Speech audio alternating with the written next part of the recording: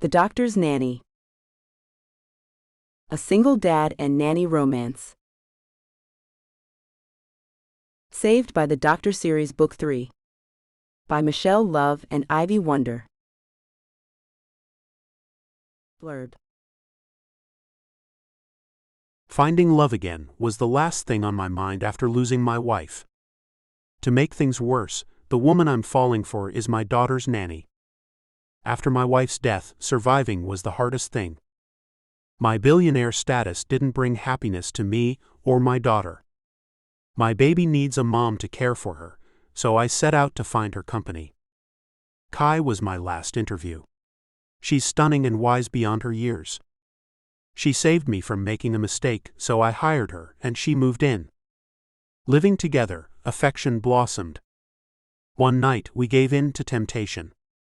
I showed her womanhood and we fell for each other. My daughter adores her and so do I. Our life finally looked bright. But everything changed when my in-laws stepped in and threatened to take my daughter away.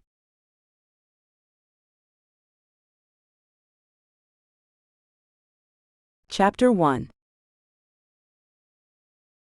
Alex. A soft rain fell as I made my way into St. Christopher's General Hospital in Seattle, Washington. I was there to meet with the board about getting rights to practice in the hospital, but I wasn't looking forward to pleading my case to anyone. She died a year ago, and I was ready to move on with my life again. Yet, there was some opposition to me getting back to work. Not many men bury their wives when they're only 29 years old. Rochelle had all the money in the world, but none of it could save her from ovarian cancer. She left me and our daughter, 3 years old now, and the empty space she left felt enormous. I was tired of looking at all the places she'd left empty, her side of our bed being at the top of that list. A woman's smile greeted me from behind the information desk. "Good morning, sir. How can I help you today?" "I have a meeting with Drs. Kerr and Dawson." I ran my hand through my hair, then shoved them both into my pockets. "Which Dr. Dawson?" she asked. "We have 2 of them. His first name is Harris." "Who's the other one?" "His wife, Dr. Reagan Story Dawson, is a cardiologist here." She looked through the notepad on the desk, then pointed at the hallway to the right. "Down that hall, the second door on the right." She took a sip of coffee. "Dr. Alexander Arlen. That's you, right? You have a meeting about getting privileges. I look forward to seeing you around." As I straightened my tie, she checked for a wedding ring, of which I had none. "I haven't got the job yet, Miss Sandoval." "Lydia Sandoval," she said. "Single." "Okay." I turned to leave, feeling a little awkward about the exchange. "And you?" she called out cheerfully after me. "Same." I didn't want to get into my personal situation any further, afraid she might ask me out, and I wasn't ready to go out with anyone. Not yet, maybe not ever. I loved my wife. The last 2 years of her life were spent in and out of the hospital and doctor's offices. Those years were miserable for her and me equally. There was nothing left in me to give to anyone else. Maybe time would help. All I knew was I needed to get back to work, my work, or I'd go crazy. As I walked into the small conference room, the 2 men scheduled to grill me were already there. Both tall and lean, they were standing as I walked in. One of them extended his hand. "Dr. Harris Dawson, Dr. Arlen." "Nice to meet you, Dr. Dawson," I greeted him, then held out my hand to the other man.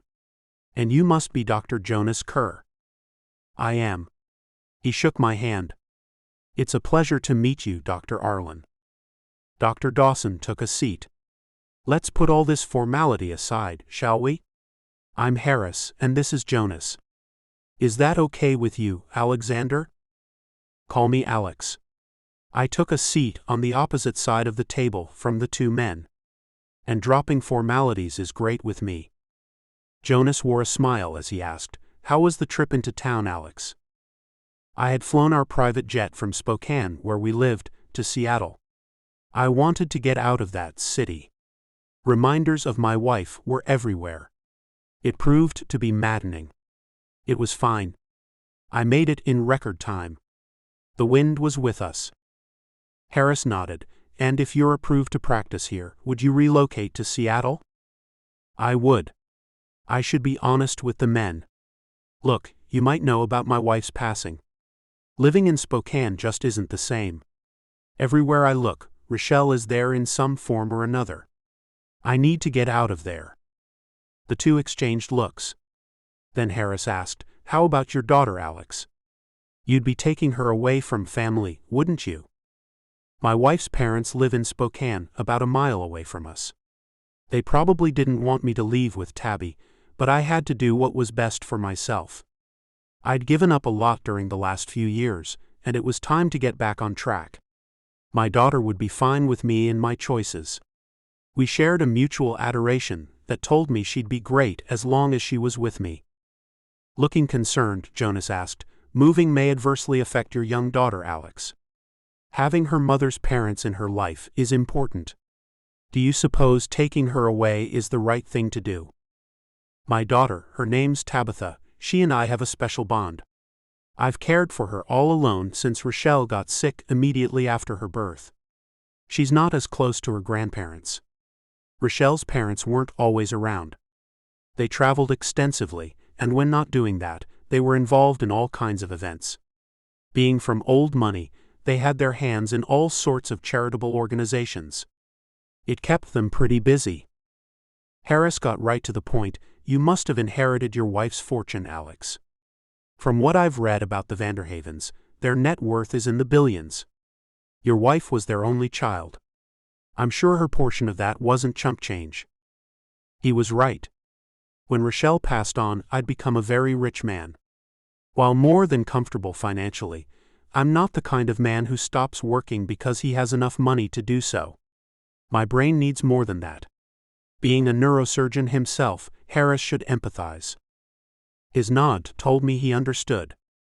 I have a more than comfortable financial status that has nothing to do with my work as a doctor, so I understand where you're coming from. But I wasn't responsible for a young child on my own either. So my next question is, what will you do with young Tabitha when you're working? I'd thought about that a lot, more than anything else. I'll hire a live-in nanny to help me with Tabby. Jonas nodded as he smiled. That's good. I'd hate to think of your daughter having to go to daycare after losing her mother. She needs a stable female presence in her life. If not her grandmother, then a nanny, the right one of course, would be best. I thought so too. That's another reason to get away from Spokane. My in-laws aren't around much. Tabby needs a woman's influence in her life. A nanny would help immensely. Harris still seemed skeptical. What about your family, Alex? Is anyone available from your side to be that female presence for your daughter? I shook my head. No sisters, only one younger brother. And Mom and Dad have their own things to do. They live in Colorado. The three of them moved there after the legalization of grass. They have a dispensary there now. Jonas grinned. One of those kinds of stores? Yep. My family got into the trade and business is very good. While I'm happy my family has found their calling, it's not the right kind of world for my kid to grow up in. Not that I'm judging. I just want a different life for my child and me. Harris agreed. Yeah, I can see that. So you've been thinking about this for a while. You're not making any rash decisions or running away, you just want to change your life a bit and get away from all the reminders of a lost love. Yes. I was tired of living in the place I once shared with the woman I'd fallen in love with, practically at first sight. It's time to start fresh. And I'd love to make that fresh start right here with you guys in this hospital, where I can help the most people while still having time for my daughter. How much time would you need to relocate and get settled here, Alex? Harris asked. Good question. He's considering me. A month. It would take that amount of time to find a suitable home and a babysitter, too. I wouldn't leave Tabby with anyone but the one I hired. I want her to feel stable and safe. Having her doted on by too many people would undermine her security. I didn't want that. Harris tapped his pencil on the pad of paper in front of him. We'll give you 2 months to be on the safe side. He looked at me. I'm a father too. You'll need time to make sure your daughter is settled well with the new living situation and her nanny. So we'll see you here in 2 months. If you need my advice on finding adequate housing, check out Janelle's real estate agency. She's a natural when it comes to finding homes for Seattle's more affluent residents. Jonas gave me another big smile. Welcome aboard, Dr. Alex Arlen. I can't thank you two enough. I got up, shook both their hands, and felt a smile plaster across my face. This is such good news. You have no idea how excited I am to be coming here. Jonas stood. The rain isn't going to bother you. I love it. I never minded the rain. The smell of it invigorated me in a way little else did. I can't wait to get things in order and get my life going again. It's been an eternity since I got to be me. Well, it's not just you, Alex, Harris reminded me. Keep your daughter at the top of your list. I am. He had no idea how much at the top Tabby was. Tabby's my only link left to Rochelle. She's the spitting image of her mother. It's funny when I see things around our home and the town she had so much to do with, I feel sad. But when I look at our daughter and see her mother in her, it makes me happy. Jonas looked at me with sad eyes. I can't imagine what it must feel like to lose someone at such a young age. No one expects to be 30-something and a widower with a small child. No, you don't. If anyone had told me Rochelle and I would only have 2 years of marriage before she was stricken with a cancer so fierce nothing could combat it, I would have said they were crazy. Harris patted me on the back. Life will be different here. No ghosts to torment you, Alex. No ghosts? Did I truly want to leave Rochelle behind? Our bed proved to be a place I hardly ever rested anymore, because I felt her in it. I would wake up, think I could hear her breathing, then reach out to find no one there. In a new place, a new bed, I wouldn't feel her there. Is that what I really want? Am I ready to do this? Or is this a terrible mistake?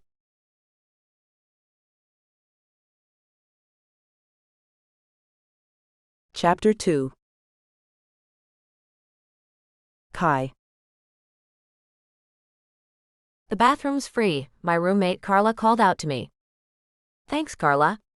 Grabbing my clothes for the day, I took my turn in the bathroom. 4 of us shared the 2-bedroom, 1-bath apartment I leased after my graduation. I got my bachelor's degree in early childhood development, and now I just waited for my first opportunity.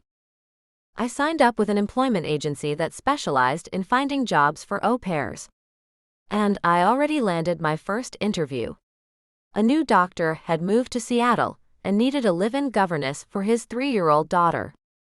As I showered, I tried not to get my hopes up too high. That job must be coveted by many.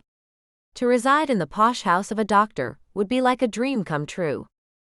I'd grown up in a modest home in Seattle's Ballard neighborhood. My father worked as a parts manager at a car dealership. Mom worked at a health food store as a cashier. I worked my way through college with a job at the same store as Mom. Living at home allowed me to pay my way through school and avoid getting into debt to get my degree. I had Mom and Dad to thank for that. Well, them and some sacrifices of my own. I sold my car and bought a bus pass instead.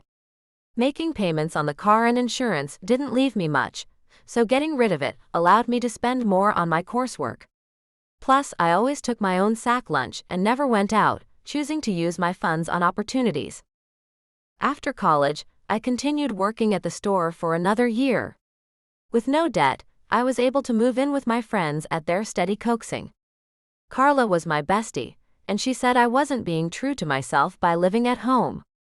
She claimed it stunted my natural human growth. My lack of experience with any type of physical intimacy seemed to concern her. Carla was a psych major, and emotional health was of utmost value to her. She claimed I wasn't emotionally healthy. I pushed back that one does not need intimacy to be emotionally fit. She didn't believe that whatsoever. Carla considered intimacy a mandatory experience. She made sure to experience it with all sorts of people, including females.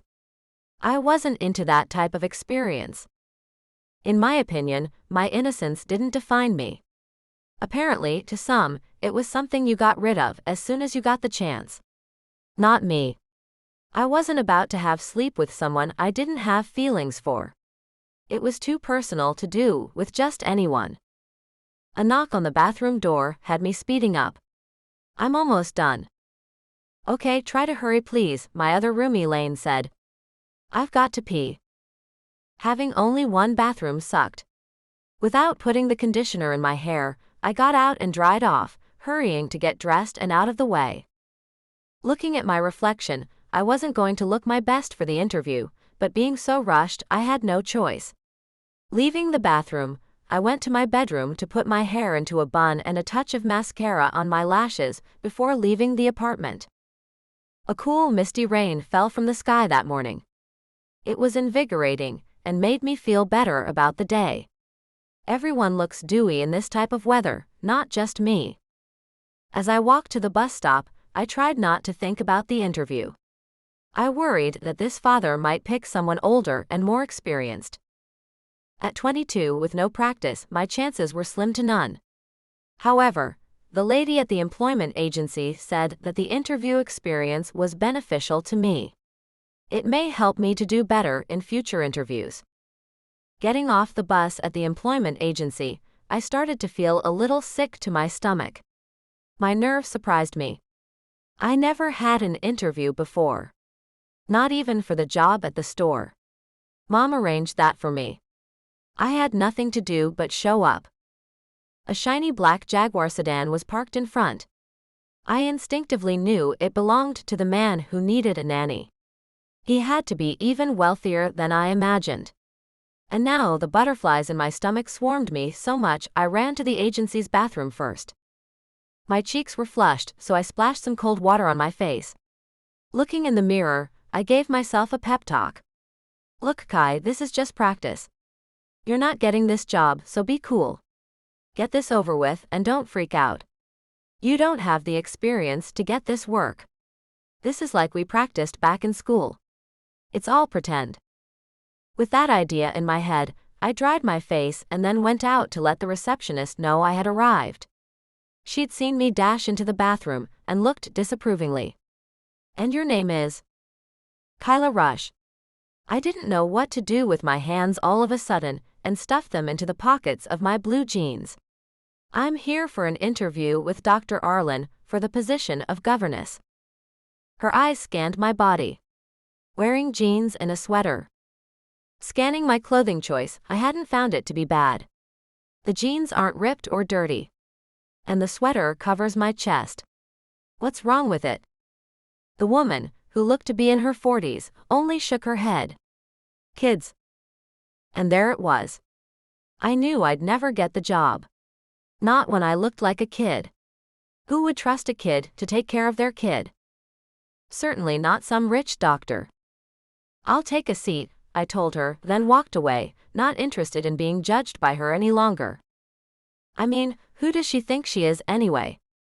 40-something and just a receptionist at an employment agency where she has opportunities to take better jobs. I couldn't let her get to me. And this was only a practice run for me anyway. So what if she didn't think I was dressed appropriately? The outside door opened, and a woman walked in, wearing a dark blue dress that went below her knees. Her shoes were flat blue and sensible. The creases around her mouth looked like parentheses. She was all of 50 and looked it. I'm here to see Dr. Arlen for the au pair position. The receptionist smiled, looking pleased with this new candidate. Oh yes. You must be Mrs. Steiner. Your experience is outstanding. Yes, it is, the woman agreed. She looked around the room, empty but for me. I received only the slightest glance before she looked back at the receptionist. Are we the only people being interviewed for this position? There's one more, the receptionist informed her. A man. Looking down her nose, the professional nanny seemed unimpressed. A man. I see. She went to take a seat on the other side of the room. While I played a game on my cell phone, she looked out the window at the rain that had become a bit more than the light mist it had been earlier. Then her gaze fell on me and I looked at her. Hi. She nodded. Hello. When the door opened again, and a tall thin man came in, she sighed, and I gathered she'd seen the guy before. He looked directly at her and sighed too. So you've got an interview too, Sally? With a nod she said, yes. I had no idea you were free from your duties to apply for this position. What happened with the Ventura children? Sheila quit her job to stay home with them when Emily started wetting the bed.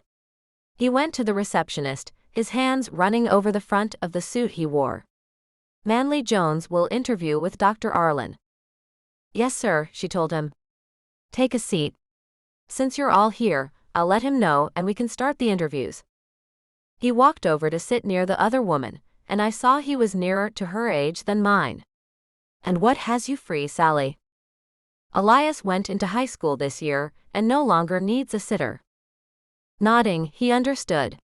Those two had oodles of experience while I had none. And when the man's eyes landed on me, I felt unspeakably inept.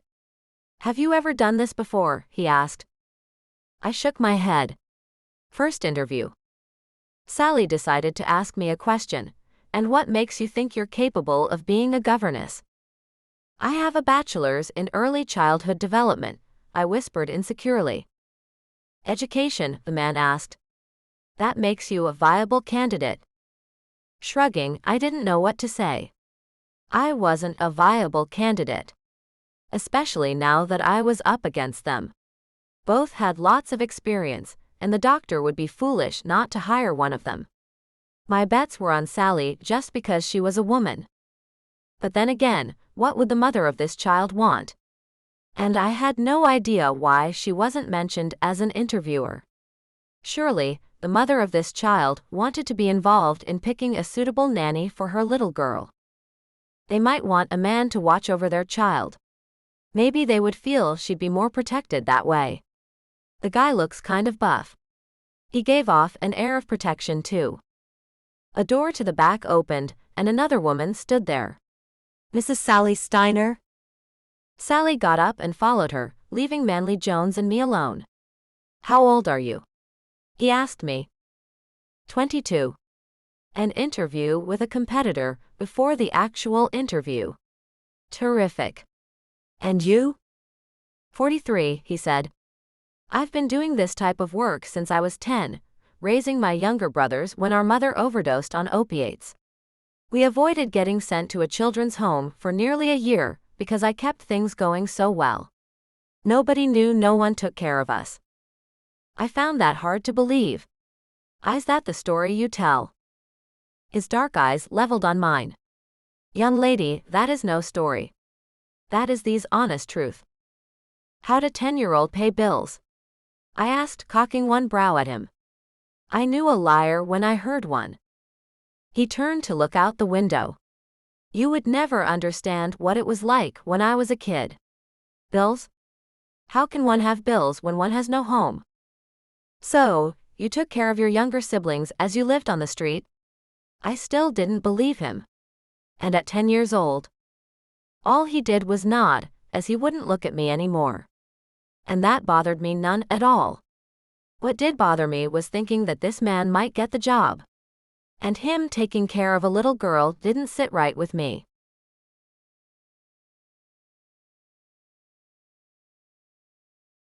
Chapter 3. Alex. I already had 3 days of interviews for the au pair position, and had yet to find the perfect one for Tabby. This fourth one has to be the last. With only a couple of weeks left until I started work, I wanted someone right away. That way, Tabby would have time with me around to get used to another person taking care of her. A 50-year-old woman walked into the small interview room. Her graying hair was in a neat bun, and she wore what I'd call typical governess clothing with a stoic expression to match. Dr. Arlen, I'm Mrs. Steiner. She extended her hand as I rose. Shaking it, I noticed the lack of a smile on her face. "It's nice to meet you, Mrs. Steiner." Her resume was impeccable. She'd been the governess for many important families in the Seattle area. But I still wasn't sure about her. "Please take a seat." She sat across from me, her hands placed neatly in her lap. "I see you have my resume there in front of you.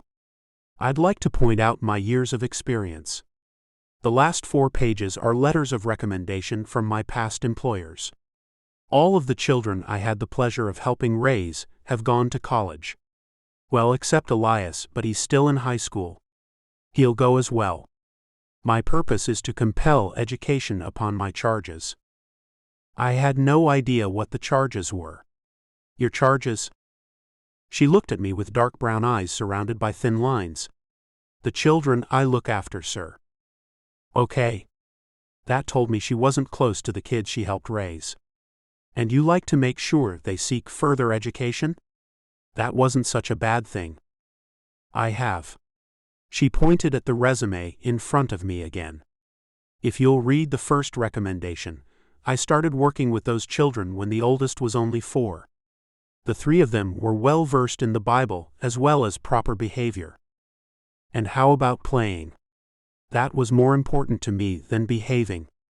Tabby wasn't a bad child in the first place. A time and a place for that are scheduled into each day." She looked me in the eyes. "I've been a nanny for longer than you've been a father. I can help take this great burden off your shoulders, doctor. That way you can do your work. And your wife can as well. I don't have one. And Tabby is not a burden. I tell you what, Mrs. Steiner, I've got your resume and will study it before making my decision. Thank you for coming." She seemed a bit shocked as she sat there. "So this is it?" I nodded and got up to walk her out. "It is." "I never had such a short interview before, sir." She got up, and I escorted her to the door. "Is there anything else I can answer for you?" I had one more question, not that it would matter, but I wanted to know. "And how are you on corporal punishment?"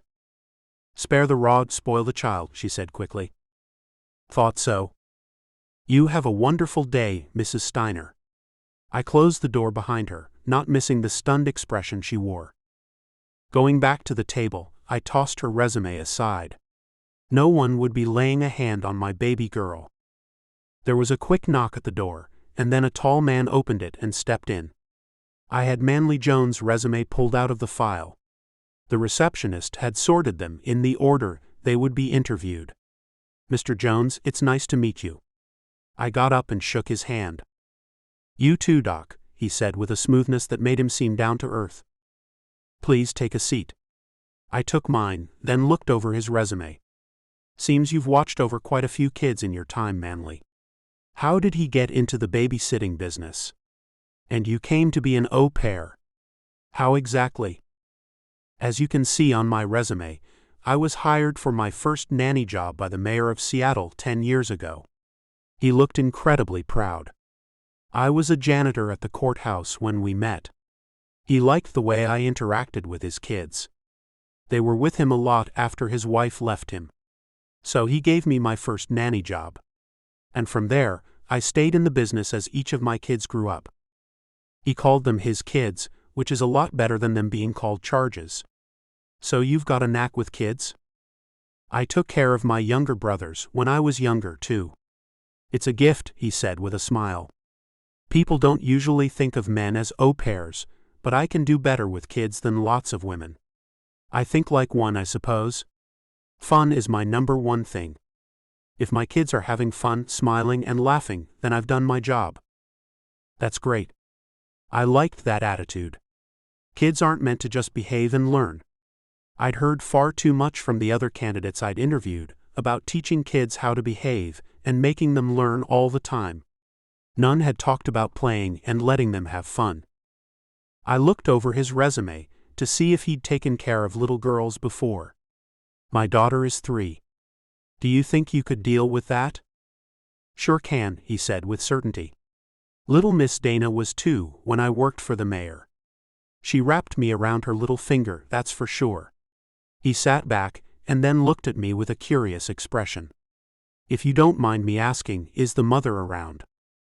My wife passed away from cervical cancer a year ago, Manly. I sighed, then went on, I won't lie to you. I wanted to hire a female to take care of Tabby. She needs a female role model in her life. He nodded. I see. Then he snapped his fingers. I've got a sister who could come around to be that female influence. I didn't know if that would be enough. I don't know. Sir, when I worked for the mayor, his wife had split. Those kids didn't have no mama. That proud look came back to his dark eyes. I got my sister doing things with them too. And that helped loads. You can count on me, sir. I'll help your little girl. My sister loves to dote on children. The man seemed genuine, and Tabby would love his playful ways. I tell you what, Manly, let me do this next interview, and then I'll make a decision. You're my top pick right now. He stood up, clapping his hands. That sounds amazing. You've got to interview the last candidate. I have all the confidence in the world you will be giving me a call, Doc. And why's that? I asked, as the next person couldn't be that bad. She's a kid, Doc. No business helping anyone raise a child, but thinks her college degree will help her take care of someone else's kid. He reached out to shake my hand. So I'll be talking to you soon, sir. Laughing, the guy made me feel great. I'm sure you will. When he left, I heard him laughing his way down the hall, and his laughter made me smile. I liked his outgoing personality and knew he'd make Tabby's time away from me fun for her. He'd left the door slightly ajar, and the next person stepped up to it. I took the last resume out of the file to find very little listed on it. When the door moved, a young woman came in. Dr. Arlen? That's me. Come on in. I looked at the name on top of the resume. Kyla Rush. She took a seat without offering to shake my hand, and her eyes were glued to the desk. I prefer to be called Kai. Socially awkward, I couldn't help but feel for her, as I'd been the same way in my younger years. Okay, Kai. It's nice to meet you. Her eyes flashed to mine for only a fraction of a second. You too. I put the resume down, because the only thing on it was her education in early childhood development. Do you like children, Kai? She nodded, making the loose bun on top of her head bounce a bit. The bun was thick, her hair was quite long.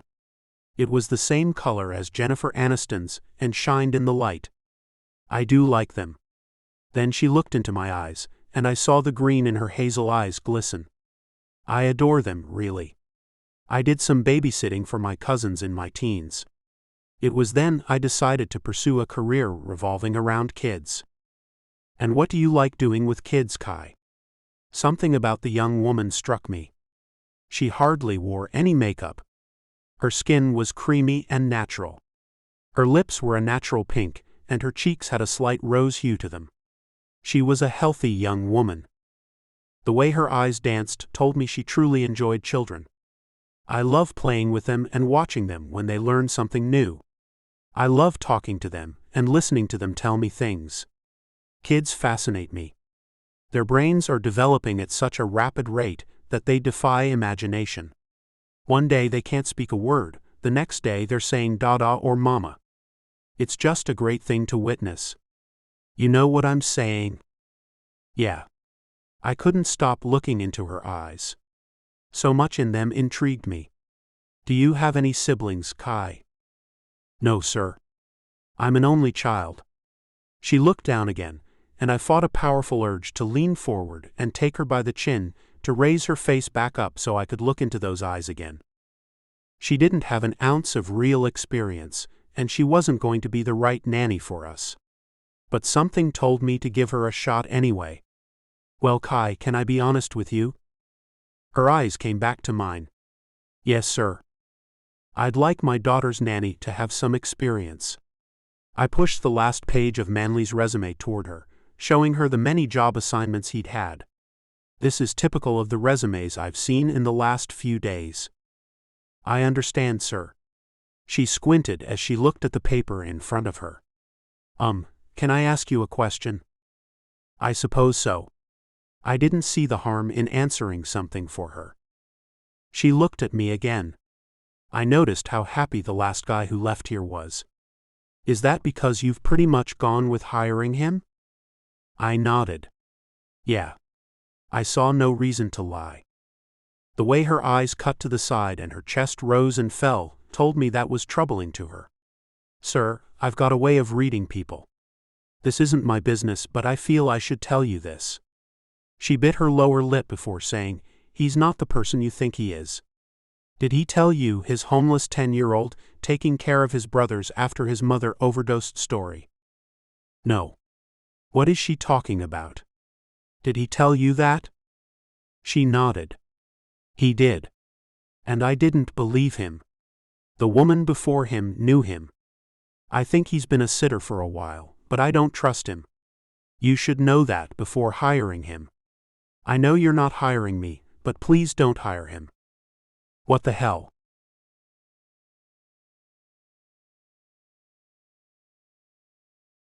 Chapter 4.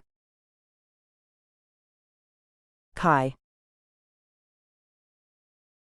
2 days went by, after what I considered to be the worst interview anyone had done in a million years. So when my cell rang with a number I didn't recognize, I answered it, thinking it was some scam. What? For a moment I heard only silence, then a man asked, Kai? His voice smooth, deep, and incredibly attractive. I knew who it was right away. Dr. Arlen? Yeah, he said with a chuckle. It's me. Oh, sorry about that. I thought you were some scam caller.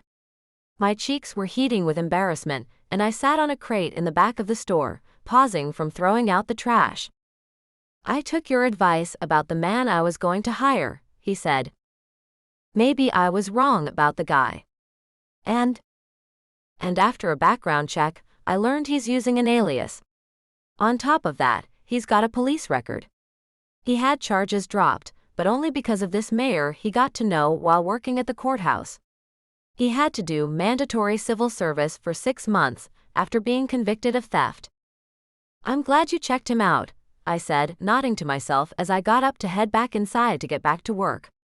So, did you find yourself a sitter? I think I have, he said.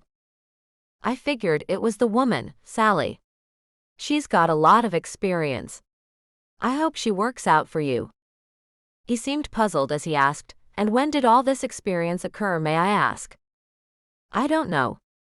I didn't understand the guy. Kai, I picked you, he said. What? I picked you, he said again. Would you like to come over to discuss your salary? My head felt light. Am I dreaming?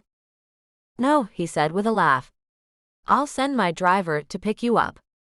What's the address? I'm at work. I didn't know what to do. Damn, I'm not sure what to do here. Where do you work? He asked. Judy's grocery, I said as I started heading inside. You know what? I'm going to tell Judy I've got another job and don't need this one anymore. Right. I should do that, right? You should. He laughed, then said, text me your address. I'll give you an hour to get home, and then I'll send my driver to pick you up and bring you here. We've got lots to talk about, and I can't wait for Tabby to meet you. Suddenly, it hit me like a brick. I got the job. I'll do that. Thank you. The rest of that hour blurred by, as I was beyond excited. And when a Lincoln pulled up in front of my apartment, I nearly passed out. The driver stood at the back door, holding it open for me. Good afternoon, Miss Rush. I'm Stephen, Dr. Arlen's driver. I understand you are the new governess. I guess I am. I got into the back seat, taking in all the luxury. Wow. I know. He shut the door, returned to the driver's seat, and off we went. I had no idea where we were going, and texted Carla to let her know. After several minutes, we arrived in the more affluent part of town, and my jaw dropped just a little. The Lincoln then turned into a set of iron gates, and I texting Carla that I'd arrived at my destination and new home. I put the phone away as I looked around in wonder. The mansion loomed ahead of us, and I couldn't take my eyes off of it. Wow. When the car came to a stop, the driver honked the horn, and the front door opened immediately. Another man came out to the car, opening the door for me. "Hello, Miss Rush. I'm Mr. Randolph, Dr. Arlen's butler. Please come with me." Feeling as if I walked on air, I got out of the car, following the man who looked a lot like of Clark Gable. "I'm Kai." "Okay, Kai," he said as he led me through one grand room after another. "This way, please. They're over here in Tabby's playroom." "I'm going to need a map of this place," I said in a near whisper as I'd already lost my way. "I'll make you one." The man seemed helpful. "We want you to make this place your home." Oh yeah. I'd forgotten that I would live in this place now that I was the little girl's nanny. When he opened one of the many doors along a long wide corridor, I saw the man who interviewed me sitting on the floor as a little blonde-haired girl skipped around him in a circle, singing like a fairy princess. Dr. Arlen's ice blue eyes found mine, and he smiled with that smile that had taken my breath away the first time I saw it. "Kai." He reached out to take his daughter's hand. "Look, Tabby, this is Kai, your new babysitter." Shyly, the girl ducked her head as she climbed onto her daddy's lap. I went to them, trying my best to get over my nerves. "Hi, Tabby." Peering at me from under thick, dark lashes, she said not one word. But her father did. "She's a little shy. But she'll warm up to you." Taking a deep breath, I tried to get my brain to work. Taking a seat on the floor too, I sat cross-legged just like he did. "Your home is beautiful, Dr. Arlen." Another smile curved his chiseled, caramel-colored lips. "It's your home now too, Kai. I'll show you to your suite in a little while, and then Stephen will take you back to your place to retrieve your things. You can move in today. If that's okay." "Yeah." I didn't know how to act. "Sure, Dr. Arlen." "We can't have that," he said. "Call me Alex." I nodded, not knowing how to react. "I feel so weird." "I bet you do." He reached out and lightly patted my shoulder. "You'll get used to this." Trying to ignore the odd sensation that ran through me at his brief touch, I hoped he was right. "I'll try." "Okay, let's go over the ground rules," he said as his daughter buried her face in his broad chest. The man was all muscle. I couldn't recall ever seeing anyone as good-looking as him in real life before. I tried to keep myself from staring. "Rule number 1, whenever you leave this house with my daughter, you let Stephen drive you. He's a former Navy SEAL and one of our bodyguards. You will never leave this house with my daughter without him. Got it?" Nodding, I assured him I understood. "Totes got it." He moved one hand through his thick, wavy dark hair, and I had to concentrate so I didn't sigh at how attractive that was. "Okay. Rule number 2, my daughter's happiness is essential to me. I don't want you to think that spending time holding her or doing things with her is spoiling her. She's the center of my life, and I always want her to know that." "Center, happy, okay to hold her," I said. "Got it." "No hitting her, ever," he added. "And no yelling at her. No cursing in front of her. Lots of hugs, lots of attention, and lots of praise when she does things." It was then that I realized there wasn't a woman around, like a mom or wife. Where's her mom?" "Back in Spokane," he said as he smoothed his hand over his daughter's silky blonde hair. "In a cemetery. We lost her to cancer last year." I put my hand over my mouth as my gasp threatened to escape. "I'm so sorry." Then I knew why he wanted his daughter to get so much attention and praise. He was trying his best to make up for the loss of her mother. Looking at them, as Tabby wound her arms around her dad's neck and they hugged each other, I realized that they suffered through so much. "So you can understand why I want things the way I do for our child?" he asked softly. "I can." I had to wipe the tear away from my eye that had escaped. "I'll be good to her, I swear to you." "Good. That's all I ask." He reached out, pressing his hand on my shoulder again, and how I felt didn't make sense. He touched only my shoulder, yet my tummy went tight, and moisture blossomed in places it hadn't before. I didn't like my reaction, and tried to remember that this man was now my boss. I couldn't look at him with puppy dog eyes. Not that I'd ever looked at anyone like that, ever, but he was different. Not only was he beyond attractive, but he was sweet too, and he smelled awesome. I had no idea anyone could smell that damn good, but Alex did. I wrestled my wandering mind back to business. So what's the pay, boss? His smile came back, and my heart skipped a beat. Well, you're getting free room and board. That means you get to eat whatever you want here. And feel free to tell the chef what you like. His name's Rudy, and you'll find him in the kitchen most of the time. Plus, you get free maid service.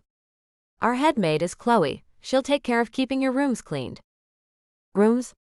You've got to be kidding me. I only needed the one. Yes, I told you that I've set you up in a suite. He pointed up. All the bedrooms are upstairs. And all of them are suites. They each have a living area, you know, like a living room. And then there's the bedroom. Each one is equipped with twin walk-in closets and a full bathroom. Yours has a balcony too. I didn't know what to think. This is like totes unbelief, you know. Laughing, he nodded. Yeah. I wasn't always this well-to-do. I grew up in a small home with my parents and little brother. My wife had the money. She came from old money and inherited loads of it. And those loads now belong to Tabby and me. And speaking of money, your salary will be dispersed on Fridays by my accountant, who comes by to pay everyone each week. I'm starting you off at $2,000. Wow, I thought I'd only be getting maybe half that much. $2,000 a month? That's more than I expected. Then you're really going to be surprised, he said with a grin that made me melt. It's $2,000 a week, Kai. Wait. What? He had to be joking. Are you messing with me? Not at all. His laughter shook his chest, causing Tabby to pull her face from it. Finally, she looked at me. I'm Tabby, she warbled. I'm Kai. I like the way her green eyes sparkled. Do you like to play with dolls? She nodded. Do you? I do.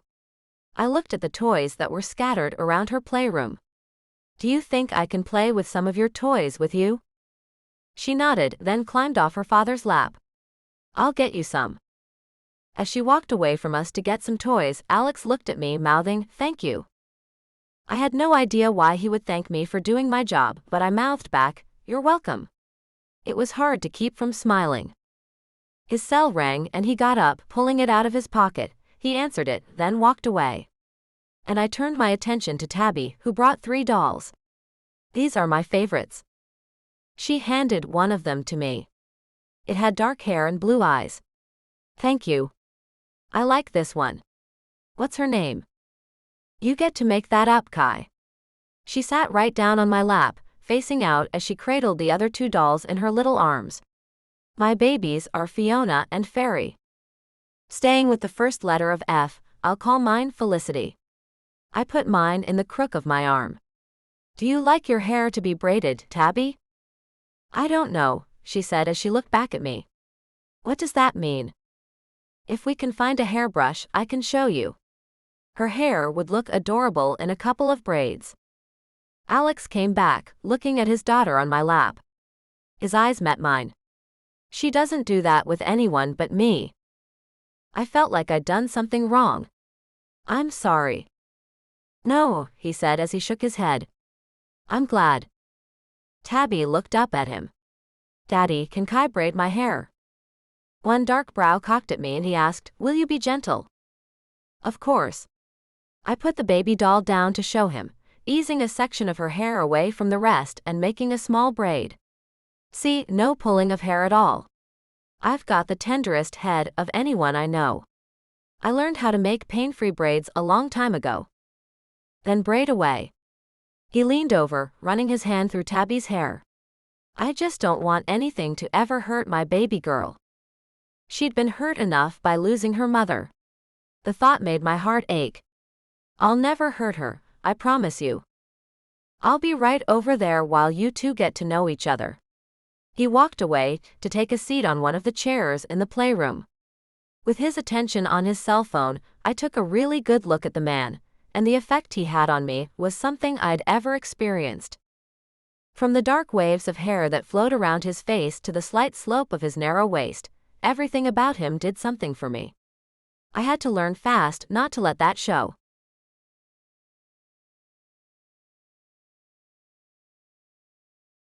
Chapter 5. Alex. Kai seemed to be settling in just fine. 2 short weeks later, Tabby and Kai seemed inseparable.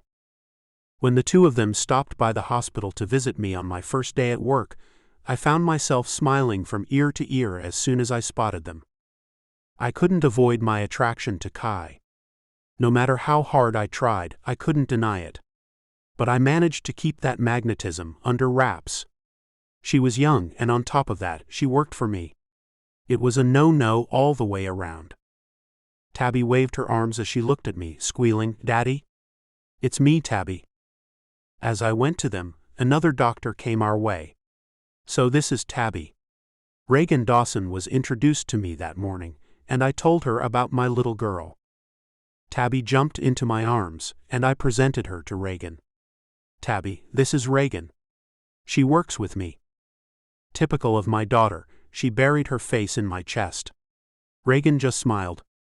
"Well, it's nice to meet you, Tabby." Then she looked at Kai, who seemed taken aback for some reason. "And you must be the au pair." Kai nodded. "I'm Kai." "Nice to meet you, Kai," Reagan said. "I'm sure we'll see lots of each other." Kai looked at me. "Why?"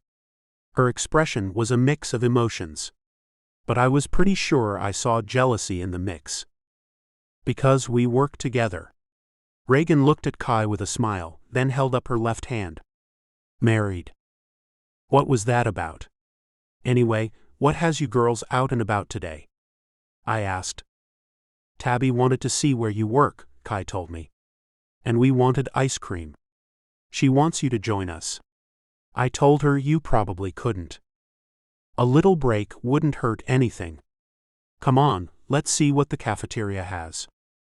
Reagan shook her head. "Nope. The ice cream there is not that good. But go over a block south to New Release. It's a cafe, and it's got the best ice cream and burgers. It's lunchtime. Take a break if you'd like to." Kai's eyes went to the floor. "It's okay if you don't want to go." "But I do," I said. "See you later, Reagan." Kai followed me as I carried Tabby and headed to the exit. We walked all the way out before she said, "She's pretty." "Who is?" I stopped to let her catch up. "The other doctor," Kai said. "I thought you and she were dating." "Nope." It was jealousy in her pretty eyes. "I'm not on the market to date." "Good," came her quick response. Then she went beet red. "I mean, good because you have a lot to get over." Sure she did. Yes, I do. I wasn't ready to do any dating. But the attraction to Kai wasn't lessening any. And I couldn't help doing what I was about to do. "After lunch, you should take Tabby to your favorite salon to get her hair cut and get yours done too. I'm treating you two to a day of beauty." "You don't have to do that," Kai said. Then Tabby raised her head. "Uh-huh, 'cause I want to get my hair cut, Kai." "Please." "Well, you can. I don't have to get anything done." Kai reached up to touch her ponytail. "I'd like to see your hair down, Kai. Get it cut, and get anything else done that you want. It's my treat." I wasn't taking no for an answer. "And if they have someone who does makeup, get that done too, and buy whatever it is they use, so you can do it on your own." "But," Kai tried to protest. "But nothing. I'm taking you two out for dinner this evening to a nice place, and want my girls to look pretty." I clamped my lips shut tight after realizing what I said. Kai finally said, "Okay then." I saw the cafe ahead and went that way, crossing the street. "Traffic's kind of bad here. Stay beside me, Kai." She hurried to stay at my side as we crossed the busy street. When we got inside, the menu was written on a chalkboard behind the counter. "We've got a lot to choose from." Go ahead and tell her what you want, Kai. Oh, I'm okay. I don't need anything, she said. That girl just had to be hungry. Then I'll order for you. In the 2 weeks we'd spent together living under the same roof, I'd yet to see that girl eat something. Her curvy figure must have shamed her for some reason, but she looked like $1,000,000. A kid's meal with a cheeseburger and chocolate milk, and 2 double cheeseburgers with fries and cream sodas for us.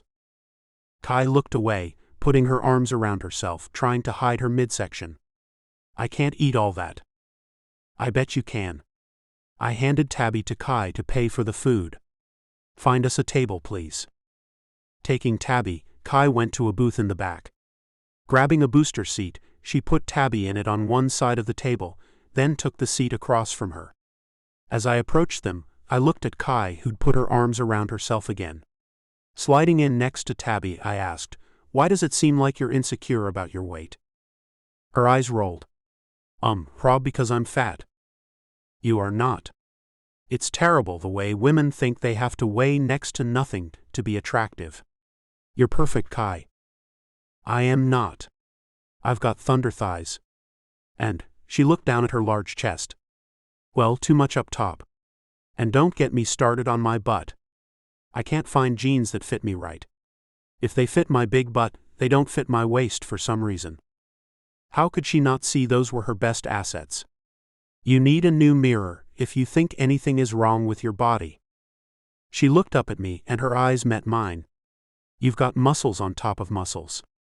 So how can you think my body doesn't have anything wrong with it? Women are supposed to be softer than men. Some women like to have lots of muscle mass, and that was all well and good. I liked my women soft. Not that Kai could ever be mine. Oh yeah? Her smile, though slight, made my heart skip a beat. Yeah. I wanted to reach across that table and take her hands in mine and hold them tight. You're really a great beauty, Kai. Yeah, Tabby agreed. You really are beautiful, Kai. Kai's cheeks went red, but she wasn't about to let the compliment train end there. You're beautiful too, Tabby. Tabby kissed my cheek. And you are very handsome, Daddy. Thank you, Princess. I looked over at Kai to see her eyes cast down again. The waitress brought the food, and I picked up my burger, waiting for Kai to take a bite of hers first. She smiled as she caught me watching her. What are you looking at? The first bite of food I've ever seen you take. I waited and watched. She took a giant bite. Happy, she said around her mouthful. Ecstatic. I looked at Tabby. Now you, Tabs. She bit into her burger. So yummy.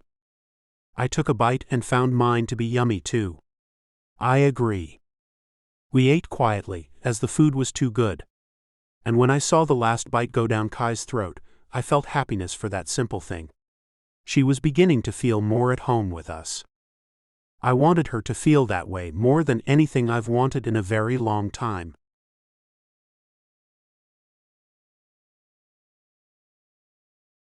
Chapter 6. Kai. The day had worn little Tabby out after spending it at the Children's Museum. She was fast asleep, having her dinner earlier than usual. That meant Alex and I would be dining alone. And it kind of thrilled me that we'd get some time alone together. I was a month into my new job, and Alex was 2 weeks into his. As I headed to the dining room, I ran ideas through my head on how to start a conversation with the man I always felt tongue-tied around. Well, most of the time. Sometimes I felt at ease. That was starting to happen more and more. The only thing that wasn't fading was the strong attraction I had for him. He probably had no idea that the way he talked to me, and sometimes touched me, made me feel like he might like me even more than I was sure he already did. I knew he liked me for his daughter's sake. She and I got along like peas and carrots. But I hated myself for even thinking a man like him would actually be attracted me. He probably thought of me as a kid. Right off, he didn't like the way I looked. That's why he paid for me to get a nearly complete makeover. That day, after eating lunch together, Tabby and I went to a salon that Carla told me was the bomb. With Alex's credit card in hand, the ladies at that salon went gaga over Tabby and me. A few $100s later, we emerged from the salon with gorgeous curls, and I had some highlights, a thing I never dared before. The owner of the salon took before and after pictures of me, and asked if she could use them on her website. I suppose my transformation was somewhat miraculous.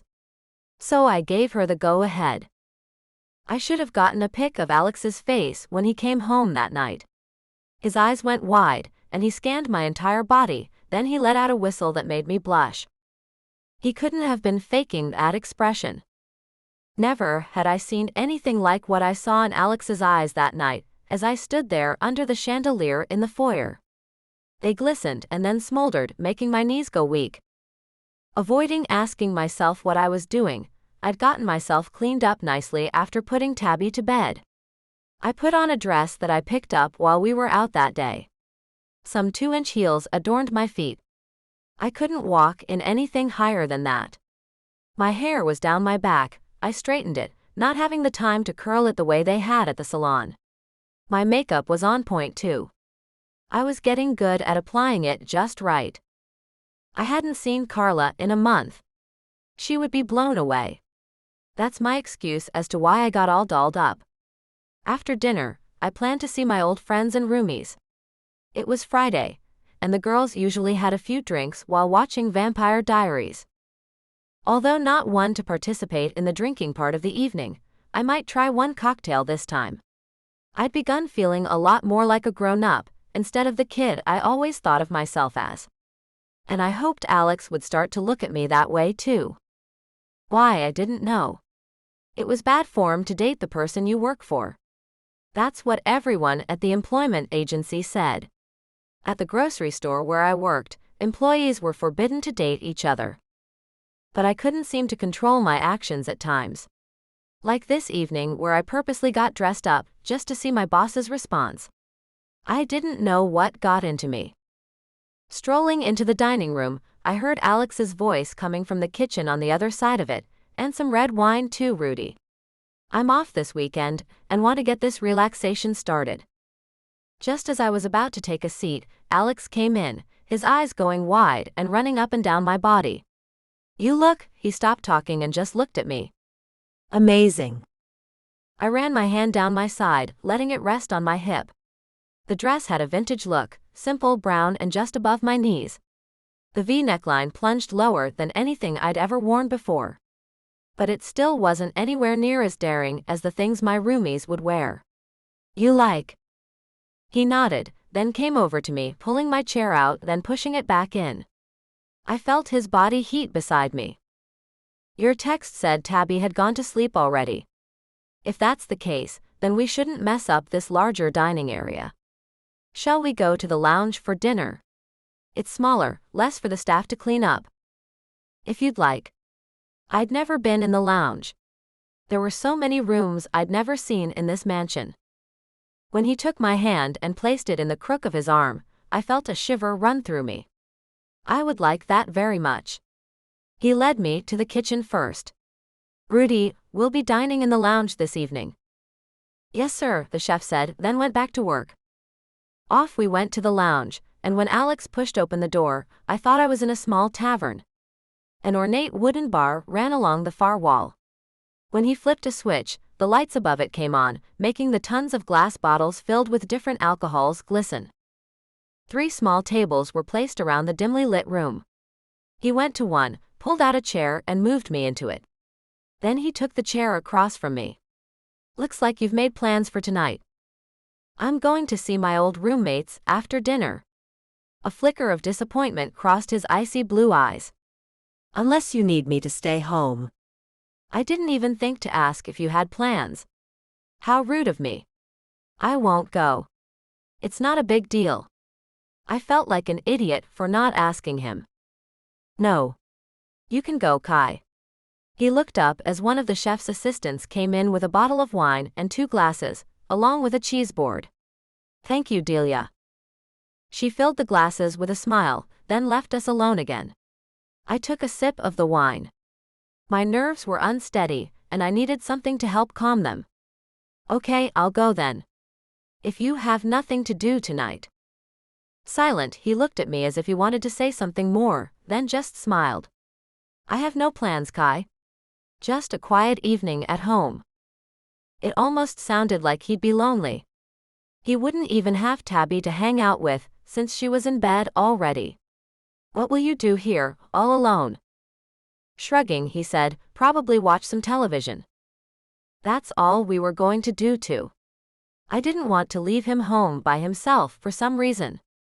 The thought of him sitting alone, watching TV made me feel sort of sad. How about I stay home and watch something with you? I'll look up some fun cocktail recipes and make something. You've got just about everything a bartender could possibly need. It'll be fun. Have you ever watched Vampire Diaries? Shaking his head, his soft voice sent chills through me. No.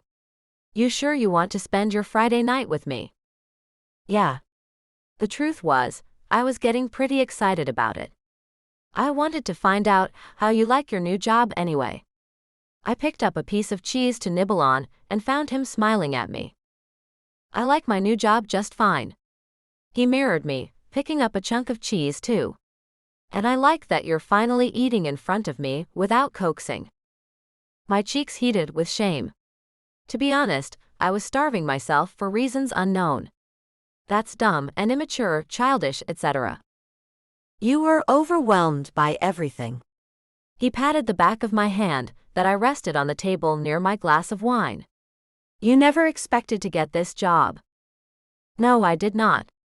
Everything felt like a shock to me, including this visceral attraction I had for him. I'm getting used to things now.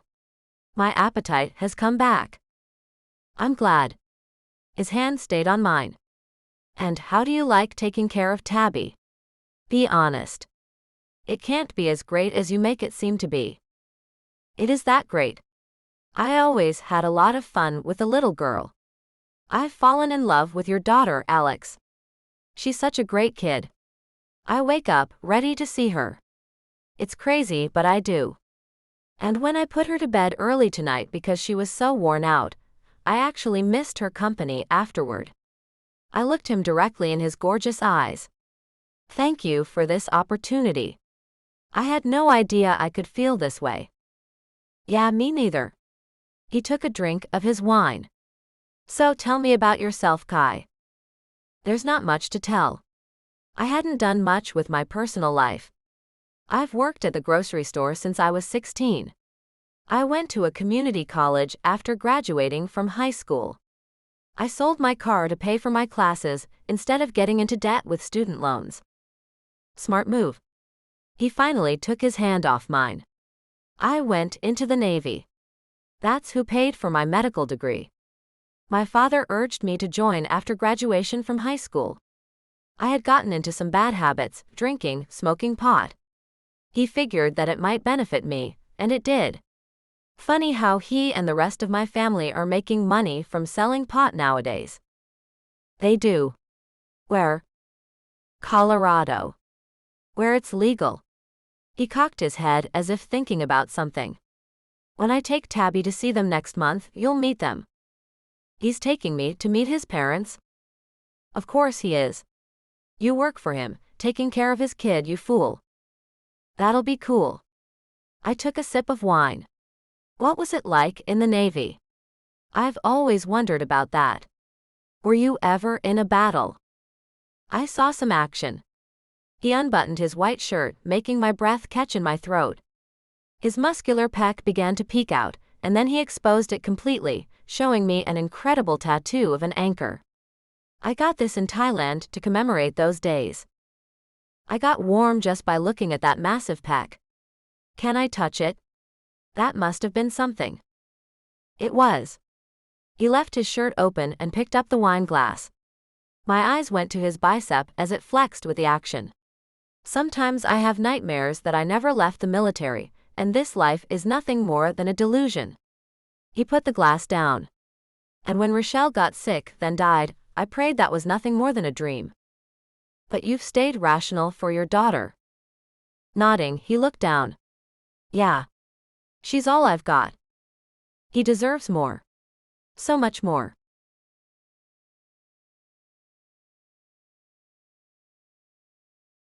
Chapter 7. Alex. Sitting there with my shirt open in front of Kai wasn't a thing I planned on doing. I couldn't even blame the wine, since I'd only taken a couple of sips before doing it. Feeling a little embarrassed, I buttoned up my shirt, and I was glad to see the meal being served as Delia came in with our plates. Steak and lobster. Kai was taken aback. Oh wow. Her happy expression did things to my heart. I called Rudy this afternoon, thinking you'd like this. She looked at me with even more astonishment. You did this for me? Her hand on her chest had me taking a quick glance at the cleavage she'd never displayed before. It made my mouth water. Yes. I wanted something extravagant for Kai's dinner and made the call. I figured you hadn't had a lot of surf and turf in your life. I have not. She eyed the plate hungrily. Thank you so much, Alex. It made me happy to see her digging into her food. We ate every last bit, then went to the media room to watch some television. Kai took the baby monitor out of the pocket of her dress, placing it on the table next to the chair she'd taken. You've got a natural instinct with children, Kai. I never thought about carrying around a baby monitor with me. Whenever Tabby went to sleep, I found myself trapped in her room to hear her if she woke up.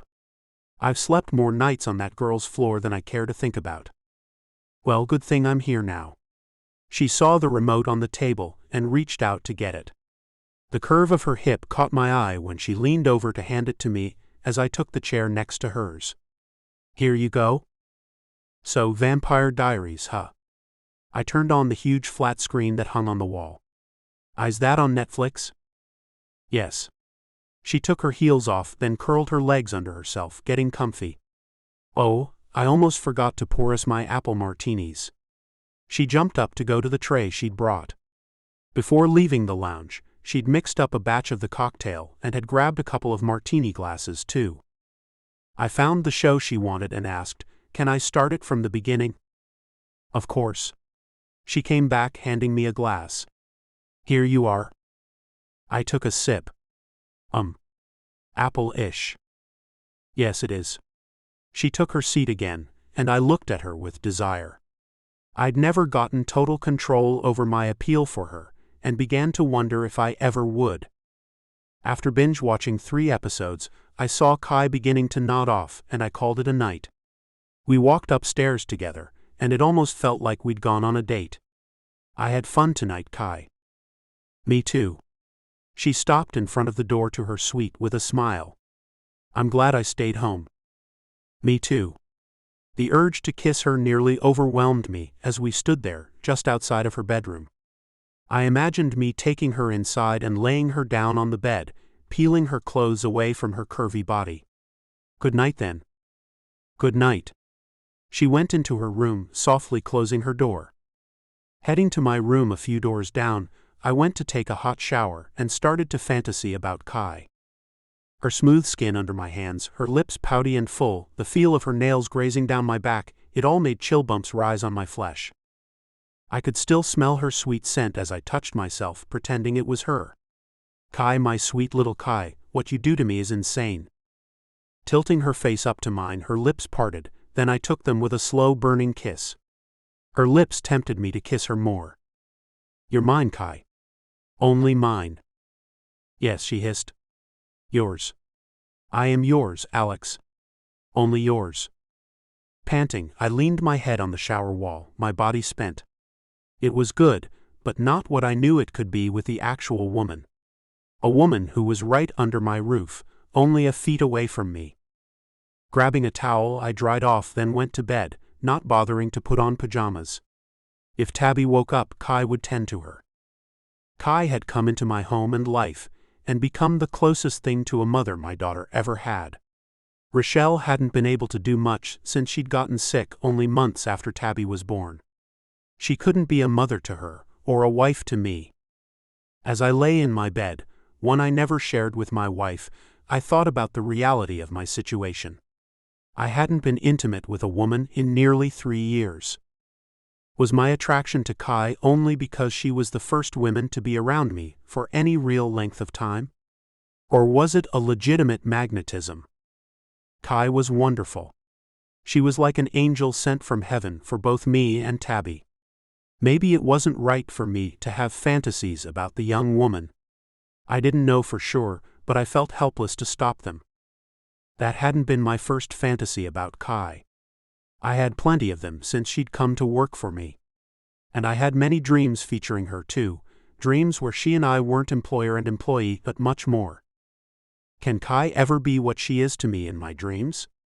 Do I even have the right to ask her for more than she's already given? 13 years separated us. Were there too many years to move on my attraction?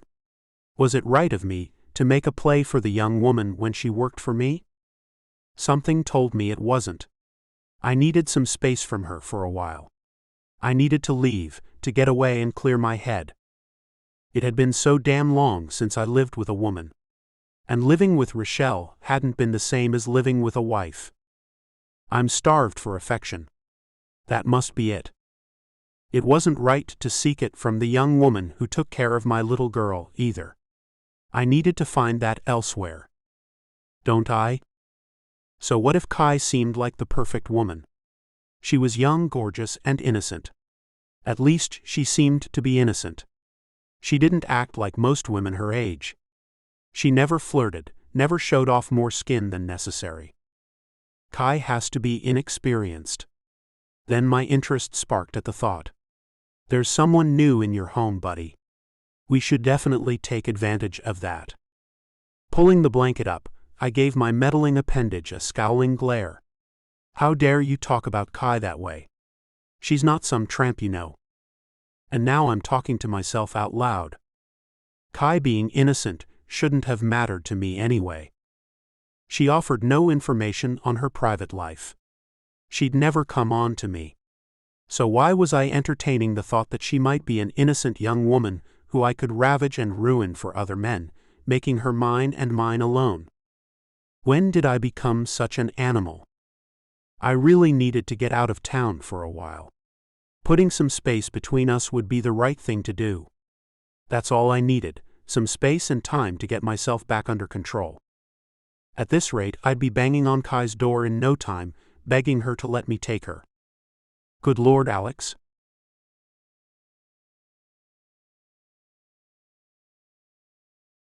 Chapter 8. Kai. When I woke up the next morning, I found Tabby's bed empty, which scared me to death. Running to bang on Alex's door, I found the maid in his room cleaning it. Do you know where Alex and Tabby are? They left early this morning. I saw them when I came in, Bernadette told me. He said they're going to Spokane to see the baby's grandparents. She pulled something out of the pocket of her apron. He said to give this to you. I took the white envelope out of her hand, then went back to my suite, opening it as I walked away. The note said Alex had made a quick decision to take Tabby to see his wife's parents. They'd be back on Sunday night. I had the weekend off, and could use any of the cars I wanted to while they were gone. The night before had been so nice that I thought we might do more things together that weekend. Going to sit on the sofa in the living area of my suite, I decided to go out with my friends that night. I had to get my mind off Alex. And I already missed Tabby. Calling up Carla, I tried to get back into my own life. "You're up early," she answered my call. "Yeah," I said. "You want to hang out today and maybe go out tonight?" "Whoa.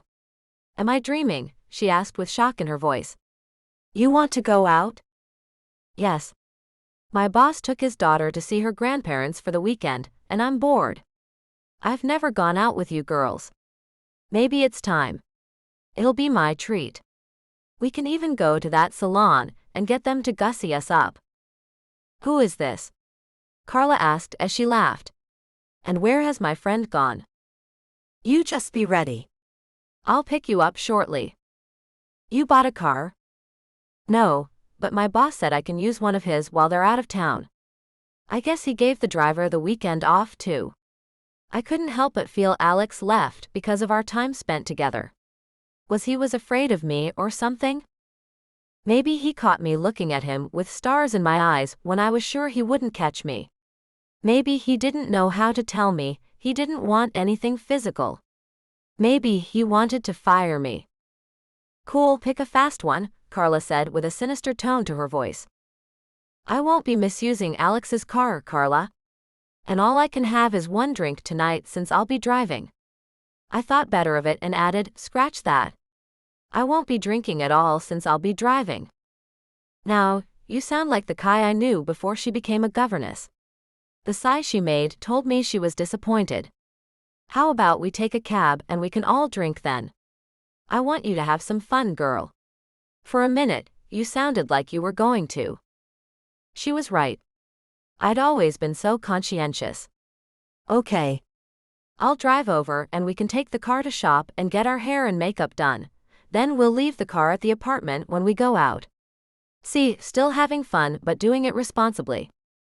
Oh man, what an old lady you are, Kai, she groaned. Just get over here. I honestly never cared when someone called me an old lady. Peer pressure wasn't a thing to me. My mother said I had an old soul. Whatever it was, I knew better than to get myself into trouble. At least before I met Alex. Now it seemed I'd scared him away with my attraction to him. And I tried so damn hard not to let it show. I had to find a guy to take Alex off my mind. I'd never been on the hunt for a guy before. This was new territory. But I had this feeling that if I had another man, I'd stop pining away for my boss. I needed to stop that ASAP or I might lose my job. And I loved my job. After making a vow to myself that I'd, at the very least, kiss some guy that night, I felt a little sick about it. But I had to do something. The physical tension I felt whenever Alex was around was getting to me. I had a fantasy about Alex during the night that had me wanting to walk over to his room and take him like a siren in the night. If I didn't do something, I would end up sneaking into the man's bed, and then what? You'd get a righteous night, is what would happen. Shaking my head, I gathered my things, then headed to the garage. I knew better than to believe my inner self, who only recently reared her ugly head. Alex wouldn't give me a righteous night. He'd tell me to leave his room, his home, his daughter, and fire me. And he'd be right to do so.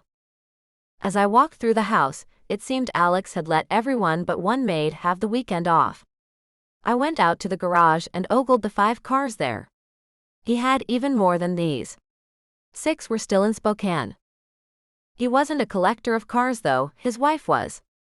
And she'd been the one to pick out the baby blue Mercury Cougar in the furthest stall. I looked upward. So Rochelle, would it be all right if I drove your little beauty over there? No thunder boomed, no lightning struck, so that meant she'd be fine with it.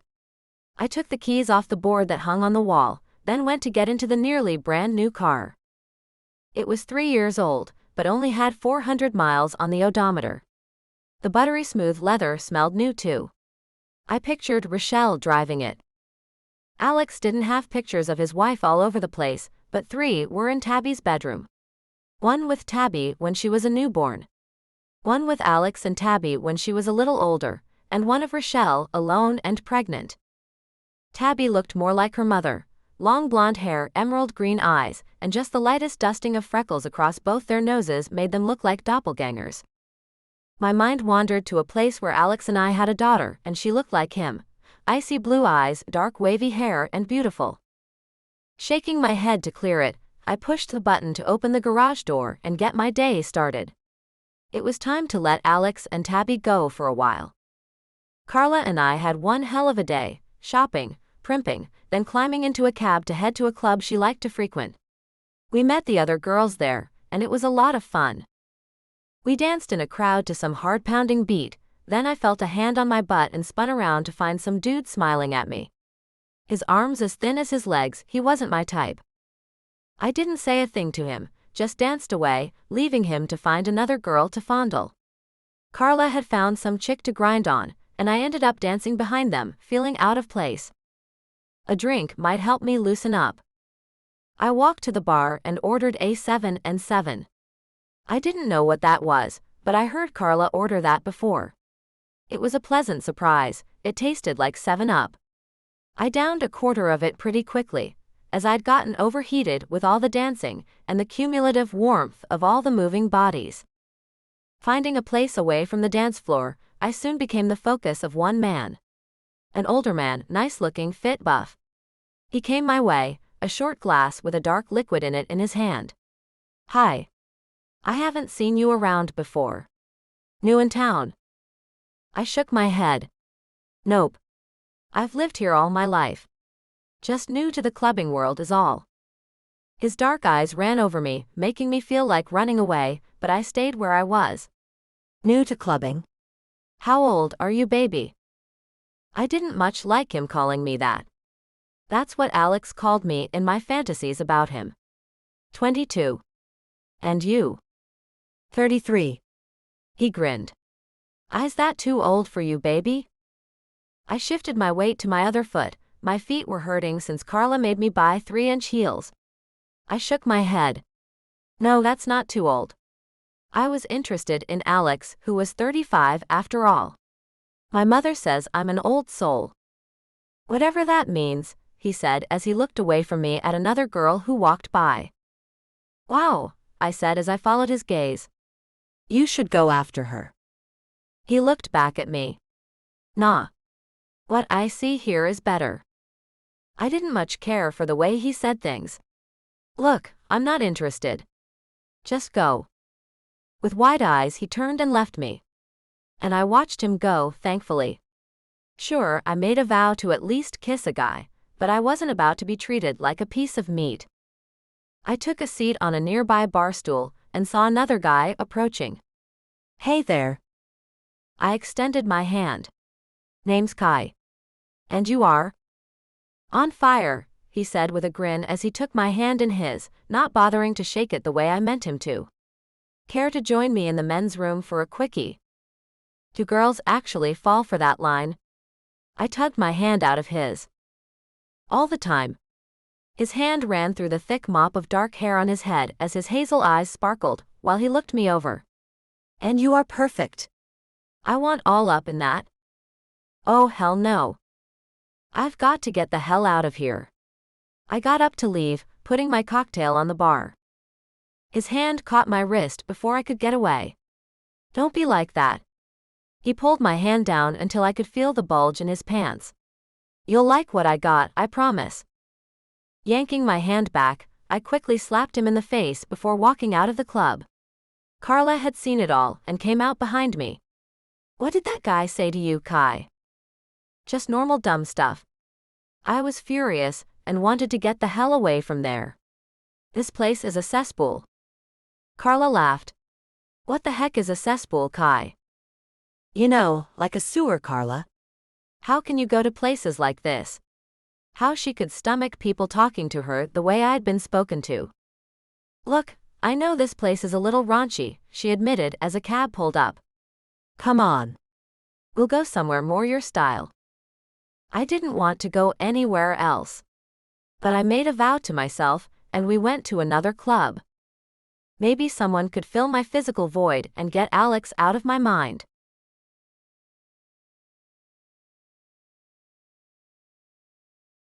Chapter 9. Alex. Sitting in the back of the Lincoln with Tabby as Stephen drove us home from the airport late Sunday night, I couldn't shake the feeling I had. Being around Rochelle's parents never failed to set me off. Being around them without my wife was always peculiar. It made me feel empty again.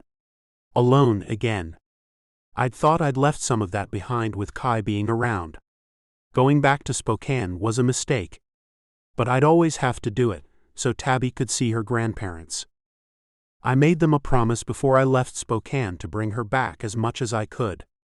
But when I made that promise, I had no idea how tough it would be to go back.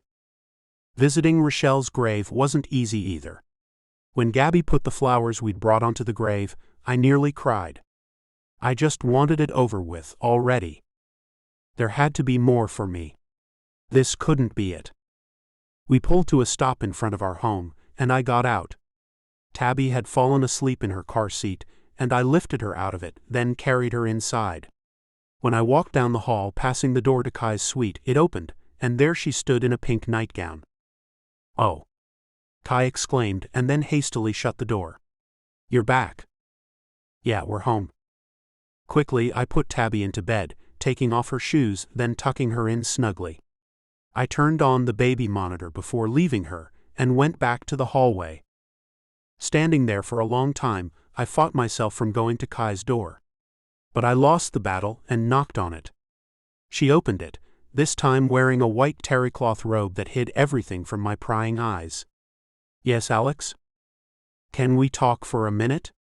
I asked her but didn't know why. "Sure." She backed up. "Come in." Taking a seat on the love seat, she watched me sit down on the sofa. "You seem out of sorts." "I am." She already could tell when I wasn't myself. It's seeing Rochelle's parents. They make me feel bizarre. Her mother asks me way too often how I'm doing without Rochelle. "And what do you tell her?" Kai asked as she pulled her robe tighter around her. "That I'm doing fine." It isn't what she wants to hear. She doesn't believe me. She wants to see me shed tears. I swear she does. Why would she continuously point out things like Tabby never knowing her mother if she wasn't trying to get me to cry? Nodding, Kai was sympathetic. Maybe she just wants company in her sorrow? How could Kai guess such a thing about a person she had never even met? Rochelle's father refuses to speak much about her. When he does, he mentions her as if she's still alive. So he's pushing sorrow to the side, not thinking of her as departed, but merely not there at the moment. Kai moved around in the chair, pulling her bare feet under her while making sure the robe kept her covered. She should lose the robe entirely. What was underneath the thin satin was all I cared about at that moment. Then I chastised myself for thinking that way. I left for the precise reason that I had to get her out of my mind. But all I did was think about her and what she was doing. "So, what did you do while we were away, Kai?" "Nothing." She looked at me with determined eyes. "I think you need to talk about this visit some more, Alex. You don't look right. You've got dark circles underneath your eyes. Did you sleep well?" "No." They put Tabby and me up in Rochelle's childhood bedroom. I swear that woman was baiting me at every turn. She put us in my wife's old bedroom. It's like a shrine. There are pictures of her all over the room, her as a high school cheerleader, a college graduate, even our wedding photo. Kai's eyes went wide. "Oh man. I bet you had dreams about her the whole time." "One would think that. One would have been wrong. I dreamt of Kai instead." "So you must have stayed awake to stop the dreams from continuing," she gathered. I did keep waking up. She was right about that part. However, I wanted to stop the dreams about Kai. It seemed wrong to be in my departed wife's old room, dreaming of her, as our daughter slept a few feet away from me. The whole idea of getting Kai off my mind hadn't worked at all. "Maybe you shouldn't have done that, Alex," Kai commented. "Maybe you should dream about her?" "And what good is that?" I really wanted to know, but I wasn't talking about Rochelle, I was talking about Kai. "Live out time with her," she said. "Even if it's only in a dream, live in that moment with her." In a way, she was right. I could only have Kai in my dreams anyway. I might as well stop fighting it and enjoy it. But while sleeping in a room with my kid? No way. The dreams were a bit explicit. Not with Tabby in the same room. Oh, she finally understood. But now that you're home and have privacy, allow yourself that time with your wife. Kai had no idea how things had gotten with my wife. Our marriage wasn't the same after Tabby was born. Rochelle came down with ovarian cancer a few months after the birth. If I share too much, just tell me to stop. "Kay," she said with a serious expression. Anyway, the last time we were together was a week before Tabby was born. I let that sink in. What I saw on Kai's face made me feel awful. There was so much sadness on her face, I truly was pathetic. So it's been years? I nodded. There's never been anyone else after Rochelle. That must be rough. She looked at the floor. You must have really loved her. I did. I was a devoted husband until the end. But the end had come for us long ago. I didn't have to hold onto my commitment to her. As much as I loved her, I'm learning to let it go. I can't hold on to her forever. She was sick for a long time. To see her out of misery was all I wanted. I gladly let her go so she could escape the pain. Noble, Kai observed. Courageous even. As strong as it sounded, I was anything but that. No. I was as tired as Rochelle was of all the pain. When she passed on, a lot of responsibility fell away. A weight lifted off my shoulders. And I kicked myself for feeling that way for a while. I'm sure seeing her in pain was a burden, Alex. How did she know that? Kai was young and had never dealt with things like that. You're wise beyond your years. Has anyone ever told you that, Kai? My mother calls me an old soul. She smiled. And I have this ability to empathize with others, especially if I feel close to them. So you feel close to me then? I asked. I wanted her to feel that way, but then again, it wasn't appropriate. I suppose living here with you guys makes me feel that way. She looked off to the side. Can I ask you something? Yes. So long it wasn't a question of me being attracted to her. What would I say about that? The girl had me saying things I normally wouldn't. Are you feeling gloomy and concerned? She asked. That's what I feel coming off you right now. Yes. She must have thought it was over my wife, but it wasn't over Rochelle, it was over her. I was sad because all I wanted was to take this woman in my arms and love her. And I was worried because I knew it wasn't appropriate, and had no idea how much longer I could hold myself back from doing the things I dreamt and fantasized about. You don't need to worry, Alex. She looked at me with kindness in her hazel eyes. Tabby will be okay. And one day you will too. It's okay to feel sad. You lost your one true love after all. The thing was, I had thought of Rochelle as my one true love, but now I didn't anymore. I could see myself with Kai. I could see a future with her. How would this work? What would Kai do if I told her that? I hope you're right, Kai. I didn't know what else to say. So you didn't just lie around the house. Tell me what you did over the weekend.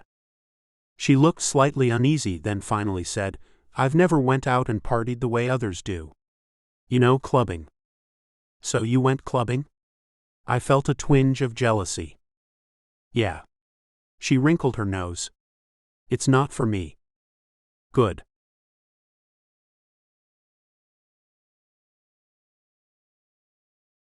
Chapter 10. Kai.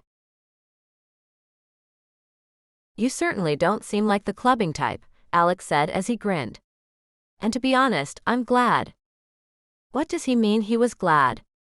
Because he didn't want some loose tramp watching over his daughter. Yeah, I figured you'd say that.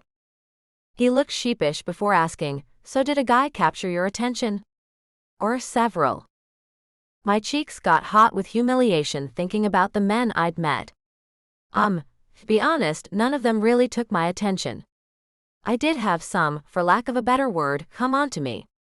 Some were more aggressive than others. How? He asked with a frown. He seems jealous. How he could feel jealous when he still loved his deceased wife. I had to be misreading him.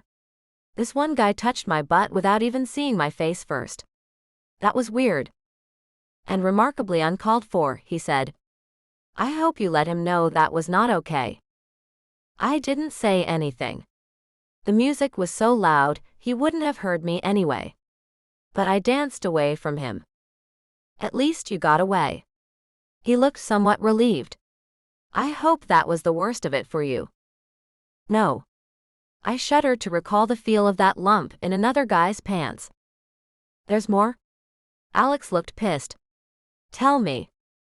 Why would he be mad? Alex did not see me as anything but his kid's nanny. Try to understand that, and stop thinking he wants me for anything other than that.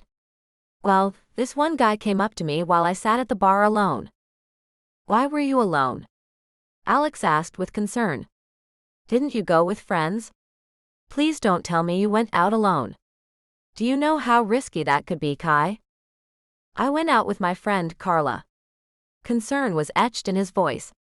After I got away from the butt grabber, I wanted to get out of the crowd. So I went to get a drink at the bar. I ordered what Carla had before, a 7 and 7. He frowned again. How many of those did you drink? About a quarter of one drink. I smiled. Alex seemed so alarmed, it made me feel wiggly inside. Anyway, this one older guy approached me. 33, he said he was, and asked me how old I was. When I replied, he asked if he's too old for me. And you said?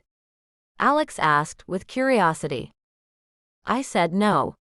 His face changed to one of concern. So the man did what? He checked out another girl who walked by, and I told him he should go after her. He pissed me off when he did that, and my ideas of giving my first kiss to him dissipated. Alex didn't need to hear that part. Nodding, he said, sorry, you had a dreadful time. He didn't look sorry though. Then this other guy really made me mad when he came up to me, talking to me like he knew me, asking me to go to the bathroom with him for a quickie. I didn't say anything else, because Alex jumped up out of his seat. Fury filled his handsome face. He did what? I said no. I couldn't wipe the smile off my face. He was actually jealous. When I tried to walk away, he grabbed my hand. Alex shook with rage.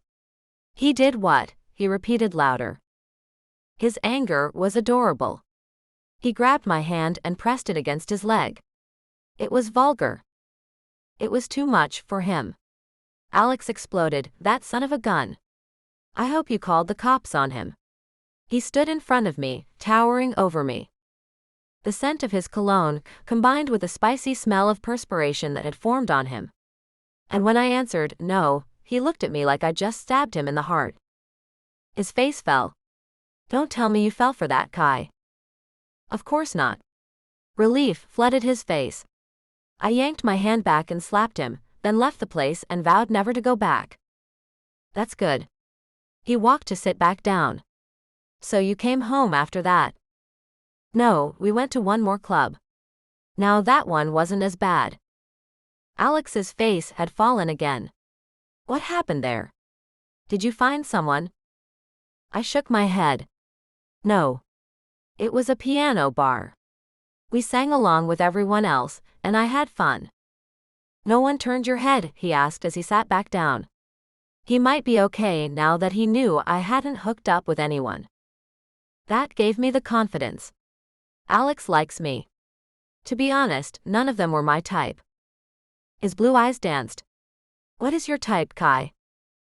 I like my men tall, dark, and handsome, I said with a grin as I got up and moved toward him. You do. His eyes never left mine. Nodding, I stepped even closer toward him. I tend to like my men a bit older. They're more mature, you know what I mean? His Adam's apple bobbed in his throat as I sat next to him, so close our outer thighs touched. You mean like 10 or so years older? Yeah. Turning to face him, I felt my robe open a little. He looked at me more than once. His fingers brushed my cheek. I bet you looked beautiful. Some guy did call me attractive. Moving slowly, I reached out and ran my hands up his arms, then rested them on his broad shoulders. How I knew what to do is beyond me. You really slapped that guy? He asked with a grin. You're not just telling me that? You seem to be getting jealous, Alex. My eyes could not leave his lips as they inched closer to mine. You might think I made that up to pacify you, but it's the truth. I slapped the jerk. You would. He stopped his progression, taking a moment of precaution.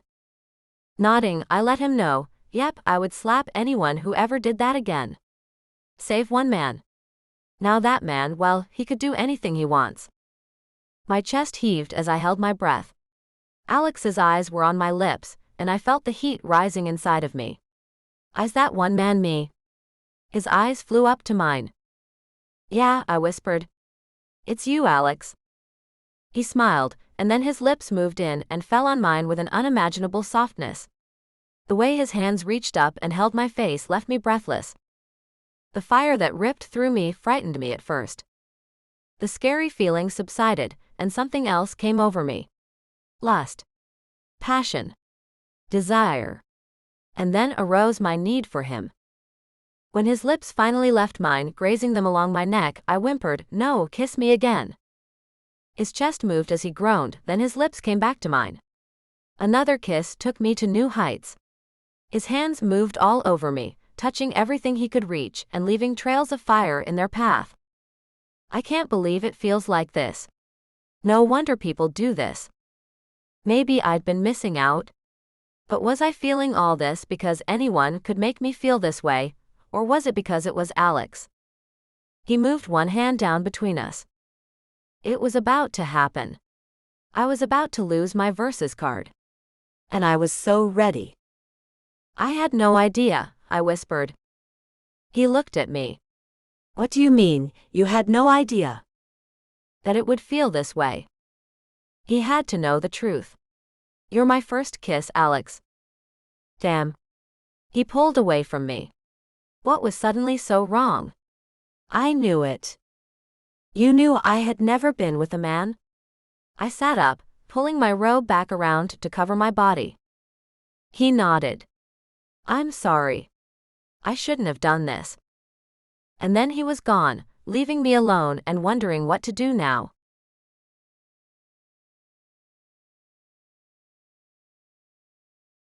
Chapter 11. Alex. A week went by with me saying very little to Kai. I made a terrible mistake and had to back things up. There was no way I could take that girl's innocence without being able to make a commitment to her. Rochelle's sickness and eventual death hadn't soured me on women, but it allowed me to experience things that went along with being committed to another human being. With love comes pain, it was that simple. I had enough pain to last me a lifetime. I wasn't looking for more of the same. Sitting at the desk in my home office, the hour was late and I needed to go to bed. But I hadn't slept well since that night. Leaving Kai wasn't easy, it had taken a lot of willpower. But I couldn't hurt her if we'd gone any further. I genuinely liked the girl. Even her social awkwardness was cute. And the way she interacted with my daughter did things to my heart I didn't know were possible. Earlier that day, I sat on the back patio, watching Kai and Tabby running around the playground in the park behind the house. Kai didn't care how silly she behaved, she only cared Tabby was having fun and laughing. Chewing my lower lip, I asked myself, how long will you let this go on? How long could I possibly stay away from Kai? How long could I go without saying more than a few words to her? How long could I keep my hands and kisses off her, now that I'd tasted those sweet lips? Innocent or not, that girl's kiss took me to a place I'd never been before. I had no idea if it was her or the amount of time that had passed without me having physical contact with anyone, but touching her, feeling her. It had done me in. If I slept with Kai, if I took her versus card, then I would fall in love with her. There was no doubt in my mind that it could consume us both. I found that out the hard way with Rochelle. When you love someone, you experience the pain they do. When they die, they take a part of you with them. It leaves an emptiness nothing and no one can fill. If I did fall in love with Kai, there would still be this hole where Rochelle had dug into me, taking a piece of my soul with her when she left our daughter and me behind. If I gave my heart to Kai and took hers, it would put me back in danger of losing another piece of myself.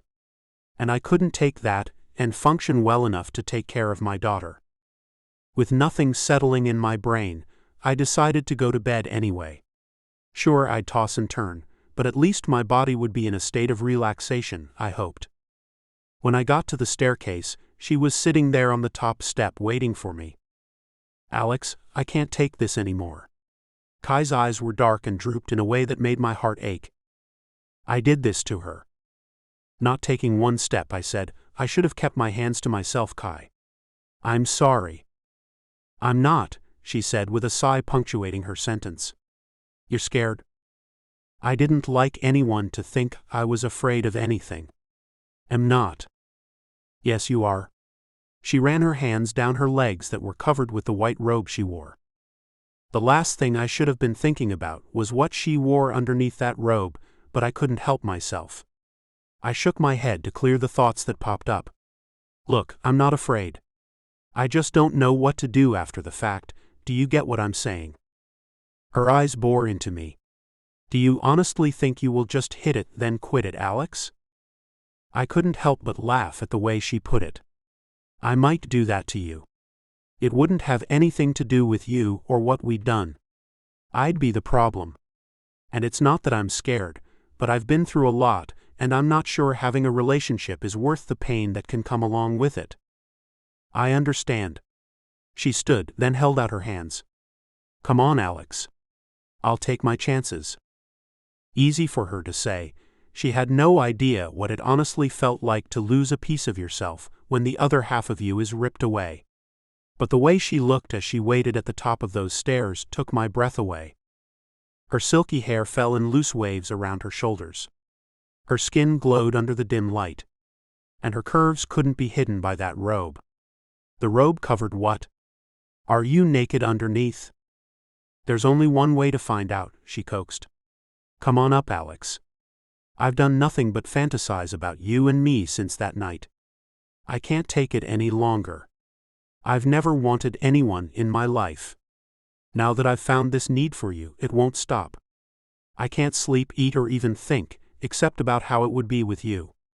If you give me nothing else, give me the gift of having you as my first. I could barely resist myself, and my heart sped up. What else could I do? My mind wasn't getting in the way. Kai was going through the same things by not giving in to what we both wanted so badly. I took the stairs 2 at a time. Promise me you won't be hurt if I can't give you more, okay? I still had to guard my heart after all. She nodded. Kiss me, Alex. Take me to my bed and make me into a woman.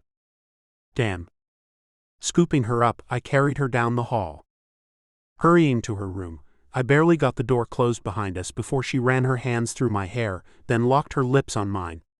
Her breath sweet, her mouth demanding, she took my breath away with that kiss. Putting her feet on the floor, I tugged the belt of that robe, letting it fall open to reveal she was indeed with no clothes underneath. It seemed she was prepared to do anything to get me to take her. Kai wasn't the girl I thought her to be. When she wanted something, she'd use everything she had to get it. And I found that super hot. Damn girl. You came prepared, didn't you? I couldn't take another night of torture, Alex. Her hands moved under my sweater, and then she pulled it over my head. Her eyes were shining as she ran her hands over my chest, lingering over the anchor tat on my left pec. She kissed it, then whispered, I haven't thanked you for your years of service to our country, Alex. Let me show you how thankful I really am. Shortly after, I'd taken it away from her. Her innocence. Now to see if I can give her something in return.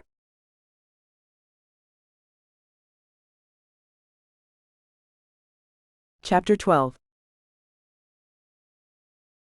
Kai. With every movement he made, the pain was less and less. At first, I thought it was a mistake in begging Alex to take my V-card.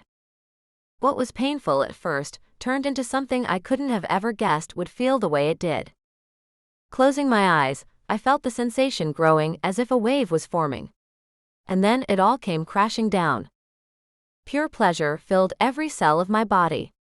I swore even my hair felt the electricity. I wanted more. Thank you, Alex, I breathed. His hands moved along my waist. Thank you, Kai. Playing with his dark hair, I felt at ease with him. That was mind-blowing. I'm glad you thought so. I didn't want to share this man. He kissed me softly and rolled off me, leaving me with a cold feeling. I'll let you get some sleep. I'll have to shower first, but then I'll sleep like a baby. He stood there for a moment. Kai, that was spectacular. Was it? I had no idea if that was ordinary or amazing. It felt the latter, but I had nothing to compare it to. Yeah. He reached out, running his hand along my jawline. I've got a lot to think about. Night. I didn't know what that meant, nor did I care. My body still pulsed and my mind was still drunk on what we'd done. After he left my room, I went to take a shower, finding a ghastly mess. Yuck. I hoped it wouldn't be that messy every time. Alex was honest with me. There might not be more. But then again, he said it might just be intimacy in bed, and that was fine with me. That man could sneak into my bed anytime, and I'd welcome him with open arms and legs. After showering, I went back to bed, finding it a mess as well. As I removed the sheets off the bed, I thought about the maid cleaning them, and I couldn't have that. The staff shouldn't know what we'd done. No one should. What would people think of Alex if they knew he screwed the au pair? A prestigious doctor, 13 years older than me and with a young daughter, Alex would be ridiculed if they knew what we'd done.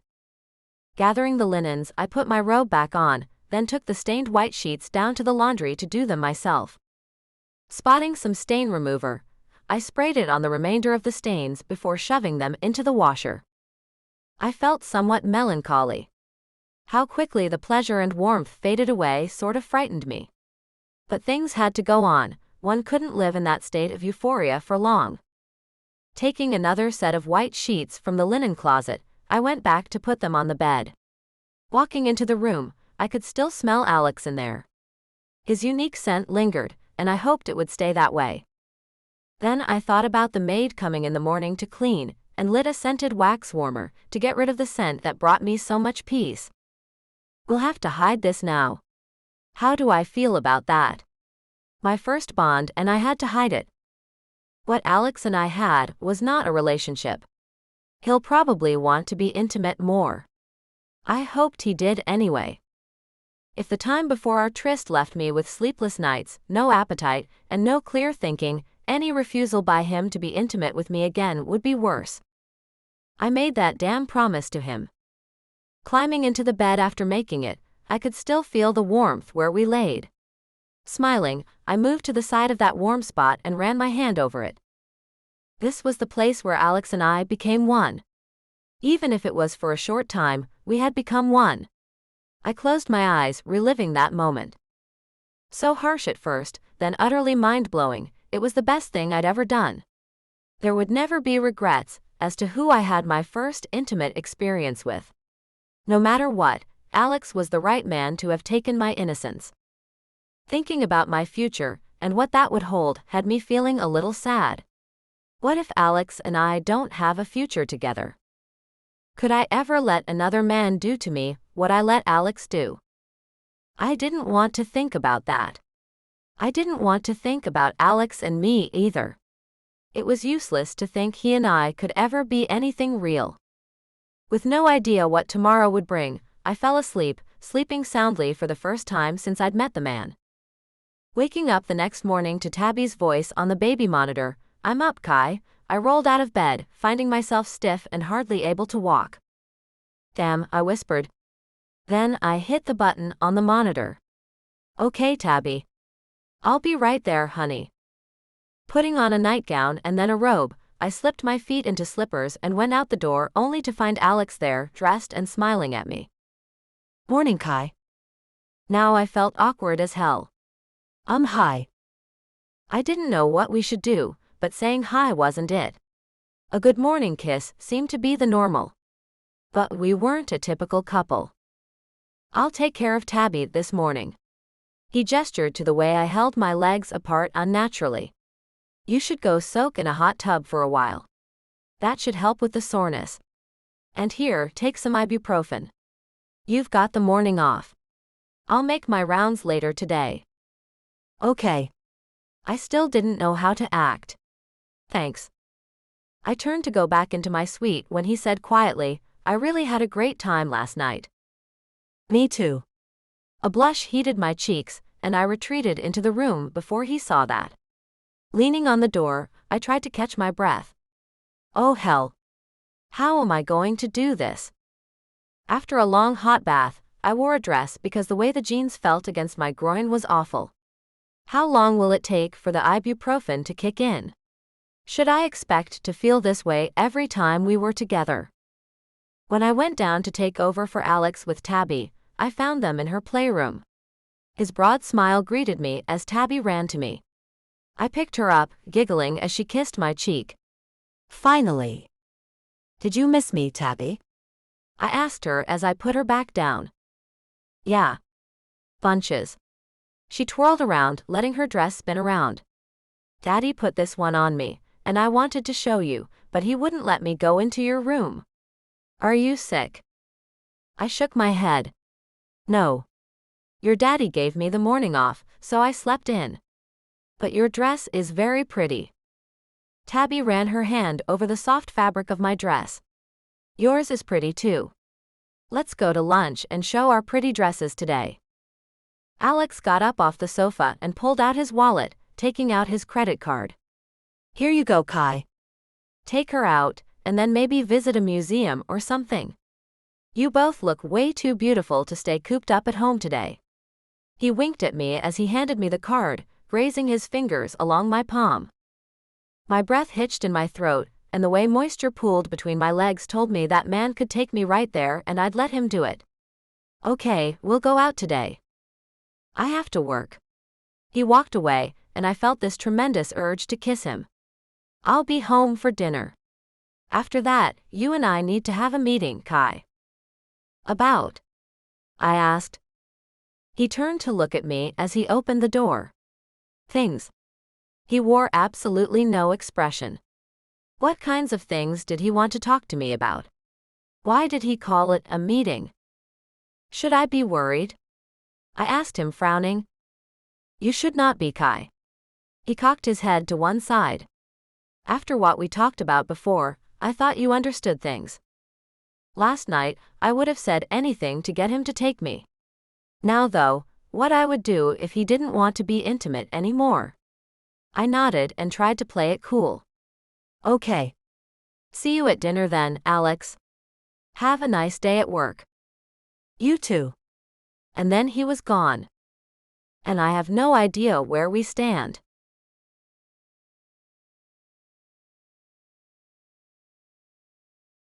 Chapter 13. Alex. Whistling, as I walked down the hall toward the emergency room to see a patient who'd come in after falling and hitting her head, I couldn't help the great mood I was in. As crazy as it might have seemed, letting her in wasn't going to hurt me. Something told me not to worry and just live, laugh, and love. Yes, something inside told me it was okay to love Kai. Who knew intimacy would make me feel whole again? But it wasn't just the intimacy, it was Kai. Kai was the only one who'd ever gotten to me that way. Even Rochelle hadn't affected me the way Kai did. And Rochelle had quite the effect on me.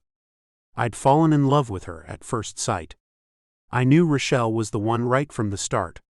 What I didn't realize was there could be more than just one woman who could be the one for me. Not that I was ready to propose, but only to be in a relationship with Kai. I was so prepared it didn't seem real. Nurse Jameson stood in front of a curtain. Her hands on her hips, she gave me a look that said we were dealing with a mentally unstable person. Glad you're here, Dr. Arlen. Mrs. Higginson is worried and needs your help right away. Okay. I pulled the curtain back to find a woman in her 70s with, of all things, a feminine napkin taped to her forehead. Did you bandage that yourself, ma'am? I did, she said as she crossed her arms in front of her chest. And that nurse of yours wanted to take it off. I told her blood would come gushing out, and I didn't want the bandage removed until a doctor was around to stitch me up. Pulling on some gloves, I approached her to make the removal and found her holding up her hands to stop me. Don't you want me to fix you up? Her pale blue eyes glistened with unshed tears. It really hurts. I saw no evidence of blood on the back side of the pad, and had no idea what kind of wound she had. I'll be very careful. I promise. Batting her eyelashes, she nodded. Okay then. I trust you. Easing the thing off her delicate skin, I removed the pad to find nothing, not even a bump. When did this happen, Mrs. Higginson? About an hour ago. I fell out of my bed and onto the floor. I hit my head on the nightstand. There was blood everywhere. The way she looked at me told me she really thought that happened. Turning to the nurse, I let her know she needed to get the paperwork ready to admit the woman. Get her admitted for the night, Nurse Jameson. I turned my attention to the patient once again. Did you drive yourself here or did someone bring you? I don't have anyone to count on, Doc. I drove myself. She reached up to feel the spot on her head she thought was injured. Then her reality appeared to dawn on her. Oh no. What's happened? I swear there was a gash on my forehead. I swear it. Not to worry, I tried to calm her. I'm sure we can get to the bottom of this. We'll run some tests right away. Do you have someone I could call to let them know you'll be here? My neighbor. My cat will need to be fed. She looked even more distraught. But I can't recall her phone number. And I can't recall if I locked my front door when I left. And I might have let the cat out, too. She began to wring her hands in her lap. I've got to get back home, Doc. I can't stay. I just can't. I tell you what, give me your address and I'll have someone go by your home and make sure things are locked up for you, and your cat is put back inside if it got out. I took out my cell to call Kai, the only person I could think of on short notice who'd do what the woman needed. My girlfriend won't mind helping you out. I'll have her go to the neighbor's house too, to let them know. You do all that for me? She asked with wide eyes that looked like they were about to tear up. Her hand shook as she reached out to touch my hand as I made the call to Kai. Thank you, Doc. You're a real angel. You're welcome, Mrs. Higginson. And it's no trouble at all. Kai answered my call. Yes, Alex? Hi. The sound of her voice gave me butterflies, and it was the most pleasant feeling in the world. I've got a favor to ask of you. Okay. A patient here is a bit confused and we're keeping her here for the night, I said. Kai interrupted me. So you won't be home when you said you would? No, I'll be home when I said I would. The disappointment in her voice made me smile. I'll be there for dinner, then we'll have our talk. I had so much to tell her about my breakthrough and how it was all because of her. I need you to go to this lady's home and make sure things are secure. She's got a cat she's worried about. It belongs in the house, and it might be outside. And her neighbor needs to know where she is. Ask her if she'll make sure the cat's fed while Mrs. Higginson is here. Okay, Kai said. Text me the address, and Stephen can take us over there. Tabby, we've got to go, honey. Daddy has an errand for us. "'Kay, Kai," I heard Tabby say. My heart felt so full, and over something so small too. It was amazing, the transformation one night with Kai had made. Thanks, Kai. I really appreciate that. I hate to interrupt your little outing. But it's for a good cause. I know it is. We don't mind at all, do we, Tabby? Kai asked. Not at all, Tabby said. Kai was an excellent influence on my daughter. I'd chosen the right nanny for her. And I was sure I picked the right woman for me, too. Thanks. I'll see you at home for dinner. Bye. The way the woman looked at me had me feeling weird. She says she's happy for you, Alex? Who? I looked behind me at where her eyes now focused. I didn't see anyone there. Her, she said as she pointed to the spot just behind me. The pretty lady with the long blonde hair. She says it's time and that she loves you and loves how well you're taking care of Tabby. Mrs. Higginson blinked a few times, then her eyes came back to mine. I'm sorry. What were you saying? I wasn't saying anything, I told her. You were. Did you see someone standing behind me? She looked upset, then put her hands on her stomach. My tummy hurts. Why does my tummy hurt? Looking back at the place behind me, she shouted, "Go away. You're hurting me." What was going on? The woman might have seen Rochelle. Her stomach hurt her a lot at the very end of her life. I turned to the spot she must have been. Unfortunately, I saw nothing. Rochelle. She's gone. Mrs. Higginson sighed with relief. Sometimes that happens. When someone died in a lot of pain, I can feel it too. It's a curse that comes along with the gift of being able to see spirits. She left when I told her she hurt me. They most often do leave when I let them know that.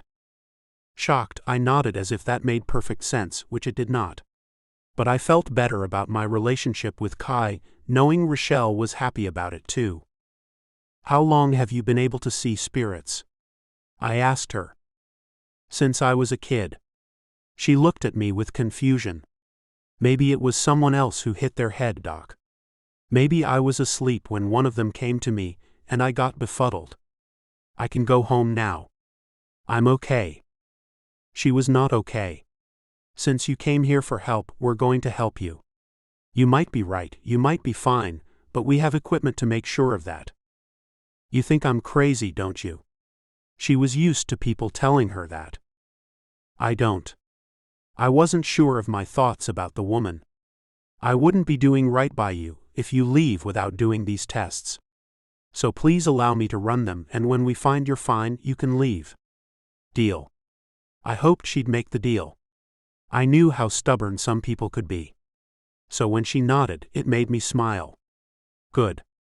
Thank you." A few hours later, with the tests done, I found that Mrs. Higginson had experienced a small stroke. But she'd be fine with time. It was early enough so the medication we gave her would work on her brain. Going home, I was happy with how the day had gone. There were things I wanted to talk to Kai about, she'd find agreeable too. At dinner, Kai was quiet and even a bit shy. It must have been because she had no idea how I felt about what we'd done. But she'd soon find out after Tabby went to bed. Just before leaving the table, I looked Kai in the eyes. "I'll be in my office. After you get Tabby to sleep, we'll have our meeting there." She looked kind of sick as she nodded. I couldn't say anything else in front of Tabby or the kitchen staff who'd come in to clean up. But later, when Kai came into my office, I got up out of my chair and met her halfway, taking her in my arms and kissing her the way I wanted to all day. Her body melted in my arms, and when the kiss ended, she looked at me with shining eyes. "So, does this mean we keep doing what we've started?" "I don't want to end this." I kissed her again, then managed to pull myself back. This Friday, Tabby's grandparents are picking her up to take her to visit some of their relatives in New York. It'll be a 4-day weekend for us. "Us?" she asked with a sensual smile on her luscious lips. "Yes, us." I couldn't help it and kissed her again before going on. "I've booked us 3 nights in a private resort in the Florida Keys. It'll be our first real date." Burying her head in my chest, she hugged me tightly. "That sounds unbelievably good, Alex." Then she raised her head to look at me. "You've made me very happy. I've been worried all day that you'd want to stop this. And I didn't want to stop." Neither did I.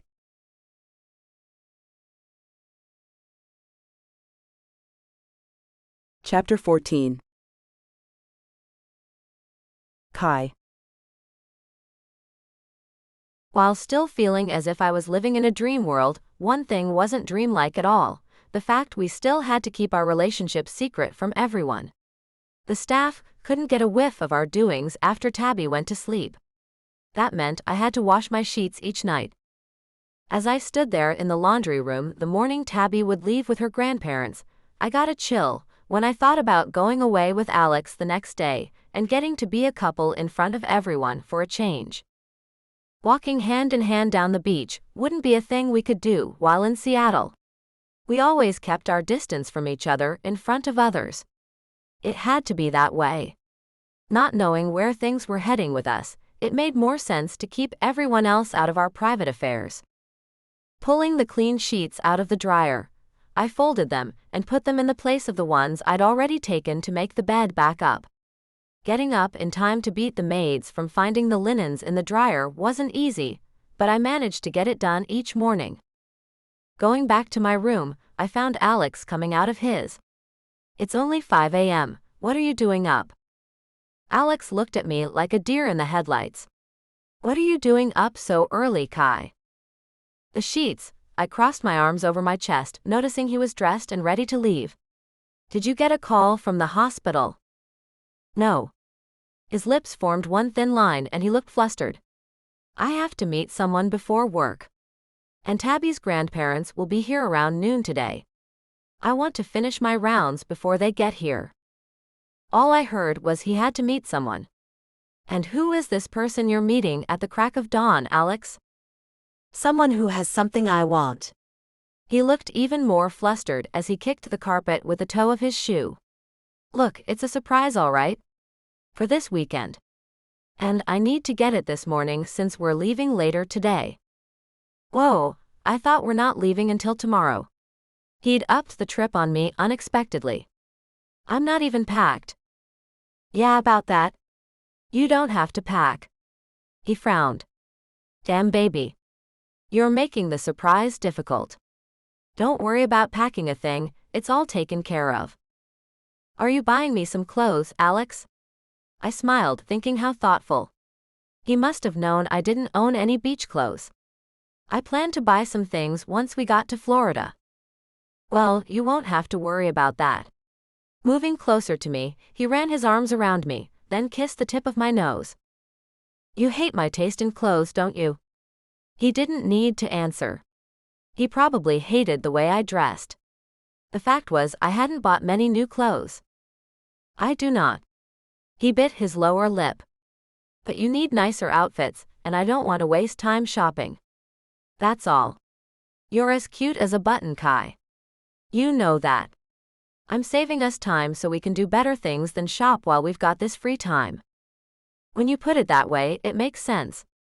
"So who is selling these clothes?" "Reagan." He looked pleased with himself. "You mentioned she was pretty that day you met her." "And she has a great sense of style.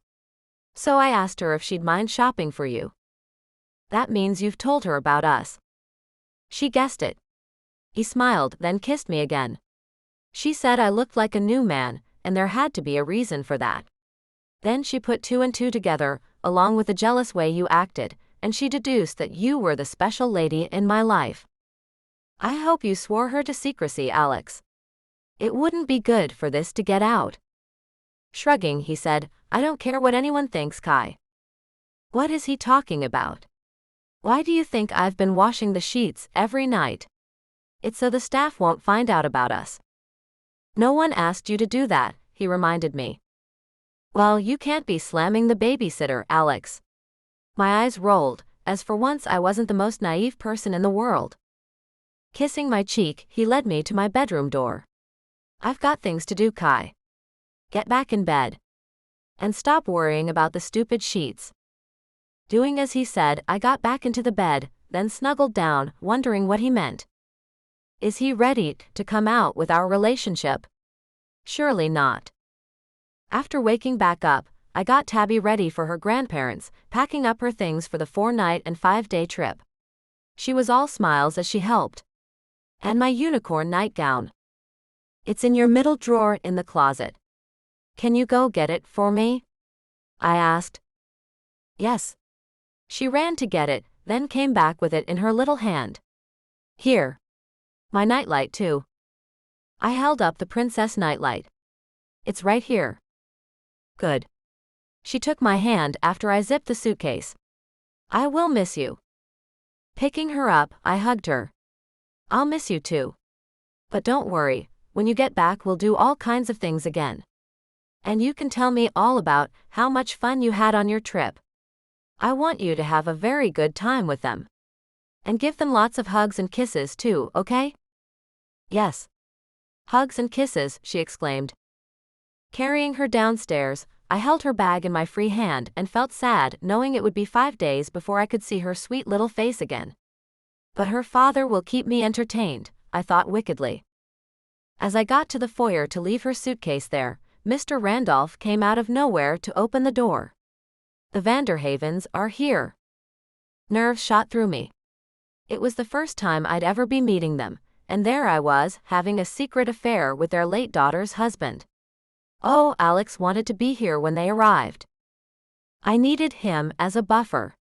What might come out of my mouth if he wasn't around to do that talking? But he wasn't there.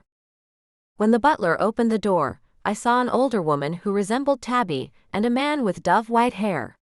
Both were clad impeccably, she wearing a dress that probably cost a fortune, and he in a suit that looked expensive as well.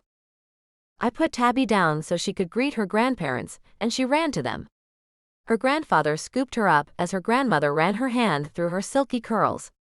I curled her hair, so she looked extra adorable. My, look at all these pretty curls. You look so sweet, Tabitha. Thank you, Grandmommy. Tabby kissed her grandmother's cheek, then took her grandfather's face between her little hands and kissed him too.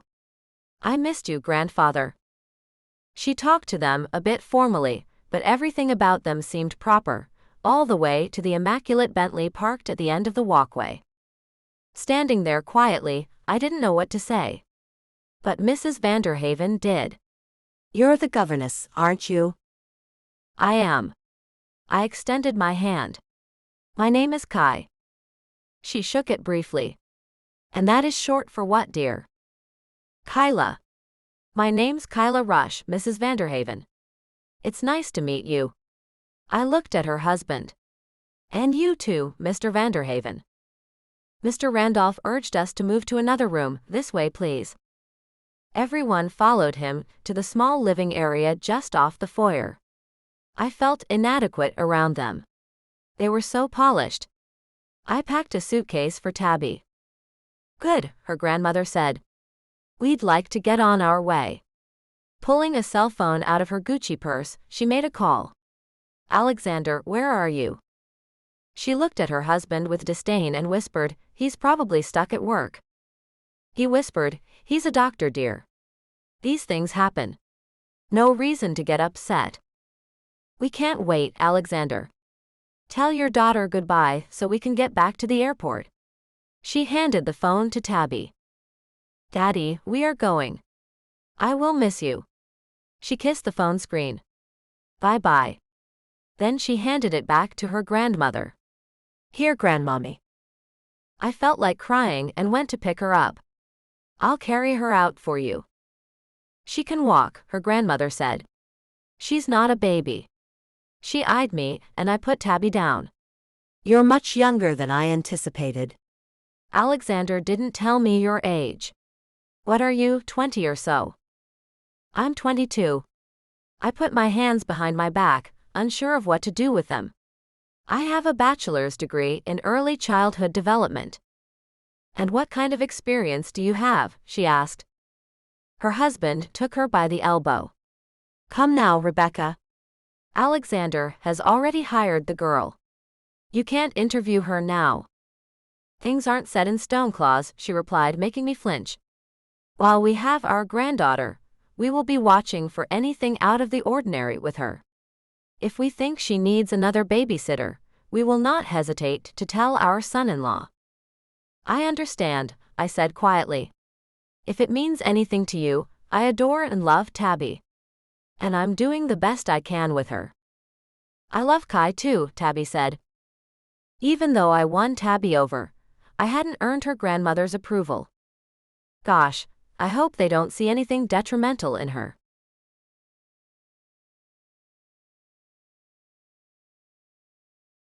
Chapter 15. Alex.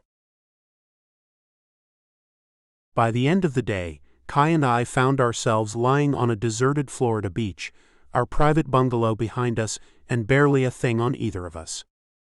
I knew Reagan would pick out an awesome bikini for you, Kai. I turned to my side, then lifted my head to look down at her gorgeous curvy body, running my fingers over her stomach and loving the way goosebumps covered her creamy flesh.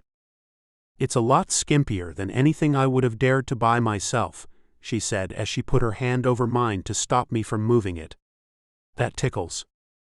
Moving in to nibble her ear, I whispered, it's supposed to. I bit her neck playfully, making her squeal. I couldn't remember a time when I felt so full of life. The intimacy was off the chain.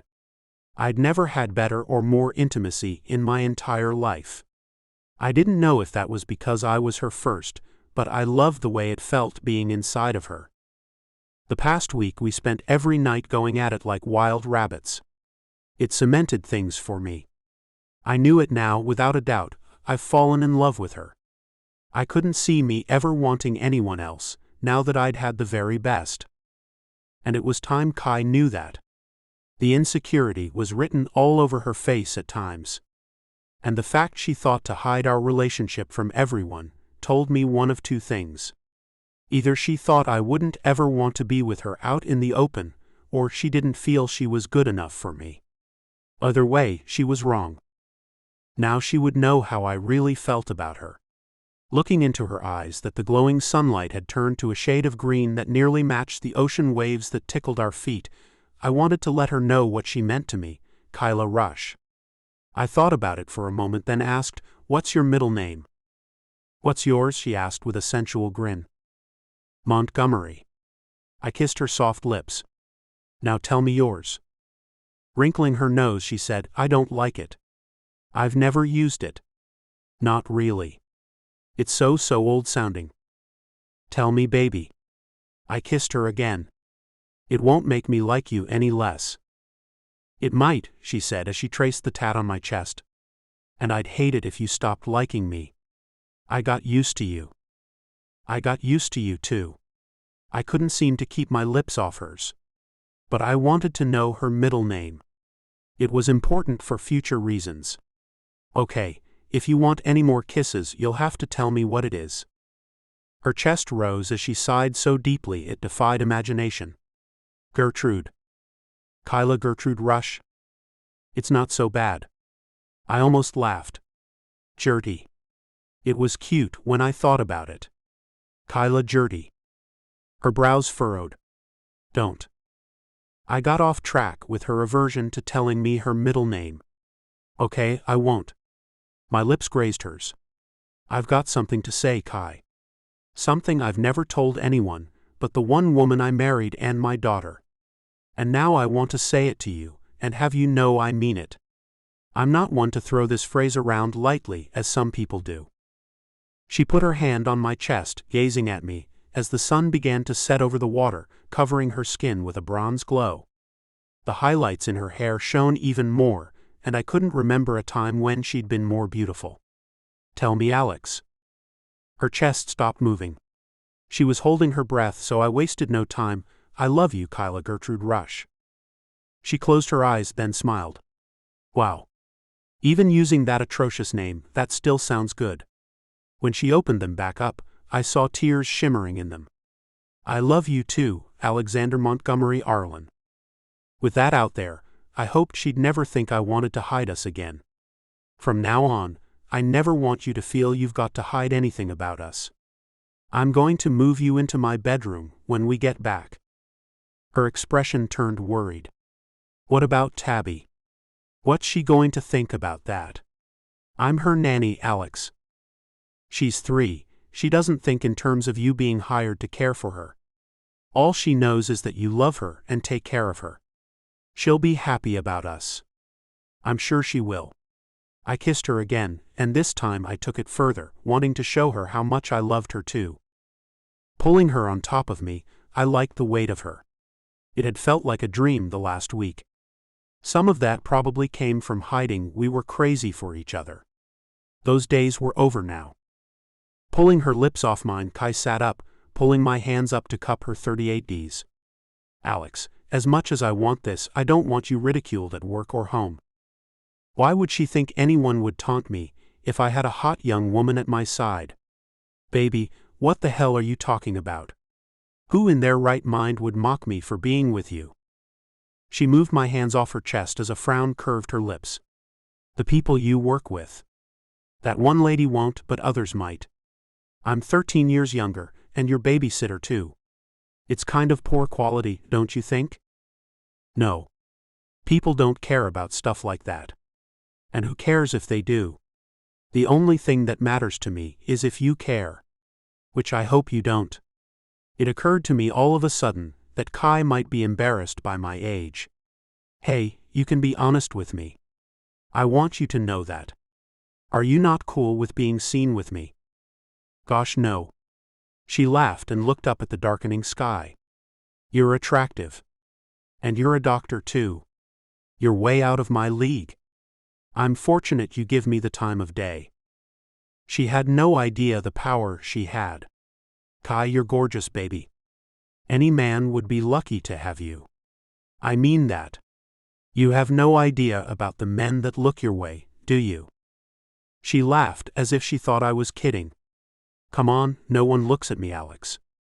You're trying to boost my self-esteem. Am not. I couldn't believe her. You know what? I'm taking you out to a Miami nightclub tonight to show you how attractive to the opposite gender you truly are. But you're mine, right? No one gets to touch what's mine. Vice versa, she said as she narrowed her eyes. I don't want to share you. With the I love yous out of the way, it seems that time has arrived. The idea that Kai wanted me to herself got me all tingly. You do things to me no one ever has, Kai Rush. That's saying something, isn't it? She moved her body back down, then our lips met, and she took me away with her kiss.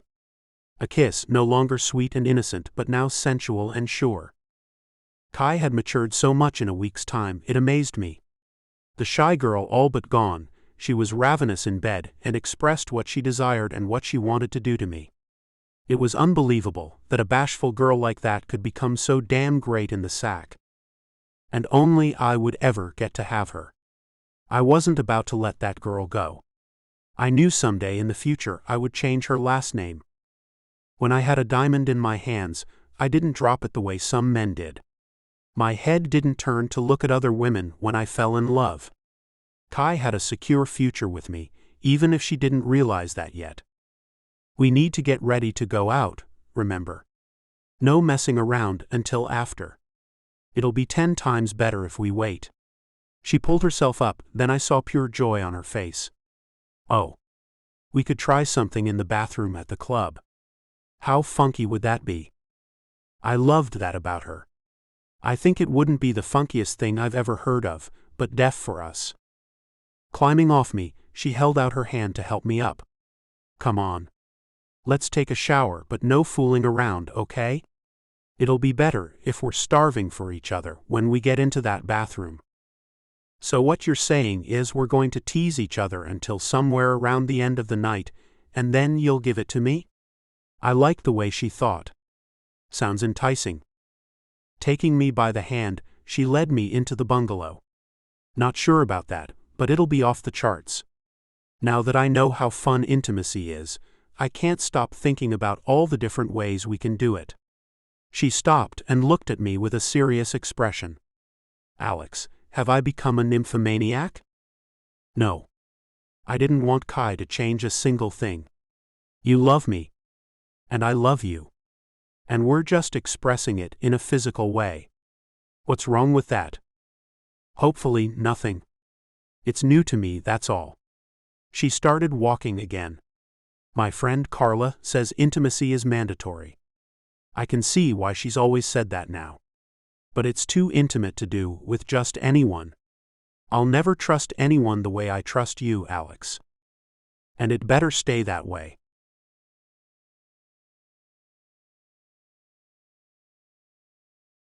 Chapter 16. Kai. I kept pulling down at the bottom of the insanely short dress, from the suitcase full of clothing his colleague bought for me. Red isn't my color, Alex. I tugged the plunging neckline up, making the dress move up my thighs once more. And I can't seem to get this skimpy thing to cover me. Red is your color, baby. He slipped his arms around me from behind as we danced to a Latin beat in the largest nightclub we could find. And I like all the skin you're showing tonight. But I'll cover your bit if you feel too exposed. His lips pressed against my neck, flooding me instantly with desire. Running my hand along his side, I stopped when I got to his hair, then tugged it as his kiss drove me wild. We moved in waves as the music continued. I danced so well with Alex. Somehow, with him, my body moved in impossible ways. The club was packed, and the heat was close to unbearable. A cool ocean breeze just outside the club began calling my name. "Do you want to go outside for some fresh air, Alex?" "Sure." He moved his hands down my body until he had one of my hands, then led me out of the cluster of gyrating people. As we stepped outside, the cool air moved over the abundance of skin I had showing, and felt better right away. "It's so hot in there." I fanned myself to cool down quicker. His eyes raked over me. "It was just the sight of you that had me feeling so warm." I smacked him on the shoulder. "You'll give me a big head if you don't stop with all the flattery." I pulled at the bottom of my dress again, but he stopped me. "It's supposed to fit that way, Kai." Walking backward, he took me with him, sneaking around the side of the building. Come with me, my little harlot. Never in my wildest dreams did I think I'd ever be so free and easy physically. Alex made it simple. I followed without hesitation until we were in the dark, and then he had my back against the wall. Threading his fingers through my hair, his mouth caught mine with a frenzied kiss that left me breathless. When he moved his lips off mine, then pressed them against my ear, he whispered, "I've never loved anyone the way I love you." My heart sped up, and I wrapped my legs around his waist. "Me too, Alex. I can't believe this is real. It's just too great. You're always going to be mine, baby. I'm never giving you up." Elation spread through me at the thought of always being with him. "I'll never let you go either, Alex. My thoroughly sensual man." There, on the side of a Miami nightclub, I realized Alex would always be there for me, with me. I lavished kisses all over his face, whimpering words of love. I wanted him to feel my immense love. He should have no doubts in his mind about how much he meant to me. "Hey, who's back there?" A man called out, then flicked on a flashlight, aiming it at us. "Damn," Alex said as he backed up away from me, after I dropped my feet to the ground. Quickly, I situated myself back into my dress and panties, then ran my hands through my hair to tame it a bit. "What should we do?" "What the hell are you kids doing back there?" the man called out as he came toward us. "Run," Alex hissed, then grabbed my hand and took off in the opposite direction of the man. I flew behind him, my feet hardly touching the ground, and I lost one heel, then the other in the chase. The flashlight bounced behind us as the man called out, "Stop," over and over again. But Alex wasn't about to stop. We kept going until we came out on the next street over, then we blended into the crowded sidewalk, leaving the man behind. Gasping for air, I asked, "Can we go back to the bungalow now?" Alex laughed, then stepped to the curb to hail a cab. "Yes, we can go back now." Sitting in the back seat of the smelly cab, I leaned against Alex's broad chest, smiling away. That was exciting. He kissed the top of my head. I've never done anything like that. And nearly getting caught put the icing on the cake. "I can't believe you ran. You're such an outlaw." I giggled, then looked up into his smile. His arms wrapped around me. "I couldn't let your name get tarnished, Kai. One day I'll meet your father, and I won't need to hide the fact his daughter was arrested for public indecency. My hopes are for him to respect me." "So you ran for me?" He nodded. "Cool. I've got myself a real hero, don't I?" "Nah, I'm not a hero." He kissed my forehead. "It was purely selfish. I've got plans for you someday, and I want to keep your name clean. Plus, it wouldn't look good if you had a charge like that on your record." He must have considered his medical practice when he ran. "It was all about was you, baby." He sighed. "Lately, you've taken the #1 spot in my mind. If I'm not thinking about you, then it's Tabby. My 2 girls. I'd do anything for you both." And I knew he would too. I laid my head back on his chest, listening to his heart beating. "I'd do anything for both of you too, Alex. I love Tabby like she was my own kid." "I know you do." He moved his hand up and down my arm as his lips pressed against the top of my head. "We make one happy family." I couldn't wipe the smile off my face. Do we? He nodded, then pulled me closer to kiss me again. Wrapping my arms around his neck, I kissed him back as I moved to sit on his lap. I didn't care if the cab driver would see what we were doing. It was so not like me. Alex ran his thumb over my lips. Gosh, I love you, Kyla Gertrude Rush. I tried not to let the sound of my middle name throw me off. I shouldn't have told you that dreadful name. You're supposed to say you love me back, Kai. I cradled his face in my hands. I love you more than you will ever understand, Alexander Montgomery Arlen.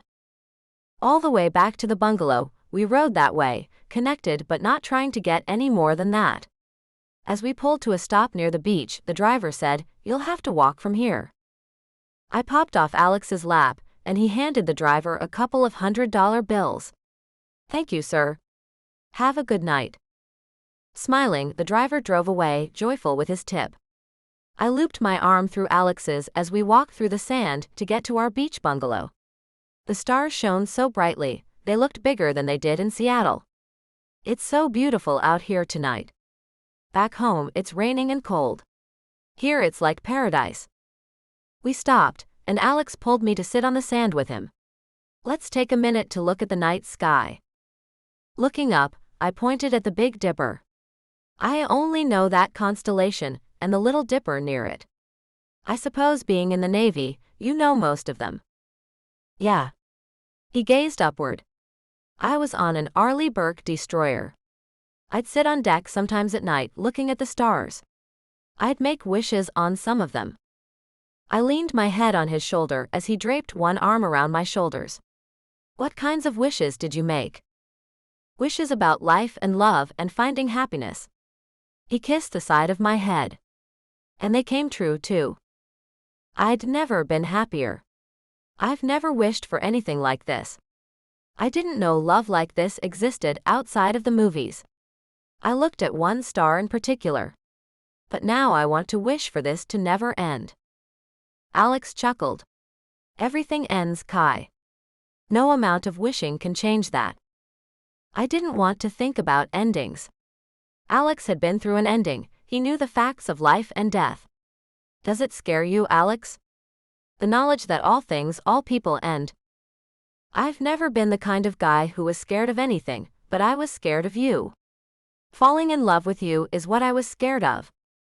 Yeah, I know. I looked up and kissed his cheek. I'm glad you got over that. Me too. He kissed my lips softly. Living without love just because you're afraid of endings isn't much of a life. This life is not meant to be lived alone. No matter how bad the heart breaks, it can mend itself, given time and patience. I found that out and have you to thank. Thinking of how tough it must have been to lose his wife, and at a young age, he managed to overcome that fear. But I was glad he had. I hope we've got many, many years ahead of us, Alex. I do too, baby. He kissed me again. Me too.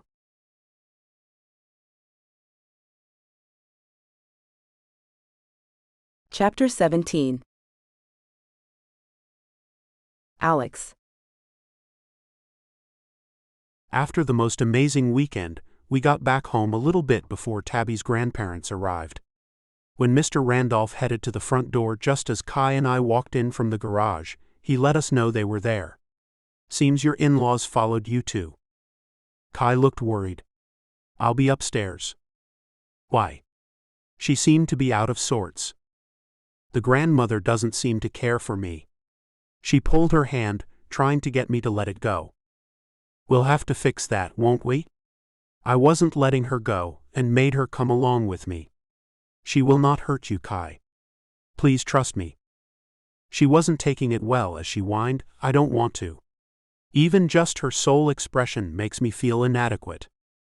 I totally understood. Kai, she intimidated me too. She'll be in our lives, nothing will stop that. Come to terms with that. The same way I have. So this is what comes along with loving someone? She frowned. I hate this part of love. Chuckling, I put my arm around her, pulling her closer. It's not all diamonds and roses, baby. Meeting my old in-laws in the foyer, I couldn't help but smile as Tabby ran to me. "Daddy." I let go of Kai to pick up my eager daughter. "There's my girl. Did you miss me?" "Yep." She kissed my face. "So much." Then she held her arms out to Kai. "And you too." Kai took her out of my arms, hugging and kissing her, and that's when I noticed the astonished look my mother-in-law was giving me. "Hi, Rebecca. How was Tabby?" "Fantastic as usual." The look faded away as she pulled her tan leather gloves off, laying them across the top of her Gucci purse. "We missed seeing you when we picked her up. How are you holding up?" There it was, she again tried to pull grief out of me. "I've been great." Turning my attention to my father-in-law. "And how have you been doing, Claus?" "Fine." He reached out to shake my hand. "We're going to Brussels for a month. We're leaving next week. Can't wait to go. Haven't been there before." "Sounds nice." I watched Kai put Tabby down, her eyes on the floor. I reached out, pulling her to me and putting my arm around her. "I know you've already met, but we've got news, Kai and I. We're a couple now."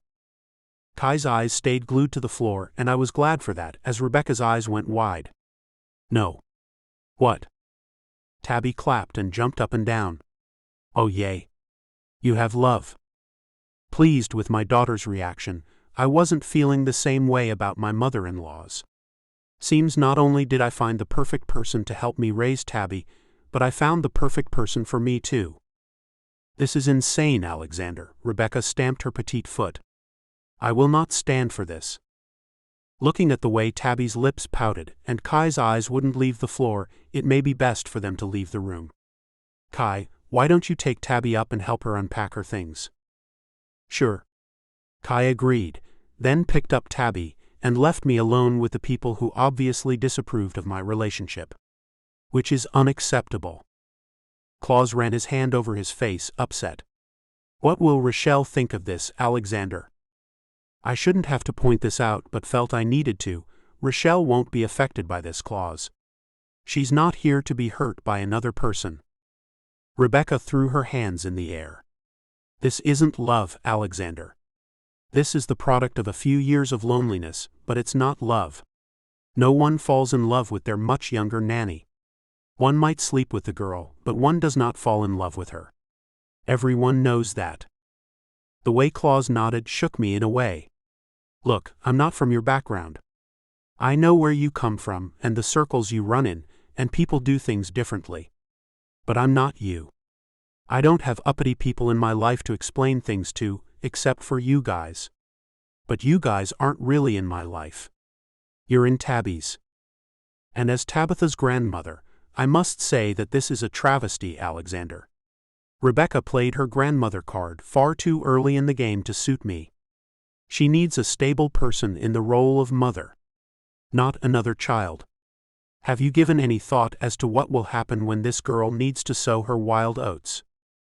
She's not a teenager, Rebecca. I ran my hand over my face in frustration. Kai is a mature young woman. She's not like most girls her age. And she loves Tabby. She's a perfect role model for my daughter. Claus looked at me with one cocked brow. I'm not so sure about that. Tabitha's grammar isn't what it was. She's picked up a lot of slang. Rebecca chimed in, and she's saying only parts of words like def instead of definitely. And totes instead of totally. I don't like it. It's not how a Vanderhaven speaks. It's fine. Kids talk like that these days. You can't stop her from hearing things like that. Kai isn't the only individual who speaks that way. I knew they'd say something about that. They'd always been so strict about using proper language. And just when will you be enrolling Tabitha in a preschool, Alexander? Claus asked. She's 3 now. She should have been in one already. I didn't want to send her to school yet. Not that it's any of your business, but I'm not going to send her to preschool until she turns 4. Rebecca did not like me saying it wasn't their business. It was written all over her face. Now see here, Alexander, Tabitha is our granddaughter. We have a responsibility to her. That means she is our business. And as such, we don't think it sets a good example for her if you have a relationship with her sitter. What if she grows up to marry a stable boy? Laughing, I had to say, I don't believe they have those anymore, Rebecca. Waving her hand in the air, she huffed, you know what I mean. Claus added, as one of us, Tabitha is expected to behave in a way that's fitting. And you are too, Alexander. When you married our daughter, we explained things to you. Don't you remember? They had sat me down and told me what was expected of me, and what wasn't allowed. But I wasn't a part of that family anymore. I'm no longer a part of the Vanderhaven family, Claus. And Tabby is an Arlen. She may have your blood running through her veins, but she has mine as well and carries my last name. There's no need for you to worry about her tarnishing the Vanderhaven moniker. How simple of you, Alexander, Rebecca said. As a doctor, you should be smarter than that. Tabitha will always be a Vanderhaven. She's an heiress. Much like her mother, she will be expected to behave like one. And not one of those spoiled ones either. She turned to look at her husband. Perhaps we should consider stopping our travels so we can take care of Tabitha? There's no need for that because that's not going to happen. I wasn't about to let them undermine me. Tabby stays with me. End of discussion.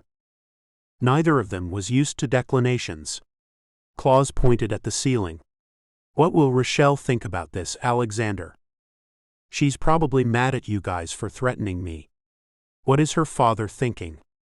Did he honestly believe that Rochelle wanted me to be alone, or worse, be with someone of her parents' choosing? Rochelle wants us to do what's right for her daughter, Claus went on. And it's always been to stay with you. Now that you've gone and jumped off the deep end, falling in love with a member of your staff, now we must intervene. It's in Tabitha's best interest to live with us if you continue this idiotic charade of a relationship. For your information, Tabby loves being with us both. We've done lots of things together, and she's perfectly comfortable and happy with Kai and me.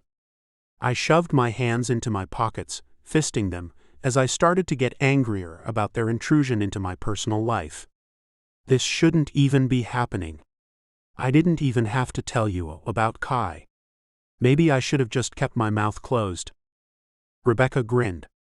Keep your mouth closed about what you do behind closed doors, and we won't say another word about taking Tabitha away from you. Hide your tawdry things away from our granddaughter and society as a whole. We'll pretend you've never said another word. Hide the love I've found? No way. Not only would that be unfair, but it would devastate Kai.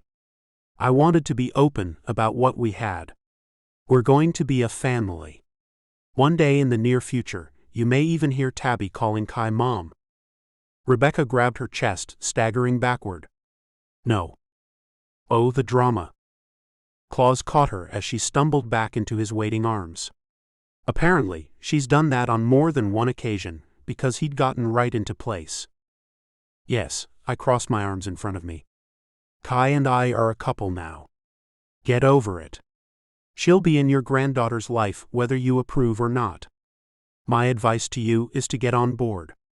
It might cost you the adoration of your granddaughter if you say nasty things about the woman she loves. Claus looked at his wife. She talked a lot about her this weekend. Rebecca nodded. She's already got too much influence over Tabitha as it is. If she sees her as a mother figure, all will be lost. We've got to move forward, Claus. For our daughter and granddaughter, we've got to do what's right. He nodded, and my jaw dropped. You're not doing anything, Rebecca. You can't. I've never done wrong to my daughter to take her away from me. We can cut off your money, Alexander, Claus said. That was our daughter's inheritance, not yours. As her husband, when she passed, her money is mine. It pissed me off he'd use that against me. Rochelle wanted me to have it. She wanted to keep our daughter's life as similar to what it was before she passed. And the fact you want to take it away from us tells me that Rochelle didn't tell you about the papers she had drawn up that left her assets to me. Claus looked at his wife. Did she tell you she'd done anything like that? Rebecca shook her head. I'm sure our lawyers can fix anything she's done. She looked at me with narrowed eyes. We'll give you a short time to come to your senses, Alexander. Only a short time. Drop the girl or hide the girl, that's your choice. Then she turned away, and they walked out of my home. When I turned back around, I saw Kai standing there with her eyes cast on the floor. Baby, don't worry. I walked toward her, and she put up her hands to stop me. Now what?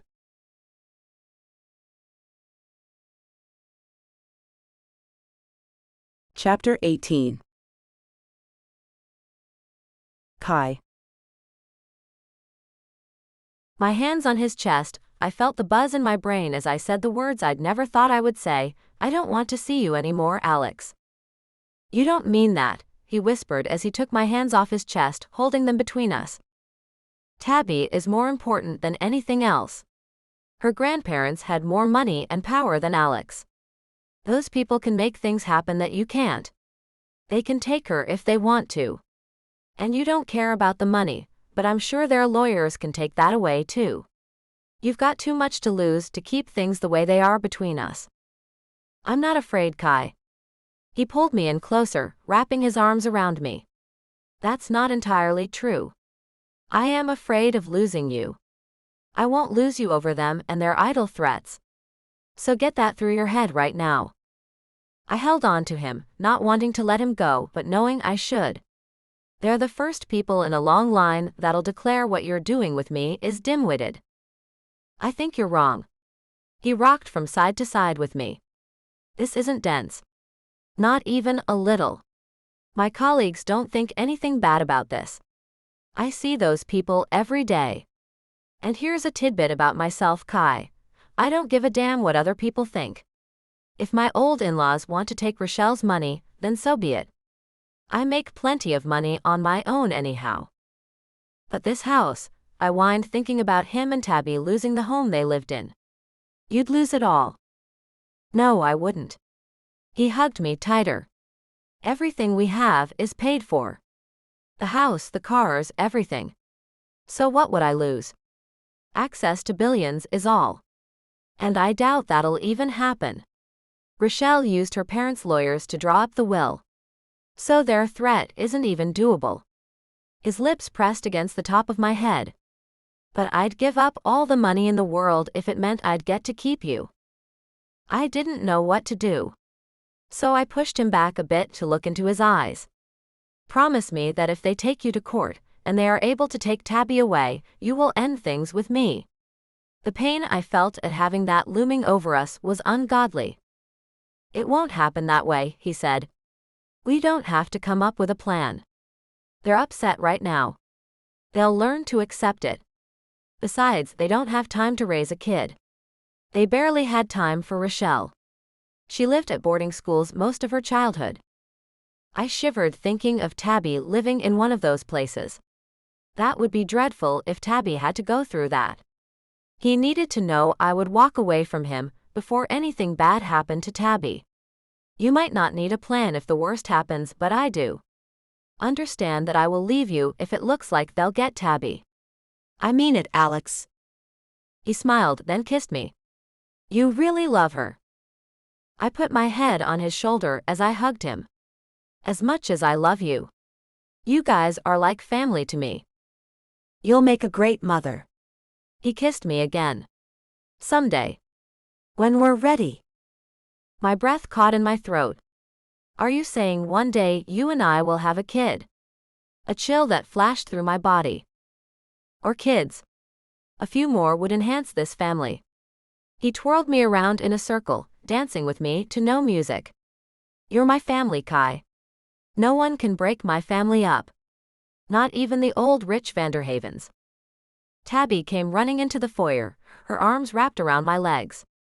Alex let me go to pick her up, then hugged me again. Get in on this, Tabby. We're in love and love you too. She put her hand on my cheek, then whispered, I love you too. Tears were stabbing the backs of my eyes. Me too. I'd do anything for you, Tabby. Can we have pizza? She asked. Nana only has veggies. I thought about how her life would be if her grandparents did manage to take her away. Pizza sounds like a great idea. You must be starving. She rubbed her tummy. Yes. Alex looked at his daughter with a sad expression. Did you not have a good time with your grandparents, Tabby? I missed here. Tabby hugged him, and he looked at me weirdly. Putting her down, he said, "Go put on a coat and we'll go to the pizza place." She ran off like a streak of lightning as Alex looked at me. I might need to draw up papers for you sometime too. I had no idea what he was talking about. For what? For you to be able to keep Tabby if anything ever happens to me. He looked concerned. And you'd keep her capital too. Until she's old enough to handle it on her own. He bit his lower lip as he contemplated things. She needs to be protected. I don't want her to grow up the way Rochelle did. She complained about her upbringing a lot. I don't want my daughter to go through all that nonsense they put her mother through. What about your parents, Alex? I had no idea if he could make this stick if anything did happen to him, which I didn't even want to think about. But losing his wife to cancer had him considering things I didn't want to. He shook his head. Tabby hasn't seen them much. She doesn't know them enough to be her guardians. She wouldn't do well with her other grandparents raising her. His eyes met mine. Would you want that responsibility, Kai? To be honest, it would kill me for someone to take her away from me. But I didn't have it in me to fight her mother's parents. The legal papers would have to be pretty much bulletproof. The Vanderhavens seemed to be tough adversaries. It would better to have them on our side. It would, he agreed. Maybe with time they will see we're not so bad. Even he didn't want to fight them. But he would do a lot better job than I could. Let's pray nothing ever happens to you, Alex. Looking into my eyes, he didn't seem convinced. If only prayers could stop bad things from happening, baby. He put his arm around me as we heard Tabby running back to us. I'm ready, Daddy. She skidded to a stop, then took her father's hand. Heading to the garage, we stopped off at the kitchen. Alex looked at the food the chef was already preparing. We're taking Tabby out for pizza. Kai and I will be eating dinner here though. We'll take it in the lounge.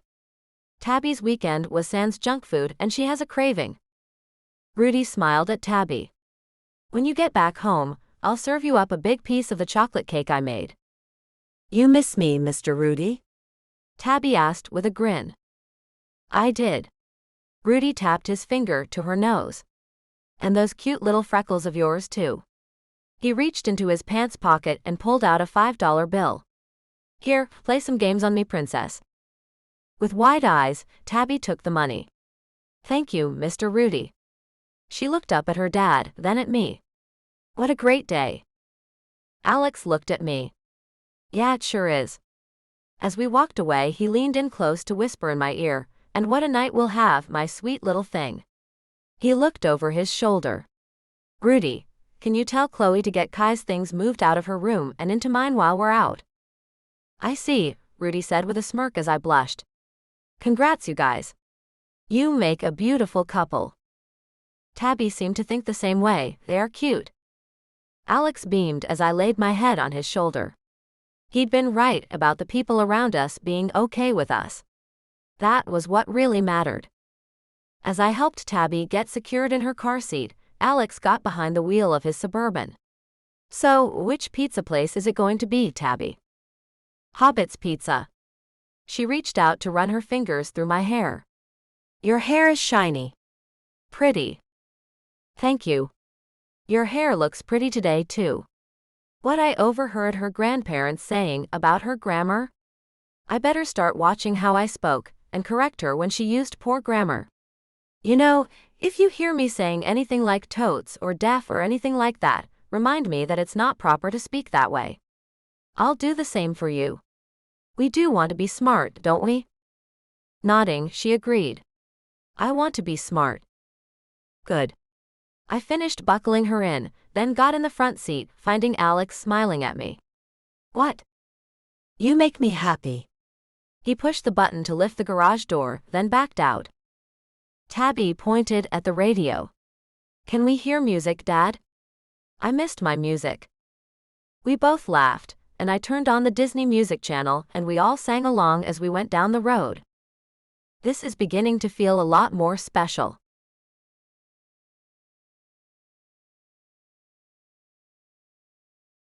Chapter 19. Alex. The activities at the pizza place had worn Tabby out. She'd fallen asleep in the car, and I carried her straight up to bed. After tucking her in, I stopped by my bedroom to make sure Kai's things had been moved into it.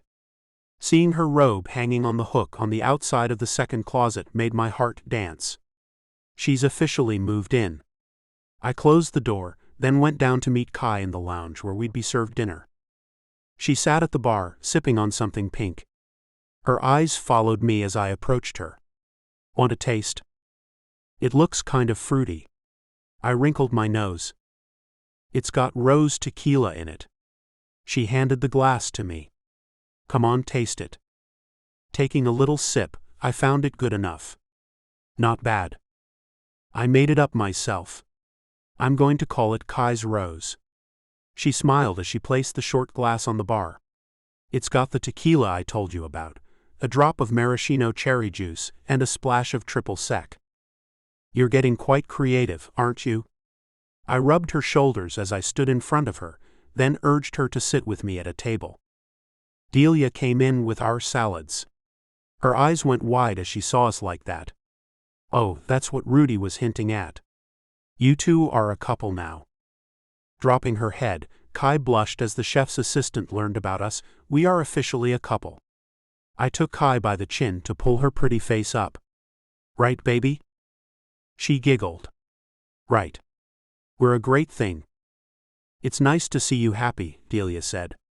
Things will work out well for you both. I'll bring the grilled swordfish in later. Enjoy. I took Kai to the table, pulling a chair out for her. As she took the seat, she made a little moaning noise as she said, Yum, swordfish. How ritzy. That moan maid has me hungry for something else. I sat down, then reached across the table, taking her hand and holding it as I looked into those pools of green and brown.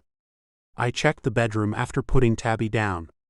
Your things have been moved to our bedroom now. And I am ready to break that bed in with you.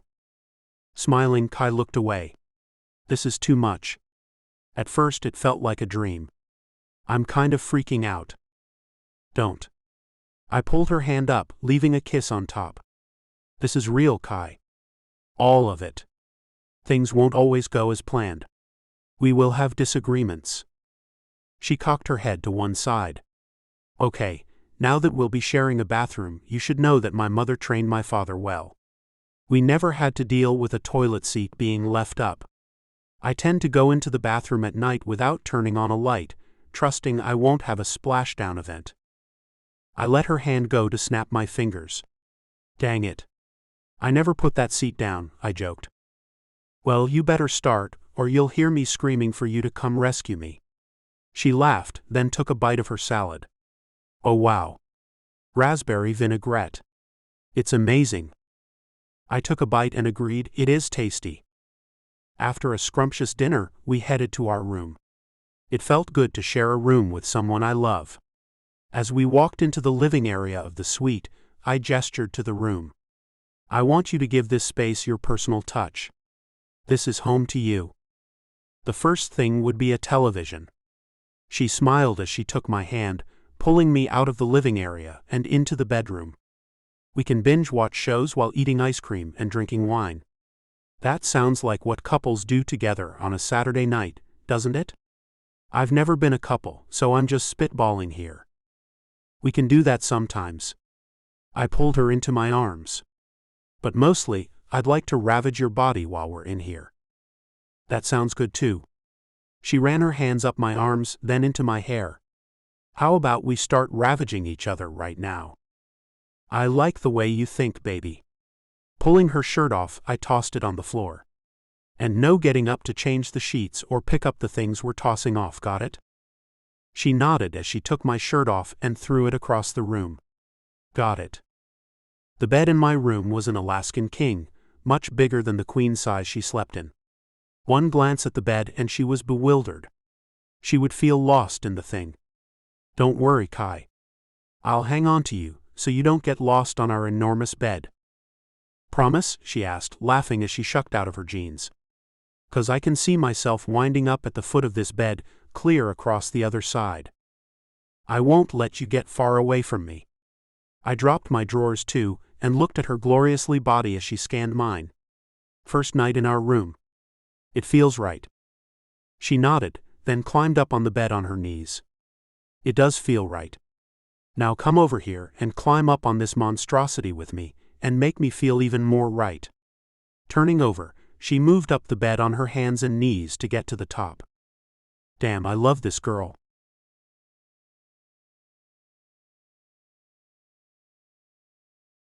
Chapter 20. Kai. A week later and the honeymoon phase still hadn't gone away. But work came for Alex. We hadn't heard a word from Tabby's grandparents, and I thought Alex had been right about them needing time to take everything in. Tabby met my parents earlier that day, and they would come over to meet my guy very soon. I sat at the dining room table, making a list of foods my parents liked. Rudy asked me to do that so he could cater to them. Stephen came into the dining room with a coloring book in his hand. Tabby left this in the car. I thought she might want it. She's napping right now. I tapped the table. Leave it here, please. He put the book on the table. Your parents are kind, Kai. I don't get invited in very often. And the coffee was good too. I'm glad you liked it. Mom's not one to leave anyone sitting outside. I smiled. You're about the same age as Alex. I haven't heard about a significant other. Are you unattached? I am indeed. He looked timid. I've had some issues with PTSD.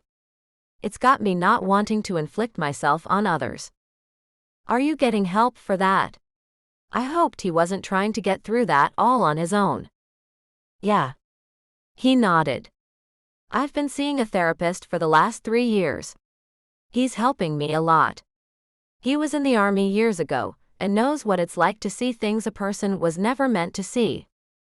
3 years is a pretty good amount of time. He did not need to be alone forever.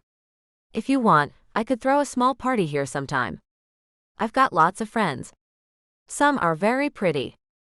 Laughing, he said, I wouldn't have an aversion to joining a party with pretty girls in attendance.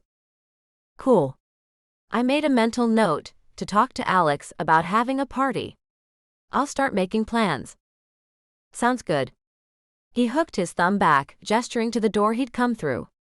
I've got some things to do. See you later, Kai. Later, Stephen. I got back to working on my list, thinking it looked pretty bland. Mom liked flounder, so she'd love swordfish.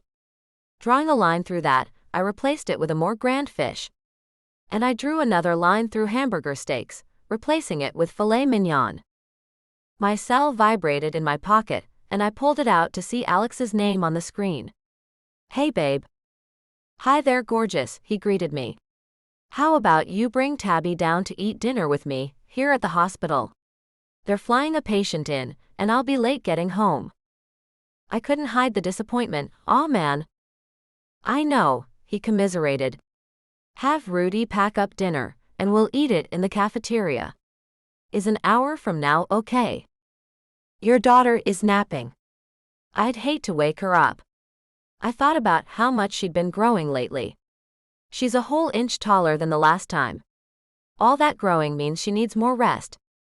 But she could stay here with Chloe if she's not awake by then. At least I'd see one of my girls, he said. I'll see you then, my love. See you soon. I got up and went into the kitchen to inform Rudy of the change in plans. Alex called. A patient is flying in, and he won't be home for dinner. He wants you to pack it up and send it with me. We're having a picnic in the hospital's cafeteria. I'll grab the camping plates and utensils, Rudy said as he headed to the pantry. Should I put in a bottle of wine for you guys? Depends on what you've made. I leaned over the island bar to see what he was working on. Roasted game hens with squash and kumquat stuffing. A white wine is what I was going to serve it with. He held up some wine glasses he'd pulled out of the pantry and waved them in the air. I don't see why you shouldn't send the wine you've picked out. Just make sure to put the corkscrew in, please. I turned around as I heard the house phone ringing. Now that doesn't happen much. Rudy nodded. Chloe will get it, she always does. I'm going to go freshen up for the trip to the hospital and see if I can rouse Tabby to come along. I left the kitchen, making my way to the stairs when Chloe came out of the main living area. She looked right at me. You've got a call, Kai. You can take it in there if you'd like. Who is it? I felt uneasy, as I'd never given anyone the house number. Ducking her head, she kept moving. The Vanderhavens. Damn, I said under my breath. My feet barely moved, as I didn't want to speak to them. Nor did I understand why they'd call me instead of Alex. If they had to know anything about their granddaughter, they should to talk to him anyway. When I got to the phone that lay on the coffee table, I stared at it for a moment before getting the courage to pick it up. This is Kai. This is Mr. Vanderhaven, Tabby's grandfather said. Look, I'm not trying to be mean to you, Kyla. We've done our research and have found that we can't use Rochelle's inheritance to get Alexander do as we wish. I was glad to hear that.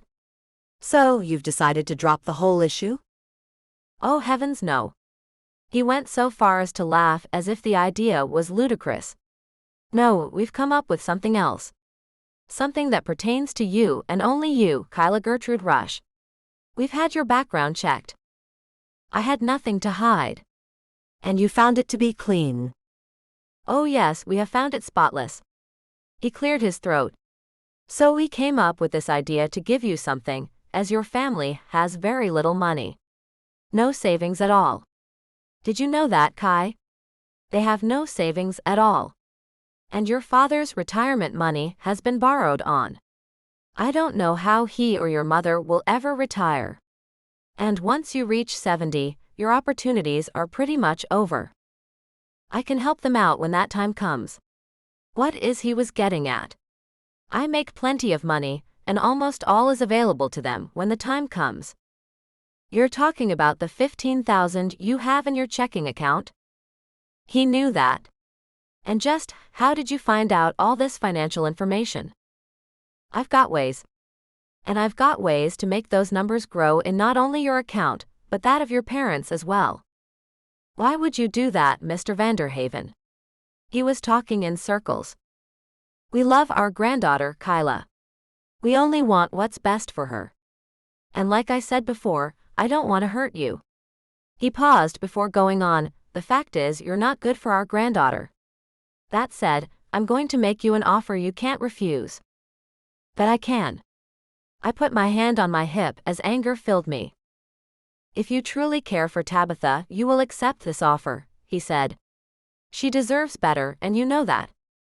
Feeling as if I had the wind knocked out of me, I fell back to sit on the sofa behind me. I love her, sir.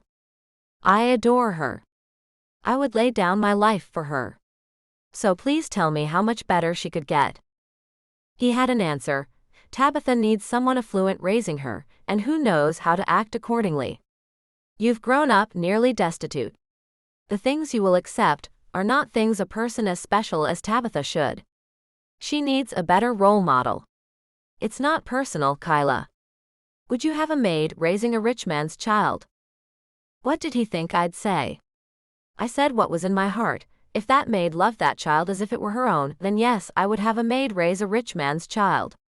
I've made a family here, sir. Sorry you don't believe anyone so young and poor could do such a thing, but I have. I came into this home, and I filled the emptiness your daughter left with her passing. It might not be exactly the way she would have done things, but both Tabby and Alex are happy. That's because of me. You want me to take that happiness away from them? Again. They've already lost the mother and wife Rochelle was to them. Are they to lose me too? You make an excellent argument, I'll give you that, he condoned. But you're not mature enough to know who you'll be once that occurs. I'm sorry. Again, this isn't personal. How much more personal it could get. You want me to leave the people I love, Mr. Vanderhaven? And they love me. That's pretty damn personal. Oh, language, please, he said. I hate to hear dirty words come out of a woman's mouth. Then perhaps you should hang up. I had a ton of words ready to rip through my lips, and each one was aimed at him. Perhaps you should hear me out, he said. I will give you $1 million. I will give your mother another $1 million. And I will give your father $1 million. All you need to do is move out of Seattle. Do not let Alexander know where you are. Leave him and our granddaughter behind, Kyla. You will only bring them both down if you stay. At least this way, you will leave with some money in not only your bank, but those of your parents too. Leave tonight, and the bank accounts will be filled by noon tomorrow. I don't know how long to keep this offer on the table. We will do whatever we have to, Kyla. This is the only way to get out of it unscathed. Unscathed? Who the hell is he kidding? Leaving the people I love would scathe the hell out of me.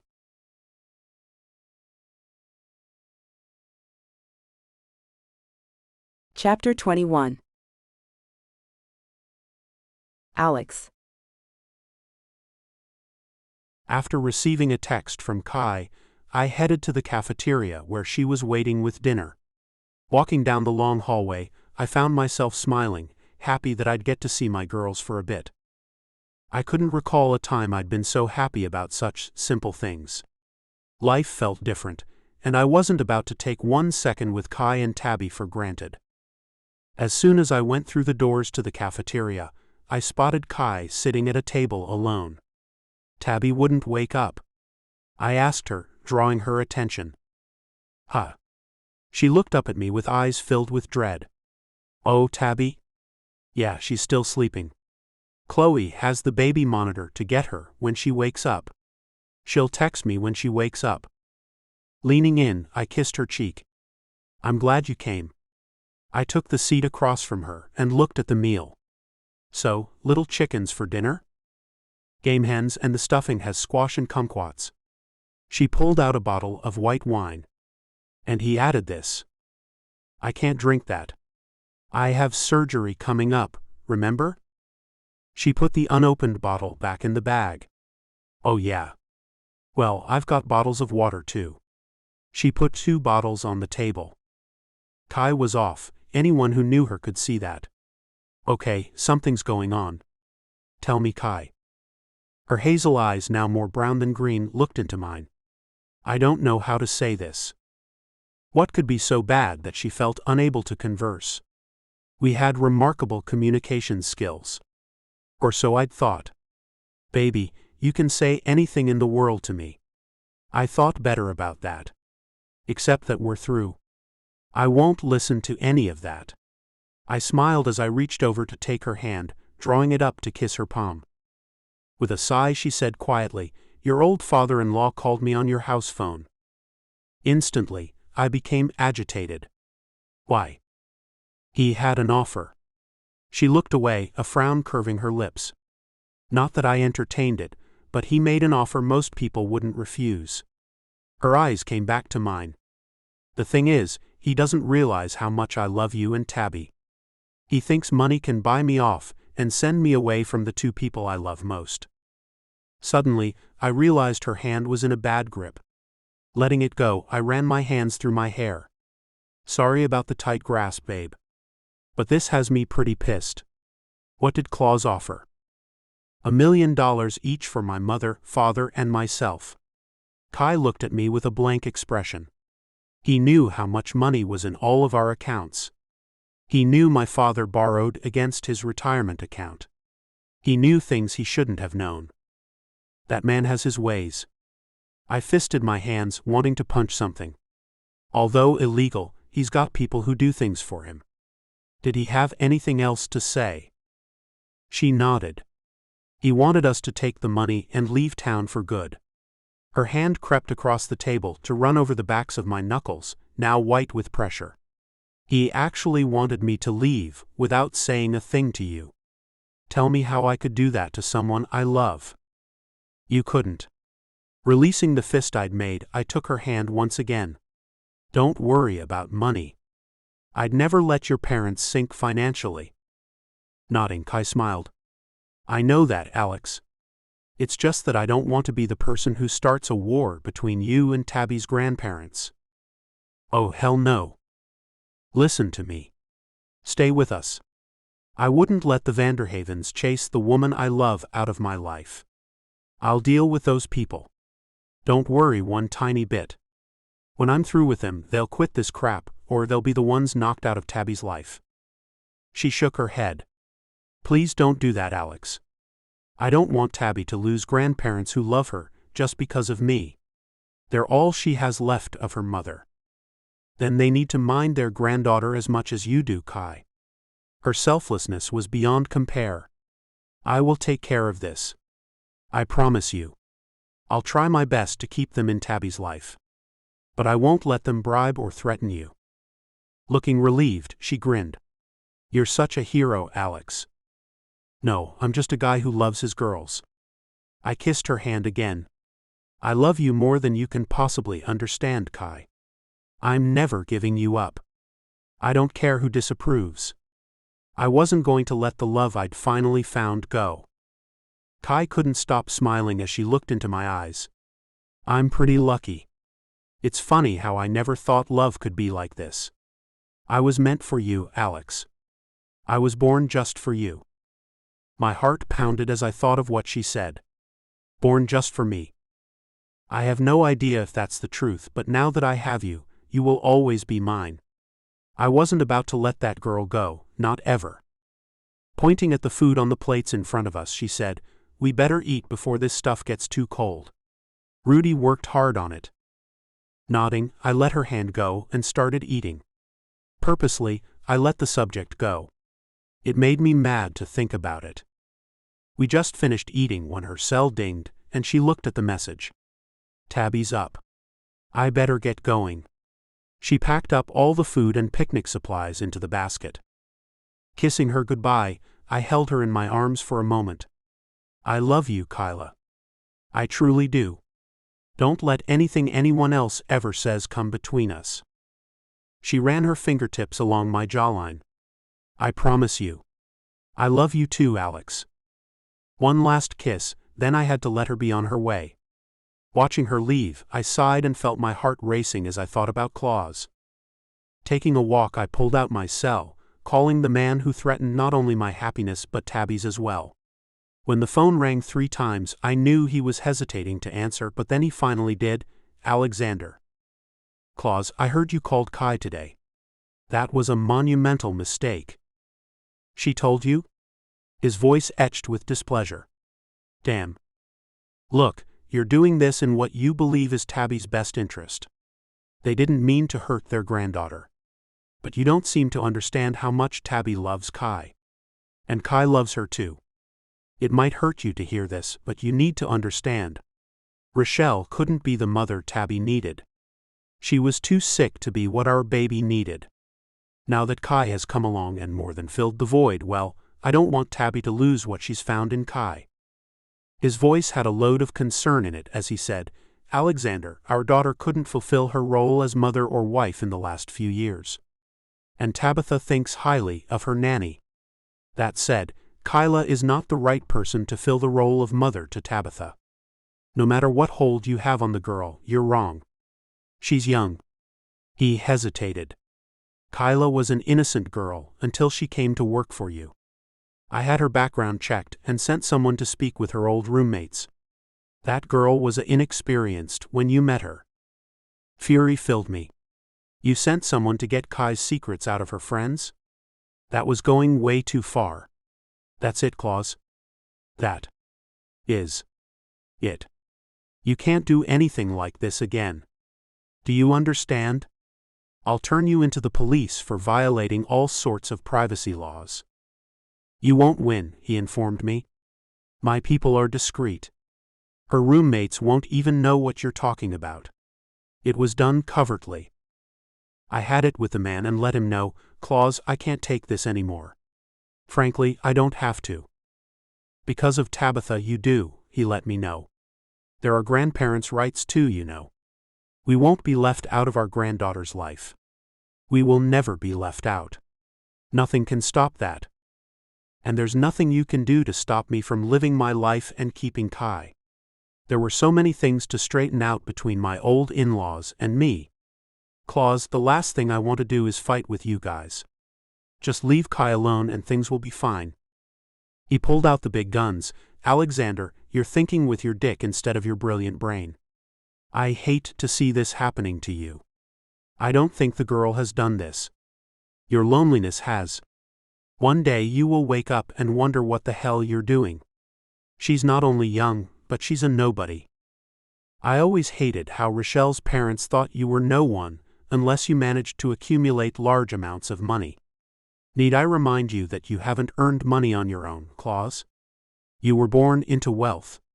You're no better than anyone else. Kai isn't a nobody. No one is a nobody.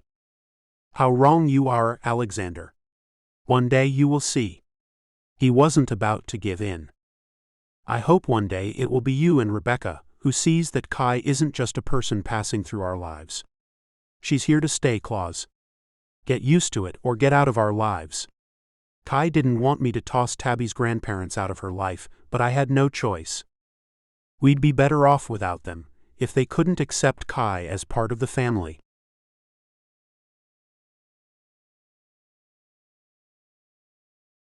Chapter 22. Kai. Weeks went by, and things got quiet on Tabby's grandparents' end. Alex thought they'd gone on a trip and put things behind them, but only for the time being. I didn't care as long as no one was getting in our business. Walking through the park, Alex and I watched Tabby's eyes light up as she saw the playground. Yeah. Taking off like a flash, she headed for the swings where other children were playing. Letting go of my hand, Alex sprinted after her, scooping her up before she ran into one of the swings. Hey you. You've got to watch out for those swings. Those things can hit you and knock you down, baby girl. He kissed her on the forehead. Besides, there is a tree I'd like us to be under when I ask you something. Catching up to him, I wondered what kind of a question he had to ask his daughter, and why there was a certain tree he needed to ask her under. But I didn't want to butt into his business with her. The weather is gorgeous today, I said instead. Still holding Tabby as we walked along the pathway, he looked up at the blue cloudless sky. It's the most perfect day. We don't have many of these in Seattle. Then his eyes came to mine. It feels special today. Don't you think? It felt great being outdoors, so I nodded. Yeah. It's a special sort of day. One of those days you'll remember for a long time, he went on. Maybe even forever. I didn't know about all that. It's a nice day. The temperature is perfect. The sky seems bluer. Taking the time to really take in my surroundings, I took notice of the chirps of the birds, the buzzing insects, and the laughs of the children playing on the playground. It even sounds nice too. Every living creature seems to be out and having the time of their lives, Alex added. The atmosphere is almost electric, but surrounded by calmness. I've never seen such a perfect day in a long time. I couldn't help but laugh at Alex's enthusiasm. Well, aren't you in top spirits today, babe? He put one arm around me as he stopped underneath a large oak tree that looked to be hundreds of years old. I am in top spirits, baby. His ice blue eyes shone brightly in the diminished sunlight. I've never felt so alive and optimistic. Optimistic? I asked. About what? He shrugged. About everything. Life in general. He kissed Tabby on the cheek, then put her down. When he got down on one knee in front of her, holding her little hands in his, I looked on with curiosity. Tabby, have you liked how our lives have changed since Kai came to live with us? I held my breath, wondering what would happen if she said no. Tabby smiled and laughed as she looked up at me, then back at her daddy. Daddy, I like Kai. She's nice and fun too. I love Kai. The way his smile moved over his handsome face lit up his eyes. I love her too, Tabby. My legs started to weaken as he kept looking at Tabby instead of me. My heart began to race and pounded so loudly that I could hear it. But still, my lips were pressed together tightly. Daddy, are you going to cry? Tabby asked as she peered into his eyes. He didn't acknowledge the question. Instead, he asked her another, Tabby, would you like it if you could call Kai Mom? For a moment, she just looked at him, then smiled and shook her head. I want to call her Mom. I clutched my chest. Is Alex going to ask me to marry him? Stumbling backward, I stopped when my back hit the tree. When Alex ran his hand over Tabby's head, she stood up, coming over to me. He let go of Tabby's hand, then whispered, Wish me luck, Tabby. She clapped her hands and ran in place. Good luck, Daddy. I couldn't breathe, think, or make any sense of anything.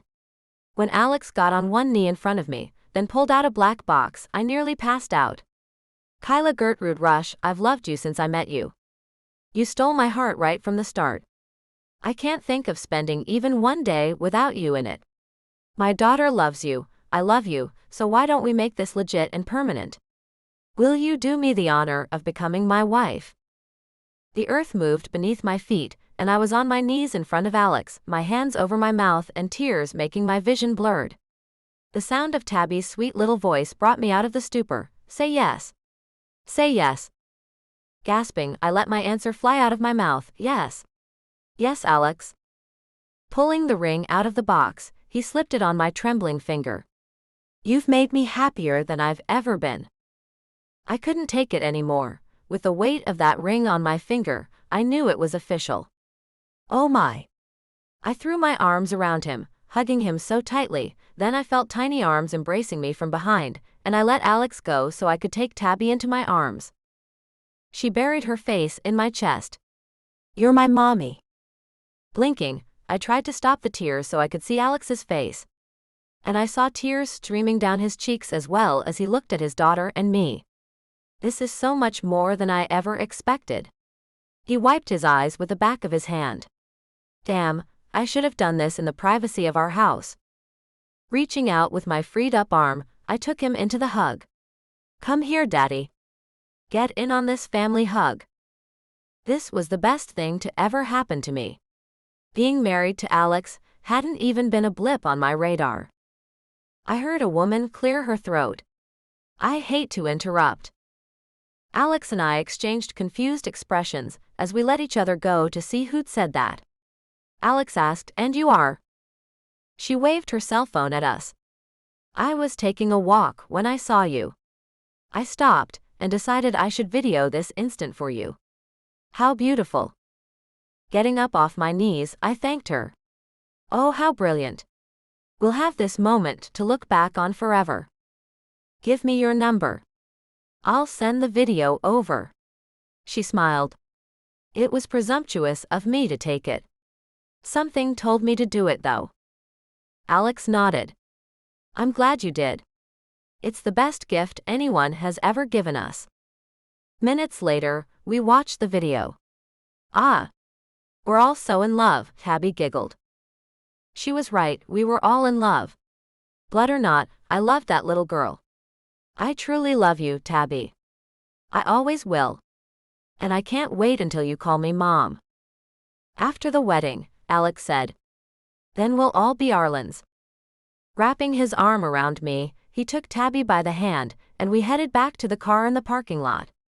What a day. I looked at my ring, watching the sun glisten off the large diamond that was surrounded by several smaller ones. This ring is so beautiful, it's got me lost for words. I never expected something so huge and stunning to be on my finger. But there it was, sparkling. I'd never been dazzled before, but that had to have been what I felt as I looked at that rock on my finger. Alex kissed the side of my head. What do you say to stopping off for a nice dinner? I made reservations for us. I kind of had the idea you'd say yes to my proposal. I wanted to end the day with a special feast. What haven't you thought of? I kissed his cheek. A superb day in the park. The best question I've ever been asked. And now a special dinner. How can things get any better than this? The way his eyes held mine. There would be days just as great as this one. As long as we had each other, there would be many days like this one. I knew it, and so did Alex. Later, as we sat in the restaurant having dinner, Alex brought up a valid point. Kai, why not introduce me to your parents now that we're engaged? Time had gotten away from me, it seemed. Oh, Alex. Sorry, I haven't invited them over yet. They've met Tabby already. Let's do something this weekend. And what about your family? Invite them over too. I began to get excited. This will be great. My parents will meet you as my fiancé. I have a fiancé. It seemed like an eternity since I first met Alex and Tabby, like they'd always been around. Had I been waiting for him to come into my life before starting to live? Had he and Tabby been waiting for me? Reaching across the table, I took Alex's hand. This is the right thing. I can feel it. This was always meant to be. He nodded. It really was. When things got so bad, I thought I'd never be happy again. I thought it would be Tabby and me alone for the rest of my life. Fortunately, I was wrong. Me too, Tabby said, then slurped up a spaghetti noodle. I love us.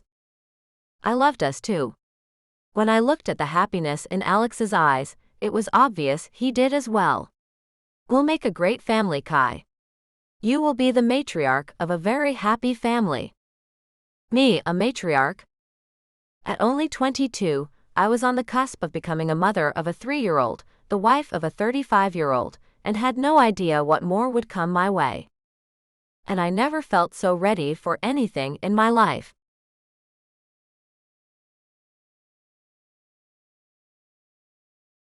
Chapter 23. Alex. Climbing into our bed after Kai accepted my proposal, I never felt more connected. After our marriage, we'll feel even more of a union. Hey there, fiancé, I said, moving onto the bed next to her. Opening her arms, she batted her brows at me. Hey there, yourself, fiancé. Our lips met, and our bodies went flush against the others as we slipped into the state we always did when we were alone, naked and unashamed. Life with Kai would be fantastic. Pausing the kiss, I confided, Kai, I don't want to wait a long time to get married. Let's get the marriage license tomorrow and plan for the wedding right away. Our parents can help us this weekend. Hopefully, we can have something organized by the end of next month. The smile that pulled her lips up on one side told me she liked that idea. Carla will be my maid of honor. And my old roomies can be the bridesmaids. That means we'll need time to get the dresses done. Get going on that as soon as you'd like to. I kissed her again. And I've got one more thing to get started on. Looking into my eyes, she asked, What's that? Toss your birth control. I kissed her soft lips once more. Kai, I want us to have a baby. Her body shivered, yes. Her lips pressed against my neck. I would love to have your baby, Alex. Moving my body over hers, I looked down at her. I guess we should start practicing then. Kai had already proven herself to be a wonderful mother. I had no doubts she would make me even prouder with our own baby. She and I would make a family we could be proud of. We'll do it together. What a change that would be for me. I'd always done it mostly on my own. Alex, this doesn't feel like reality. This has to be a dream. I'll wake up from it and find myself alone and miserable instead of happy and fulfilled. Shish, I whispered, then kissed her sweet lips.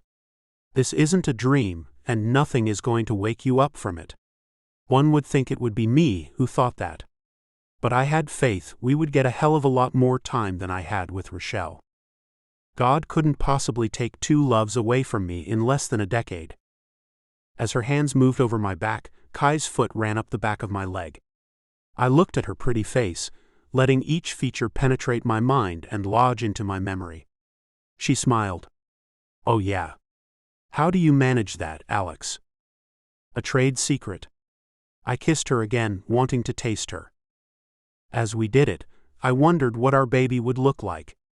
Tabby looked like her mother, so would our future kids look like Kai?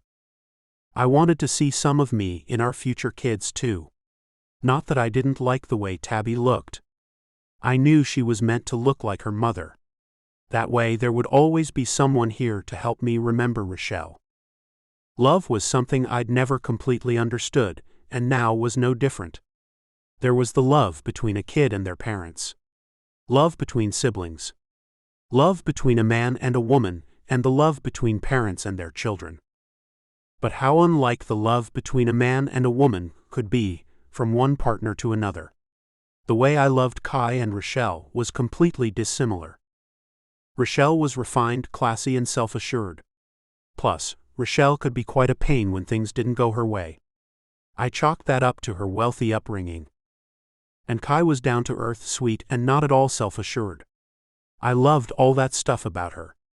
And in a way, I loved her more than I ever loved Rochelle. Was it because Kai loved Tabby when she didn't have to? But I loved Kai more, and that was a fact. Our bodies just fit like hand and glove.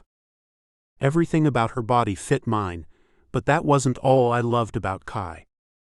Her nature was a thing I adored. Her lack of style made me smile.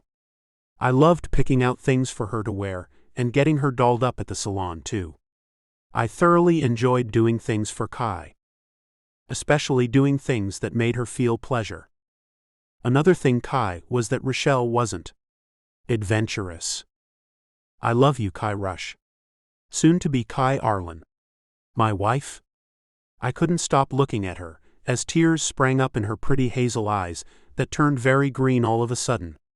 I'm going to cherish every day with you. I won't take a single day for granted.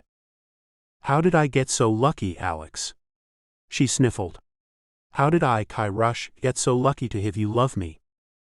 I'm the lucky one, I whispered, then kissed her softly. It's Tabby and me who got lucky when you came into our lives. They weren't miserable lives, but empty. The moment you came into our home, you brought something. And it grew until it filled this entire mansion with love.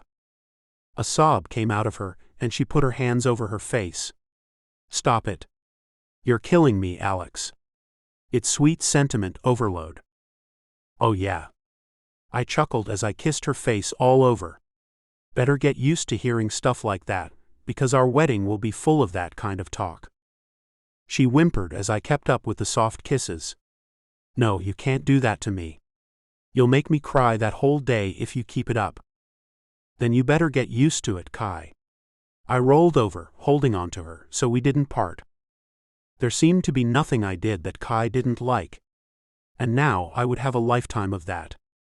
A lifetime of being with the woman who made me smile, with the simplest of gestures. A lifetime of being with a woman who loved my child. A lifetime of being with a woman I felt connected to so profoundly, I could feel it in my soul. When I met Rochelle, I knew I loved her at first sight. But even with that kind of love, I never felt as if we were soulmates. Kai and I slipped into that kind of feeling. It hadn't always been there, we found it along the way somehow. I couldn't even pinpoint when that occurred. You're about to make me come, Alex, Kai panted as I sucked her delicious tit. Looking into her eyes, I thanked God silently for sending her to me that fateful day. You are my angel, Kyla Rush. My God-given angel. And I will always treat you as such. She looked at me with teary eyes. I hope this lasts, Alex. I hope this feeling of pure bliss lasts a very long time. I do too.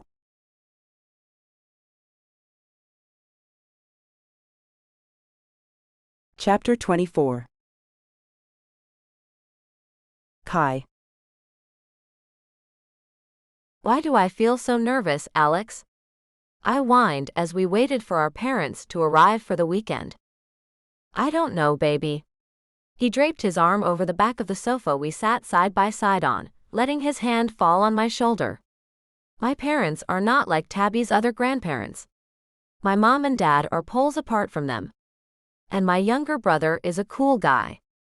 He'll be my best man. I bet he's going to flip. He wasn't your best man at your other wedding. I bit my lower lip to stop it from quivering. I worried a lot about our wedding. I feared it would spark memories for Alex, memories he might not be aware of, and dampen the day. Shaking his head, he looked miffed. No. I didn't pick the best man for that wedding. Claus put his cousin in that spot. And more of the Vanderhavens formed the rest of our wedding party. It wasn't a thing I got a say in, since they paid for the whole thing. My parents and brother felt extremely out of place. They left 5 minutes into the reception. They won't feel out of place at our wedding. It will not be so fancy the love gets lost, you know what I'm saying? I wasn't about to become one of those bridezillas on him. My family and friends, and Alex's too, will feel at ease. I certainly do. He chuckled a little. Would you like to see the wedding album? It's so, what would the best term be for it? Stoic. Alex nodded. Yeah, that's it. Stoic. There are no smiles in the pictures. Smiles are considered silly when a Vanderhaven is being photographed. How horrible. I hope they're not that way with Tabby. I'd hate to think of her being unable to smile whenever she wants to. No, they're not. He kissed my cheek. You think about her a lot, Kai. It's sweet. Moving one hand through my hair, he'd gone into a deep thought. It's like you're her mom already. His blue eyes met mine. After we get married, would you adopt Tabby? Become her real mother? What to say? It felt wrong to push her mother out of that role. We'll see. She's young and may forget about her mother in time, and I honestly don't want that to happen. Adopting her won't mean we'll stop talking about Rochelle as her mother. Alex smiled and kissed my cheek again. You're the most thoughtful and amazing woman I've ever met. It's an honor to be marrying you. The honor is all mine. I kissed him back. So why should I adopt her then? What if something happens to me? He asked as he searched my eyes. Eyes that had gone blurry with tears. Don't say that. I wiped them away quickly. I don't like to think about anything happening to you. I know. His arm moved around my shoulders to pull me closer to him. But things happen. I'd like to know Tabby wouldn't be taken away by her grandparents. If you were her adopted mother, they couldn't. When you put it this way, of course. Right after we're married if you want to. I never wanted to lose Tabby.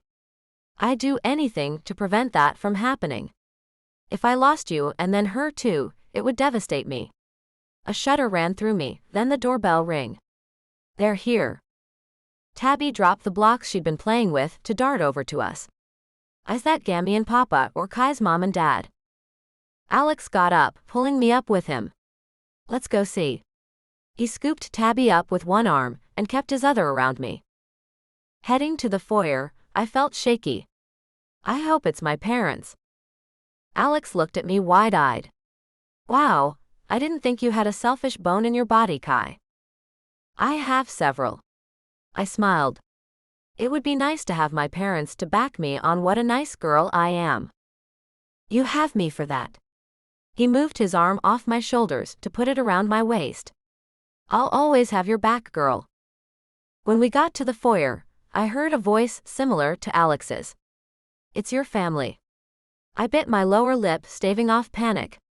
Then I heard my mother's voice, and my heart lifted with happiness.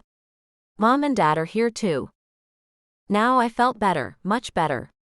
As we came into the foyer, all eyes came to us. No one has been told about our impending nuptials. No one knew others would be there for the weekend too. Not one of them said a word as they entered the lobby. Hey you guys, Alex greeted them. How convenient, you've all shown up at the same time. Let's get the introductions out of the way. Kai, this is my mother, Naomi, Dad's name is Bruce, and that's my younger brother, Andrew. I'm the only one who gets to call him Andy. I followed along, introducing my parents. This is my mom, Susan, and my dad is David. Welcome to our weekend soiree, everyone. Tabby tapped her dad on the shoulder. I want to hug my Gammy and Papa. Sure. Alex put her down, then went to shake my father's hand. It's a pleasure to finally meet you, David. Dad eyed me as he shook Alex's hand. Pleasure to meet you too, Alex. Tabby told us Kai works for you as the governess. So you can imagine my surprise at seeing your arm wrapped around her waist, right? Mom's eyes were glued to the ring on my left hand. Her hands flew to cover her mouth. Then I looked at Alex for what to do next. He was quick to educate them all. Look, Kai and I have been seeing each other for a while now. None of you were aware. And there's more too. Tabby jumped up and down. Can I tell them? Please. I nodded and Alex agreed. Okay, honey, tell them our great news. Tabby's face glowed as she said, we're getting married. She held her arms out as an enormous smile covered her face. We're in love. Hopping up and down, her dress billowed out with each jump. Alex's mother came up to us, reaching out for my hand. May I see the ring? Holding out my hand, she admired the ring. Your son has great taste. He sure does. She looked back at her husband. This rock makes my ring look like something out of a gumball machine, Bruce. You've got to see this. Everyone took turns admiring the ring, but no words of congratulations. What I did hear was my father clearing his throat. Kai, we'd like to have a word with you in private. Looking at Alex, I gathered strength from him before taking my parents to another room to fill them in. With the door closed behind us in the library, I came clean. I didn't tell you guys about Alex and me getting together because I didn't know what you'd say about it. Dad's arms crossed over his chest. He's a bit older than you, Kai. I nodded. Yes, he is. 13 years to be exact. But love knows no age difference, it seems. He's got a kid already, Kai, Mom added. Are you ready to be that girl's mother? Yes. I adore her, Mom. I love her so much. I don't know what I'd do without her. I held my arms out to them. Can I have a hug and to hear the words I've been hoping to hear? I'm marrying a wonderful man. A doctor. A well-heeled one at that. And I love that man with everything in me. Mom's eyes went to Dad's as she said, she's never looked better, David. Maybe this is a good thing. She's always been an old soul. Looking like he lost the battle, Dad conceded, congratulations, Kai. Am I walking you down the aisle? I hugged him. Dad, I'd love nothing more than for you to walk me down the aisle. We're planning this weekend with all of you to have a wedding that will give us a lifetime of memories. Mom started crying and got in on our hug, wrapping her arms around me from behind as I hugged Dad. Oh, my baby girl is getting married. Should I tell them about our baby news? Nah, I don't want to jinx it. So let's give Alex congrats too. Leading them to the living area, I heard them gasp as we entered the grand room. Mom whispered, this is so lovely. Dad looked around. So much leather. Yeah, Alex likes his leather furnishings, all right. I led them over to where Alex and his family sat. Before I could take a seat though, his mother and father stood as his father said, welcome to the family, Kai. His arms closed around me, and I immediately teared up. Thank you, I managed to choke out. His mother took up where his father left off, taking me into her arms. I'm going to have a daughter-in-law. This is so nice. She let me go, then looked me over.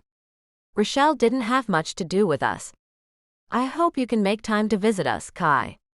I'd love to have a better relationship with you. Mom, Alex's brother hissed. Not cool. Andrew was a few inches shorter than Alex but just about as attractive. The girls at the wedding would be all over him. I intend to make sure he'd be available for all that female attention. So you're Alex's little bro, Andrew. I reached out to shake his hand, and he pulled me in for a hug instead. No way. You get over here and hug me. He laughed as he let me go. Rochelle didn't have much use for me either. I hope we can be close, Kai. I really do. Me too. I liked them already. So are you single, Andrew? At the moment, I'm between girls. He smiled. Why, you got a friend?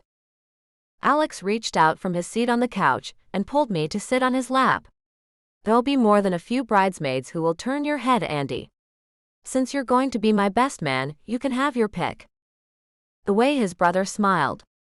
He was shocked. You want me to be your best man? Me. Alex nodded. Please say yes. Heck yes. His fist shot up in the air.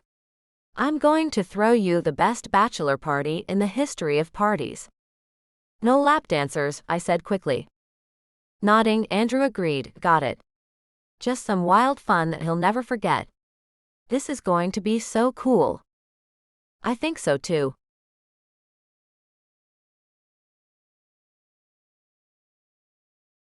Chapter 25. Alex. We set a date for a month from that Saturday. Bella Luna Farms on the outskirts of town had a unanimous vote. Securing a date at the chosen venue, only a month away, seemed daunting. Cherry, the event manager of Bella Luna, checked her computer, shaking her head as Saturday after Saturday was booked. No. There is no way in the world to get you in this coming month. The same date is available next year, though. She smiled at me, pulling her glasses off and then laying them on the desk. How about that? Shaking my head, it wasn't the date we settled on. See, I've already promised my fiancé we'd get married quickly. We're already trying for a baby. I don't want the baby to come before the marriage. Call me old-fashioned, but that's just the kind of man I am. Cherry just shook her head. That's respectable of you, Dr. Arlen, but all of our spaces are full. Our wedding party is only 50 people, Cherry. I thought of the grove of pines I passed on the way in. What about the small grove of pine trees? We don't provide wedding services there. She shook her head once more. We have nothing for your guests to sit on. We call that area Squirrel Hill. I can pay you whatever you want for that area to accommodate our party. That would give you one more venue. Tapping her fingernails on the desk, she contemplated my offer. That would cost you, Doc. Give me a figure, Cherry. See if I blink. She had no clue about my financial status. Our fee isn't economic in the first place, she let me know.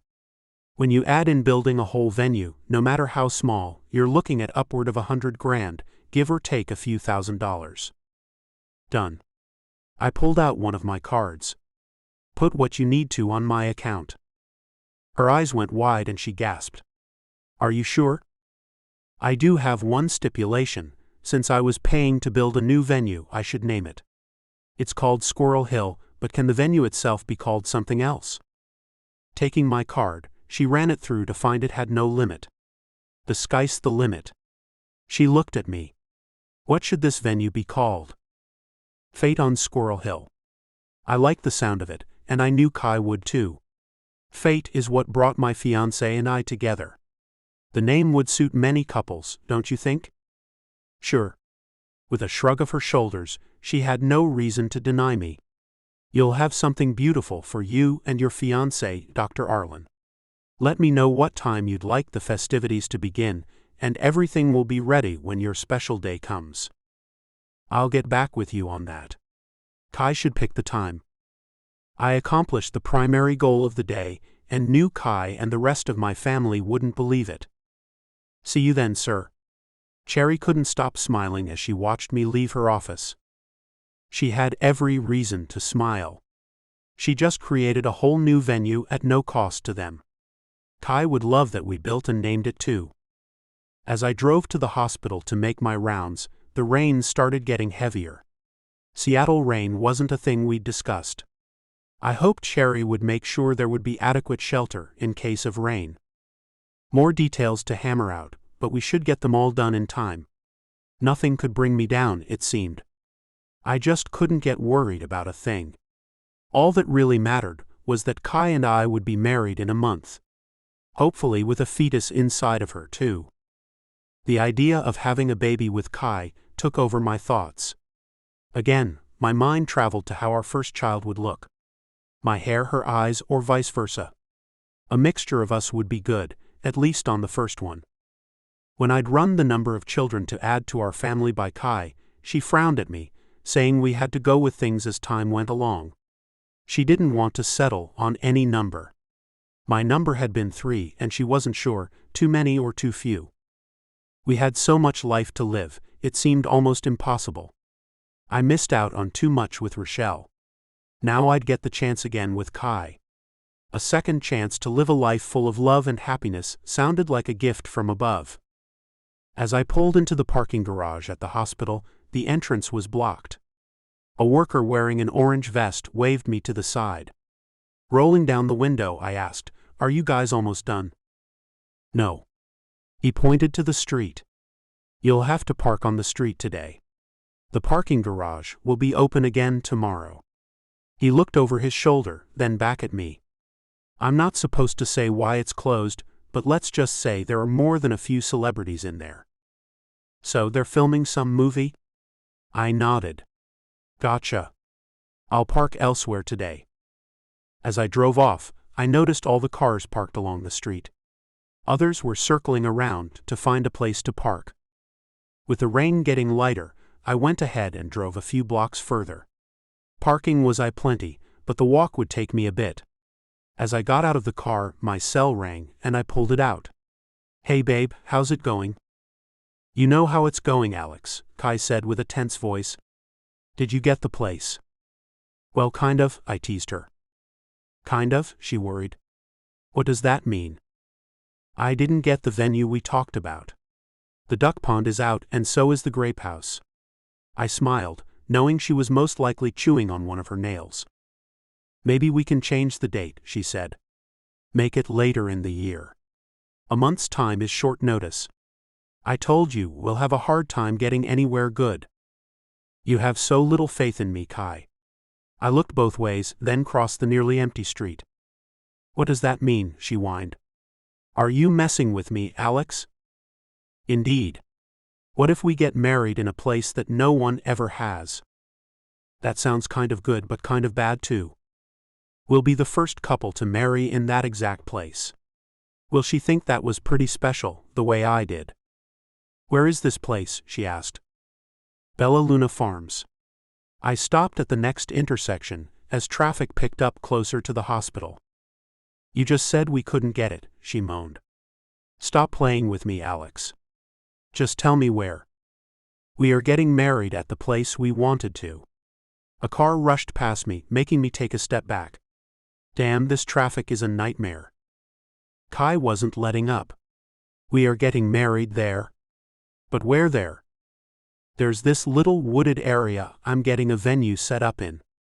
We'll be the first couple to get married right in that spot." I hoped she liked the name I'd picked out. I named it Fate on Squirrel Hill. She mulled it over. "That's kind of cool." More cars sped by, and I looked down the street to see if there was anywhere I could cross the busy street that had a stoplight at it, but saw nothing. "I think fate brought us together, that's how I came up with it." "Aw, that's so sweet, babe." "What are you doing now?" she asked. "Trying my best to get to the hospital, but this traffic is horrible." I looked up the street to find a safe place to cross, and saw some people waiting on the sidewalk. There must be a traffic light there, and I headed in that direction. "Traffic?" Kai asked. "You always use the parking garage." "What traffic?" "It's closed." I sped up a bit as people were moving, and figured the light must have changed as the cars stopped too. "Apparently, they're filming in there right now." "Oh yeah?" she squealed. "Johnny Depp's in town. I heard that on the news this morning." "How cool." "Johnny Depp, huh?" I caught up to where the people had crossed and saw the sign was still showing, telling me I could cross. "That is cool. I'll see you later, baby. Kiss my little princess for me. I love you, bye." "I love you too. Bye, my hunk of a man." Ending the call, I put the cell in my pocket, then heard the sound of an engine revving. Picking up my already fast pace, I still had half the street to go before getting safely to the other side. Damn. I hate crossing streets. I got uneasy anytime I had to cross streets. And to be left in the middle of one with so many cars on either side had my anxiety heightened. Just as my foot touched the curb, the sound of that same engine revved up again. When I turned to look, I saw only yellow before it all went black.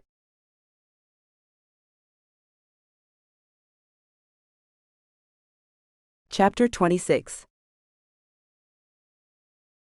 Kai. Pulling up the website for Bella Luna Farms, Tabby and I looked at the map on the screen to see where her daddy set things up for us. "Oh, right here, Tabby." I pointed to where the trees were and saw they called it Squirrel Hill. "This is where your daddy and I will get married." "In the trees?" she asked as she looked at me questioningly. "Where squirrels live." She shook her head. "Nope. I don't like it." Trying to convince a 3-year-old her daddy had excellent taste, I said, "Daddy said they'll build something that we can get married in. I'm sure it'll be something wonderful." Her tiny forehead wrinkled as she squinted her eyes and seemed to be deep in thought. Finally, she nodded. "Yes." Her arms wrapped around me, then her lips pressed against my cheek. "I want to call you Mommy, Kai."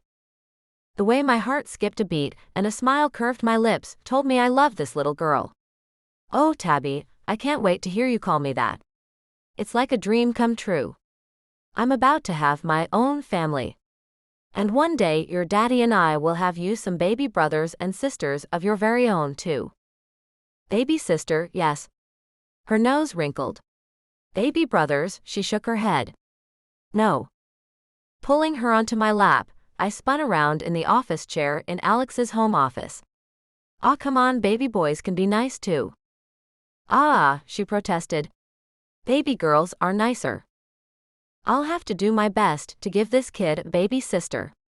Either give her a baby sister, or make Tabby think she really wanted a baby brother. When the time comes, I'm sure you'll be happy with whatever we have." I bounced her on my knee. "Right?" She laughed as her head shook once more. "No." "Oh hell." Deciding to change the subject, I turned back to the computer. "Help me pick out a flower girl dress for you." "Yes."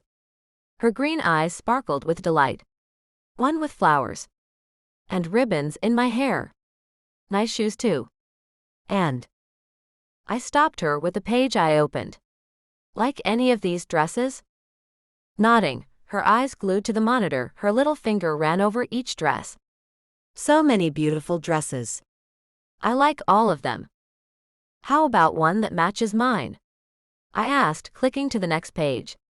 "That way we can both look like brides." "I like that." We found the dress at the same time. "That one." "I agree." I clicked it, got one in her size, then clicked the order button. The dress is on its way. Now the shoes. The way she looked at me with arched brows nearly made me laugh as she asked, "Can I wear high heels?" Kissing the tip of her cute little nose, "No way, little lady. Only flats for you. They'll be very pretty and comfortable. You'll have to wear them all day. You won't want them to be uncomfortable." I smiled. "I'm wearing flats too. I don't care what Carla says about wearing heels on your wedding day." Tabby nodded. "Yeah, we like to be comfortable." Already she followed my fashion lead. Comfort over beauty had become my motto since working with Carla concerning the bridal fashions. If one searches hard enough, one can find beauty and comfort in one. Tabby nodded. "Yeah. We like comfort." I found shoes that had small red roses on the toes. "Oh, Tabby. Look at these." The way her face lit up made my heart skip a beat. "They're so pretty. Can I have them? Please." "They'll look adorable with the dress." I clicked the button and made the purchase. "Shopping with you is easy, Tabby." "And fun," she said, nodding. "When's Daddy coming home? I want to show him my dress. We should do something sweet to include her even more than just as a flower girl. How can we include her in the ceremony? Tabby should feel a part of us. All us should feel like a real family." Taking a second, I looked up to give a silent prayer. thanking God and anyone else up there who might have had something to do with the love we had. Tabby put her hands on either side of my face. Kai, when's Daddy coming home? Blinking at her, I came out of my prayer. I'm not sure. He has rounds to make. He'll be here in time to see your dress and shoes before you go to bed. Don't worry about that. I got up, carrying her with me. What do you say we get a healthy snack and read a book while we eat it? Grapes. She smiled at me as she took a lock of my hair, twirling it around her finger. And tropical punch too. Sounds good to me. I had a craving for peanut butter and bananas that had come out of nowhere. I'll see if Rudy will make me something too. This craving just snuck up on me. What's a craving? Tabby asked as I pushed open the kitchen door. Rudy heard her. A craving is when a person really wants a particular food. And who's craving what? I raised my hand as I sat Tabby on a bar stool at the island in the middle of the kitchen. It's me. It's peanut butter with slices of bananas. On bread? He asked as he headed to the pantry to get the things. No. Just a spoonful of peanut butter and one sliced banana. That'll be good. Tabby piped up, I want grapes, please. And tropical punch too, Mr. Rudy. You're in for a treat, he said. I've made fresh tropical punch this morning. A pineapple, 2 oranges, a mango, a peach, and strawberries. This might be my best tropical punch ever. It sounded like that too. Yummy. I can't wait to try it. Running my hand through Tabby's blonde hair, I let her know how lucky she was to have such a great chef taking care of our nutrition. We're lucky to have what we have, Tabby. Looking confused, she asked, what do we have? Chef Rudy. I looked over and gave him a smile. He makes sure we get lots of healthy things to eat and drink. And they all taste great too. Yes, Tabby said as she nodded. And they're pretty too. She pointed to the way he was cutting the banana. Banana roses, Kai. Rudy, you don't have to go to all that trouble. He didn't have to make me a 5-star snack. It's no trouble at all. He proved that as he finished making our snacks in record time. See? What can't you do? I asked him in amazement. Lots of things. He put the plates in front of us. Like mowing the lawn or cleaning gutters. But in the kitchen, I am a star. You are a star. Tabby agreed. Thank you, Mr. Rudy. You are most welcome, Miss Tabby. He looked at me as I used a tiny fork to eat my snack with. And how do you like that, Miss Kai? I'm missing something. I can't put my finger on it, but it needs more. It just wasn't hitting the spot for me. But Rudy did. He went to the pantry and came out with a jar of honey. Allow me to drizzle some of this on top. I do believe you will find what's been missing. One bite told me he was right. Yes. Oh yeah. This is what I wanted. You're a mind reader. I just know what foods pair well. He put our glasses of punch in front of us. Enjoy your snacks, ladies. I need to go to the market for tonight's dinner. Beef Wellington is the main course. I'd heard of that, but had no idea what it really was. Rudy, what's in beef Wellington? Filet mignon, and I make a pâté of grilled red onions and portobello mushrooms, he explained. It's wrapped up in a crescent roll type of dough. Tabby's eyes went wide. Like a pie with meat. Sort of. He shrugged. It's a bit fancier than a meat pie, though. It sounds delicious, I said as my stomach grumbled, and I put my hand over it as my cheeks heated with embarrassment. Oh. Seems my tummy thinks so too. He left us alone, chuckling all the way out. Then the house phone rang and my heart stopped. Only the Vanderhavens called on that line, at least since I lived here anyway. I tried not to look nervous as we ate our snacks. Chloe would answer the call, she always did. My other fingers were crossed, and I offered a prayer that it would be a sales call. When Chloe's voice drifted into the kitchen, Kai, a knot formed in my stomach. Darn it. I got up, and Tabby looked at me with confusion. I've got to take this call, Tabby. Can Chloe sit with you for a moment? Okay. Tabby went on, eating her grapes that Rudy cut in halves. Chloe met me at the door. Kai, it's for you. I'll watch after Tabby while you take the call. Please, I said, then looked out the door. Where is the phone? She handed me the cordless phone out of her apron pocket. You can use the other room if you'd like. Expecting Tabby's grandparents on the other end of the line, I nodded. Good idea. Walking out after closing the door, I said, Kai here. Kai, this is Dr. Reagan Dawson at St. Christopher's. Is someone there to watch Alex's daughter? The housekeeper is here. I felt odd and sat on the nearest chair. Is everything okay? No, came her soft reply. Alex was in an accident. I stopped breathing. No. She went on, I'm afraid so. You should come down here to the emergency room. They'll bring you to us. Is he? A lump formed in my throat. Tell the driver to bring you down here. Don't drive yourself, she recommended. You'll hear everything when you get down here. Numbness washed over me. Okay. Please don't die, Alex.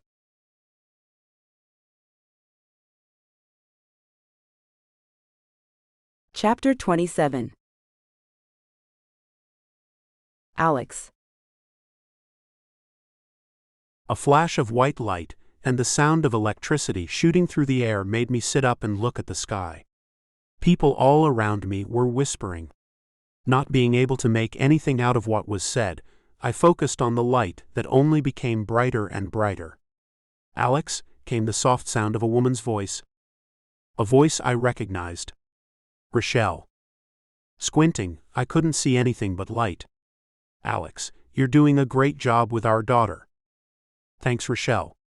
I put my hand above my eyes to try to shield some of the light to catch a glimpse of my deceased wife. And then it hit me. Rochelle is dead.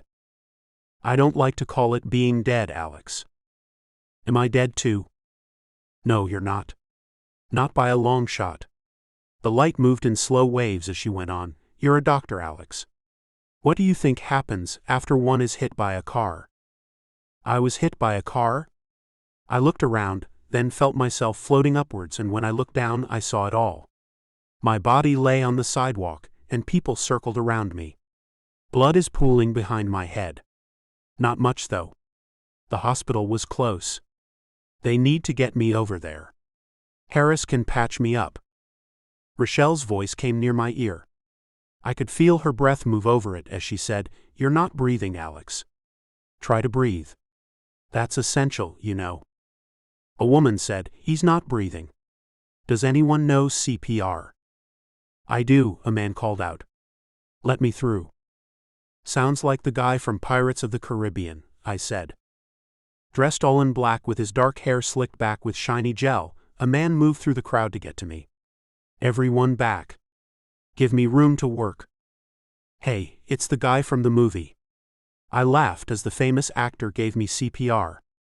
Then, I wasn't floating anymore. I was on the hard ground, the light was gone, and raindrops were falling on my face. And there loomed the man who'd saved me. Hey, Johnny Depp. He looked around, stunned. Oh no. I'm not him. I'm his stunt double. He got up and looked at me.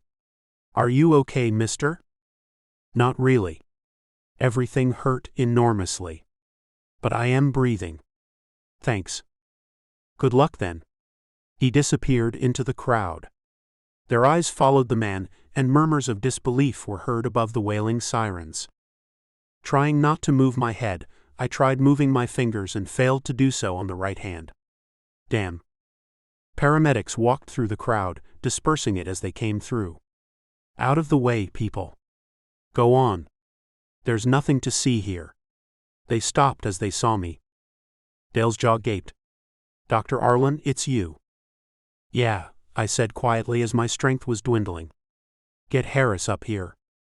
I can't move my fingers on the right hand. Things began to fade as they moved me to the gurney. Pressure on back of head. We've got you, Doc, Dale told me as they put me into the back of the ambulance. Take it easy. I'll make sure Dr. Dawson is ready for you. Being moved had really taken a toll on me, and I must have gone out for a while. When I woke back up, there were lights in my eyes. Harris' eyes and other sets of eyes were on mine. "Hi, Alex," he said. "You cracked your skull. So you shaved my head. I'll look dim-witted in my wedding photos now." "You look great. Only the back was shaved." He looked at the nurse who assisted him. "Watch his toes and tell me if the left big toe moves." Being under the knife during brain surgery wasn't done under anesthesia. Well, not the kind that knocks you out anyway. Lucky for me, I didn't freak out when someone was doing surgery on me. "It did, doctor," the nurse said. "I felt it move, but I didn't think about moving it," I told them. "And I'd like to add that my body feels nice and warm. Cozy. I believe I am thinking rationally.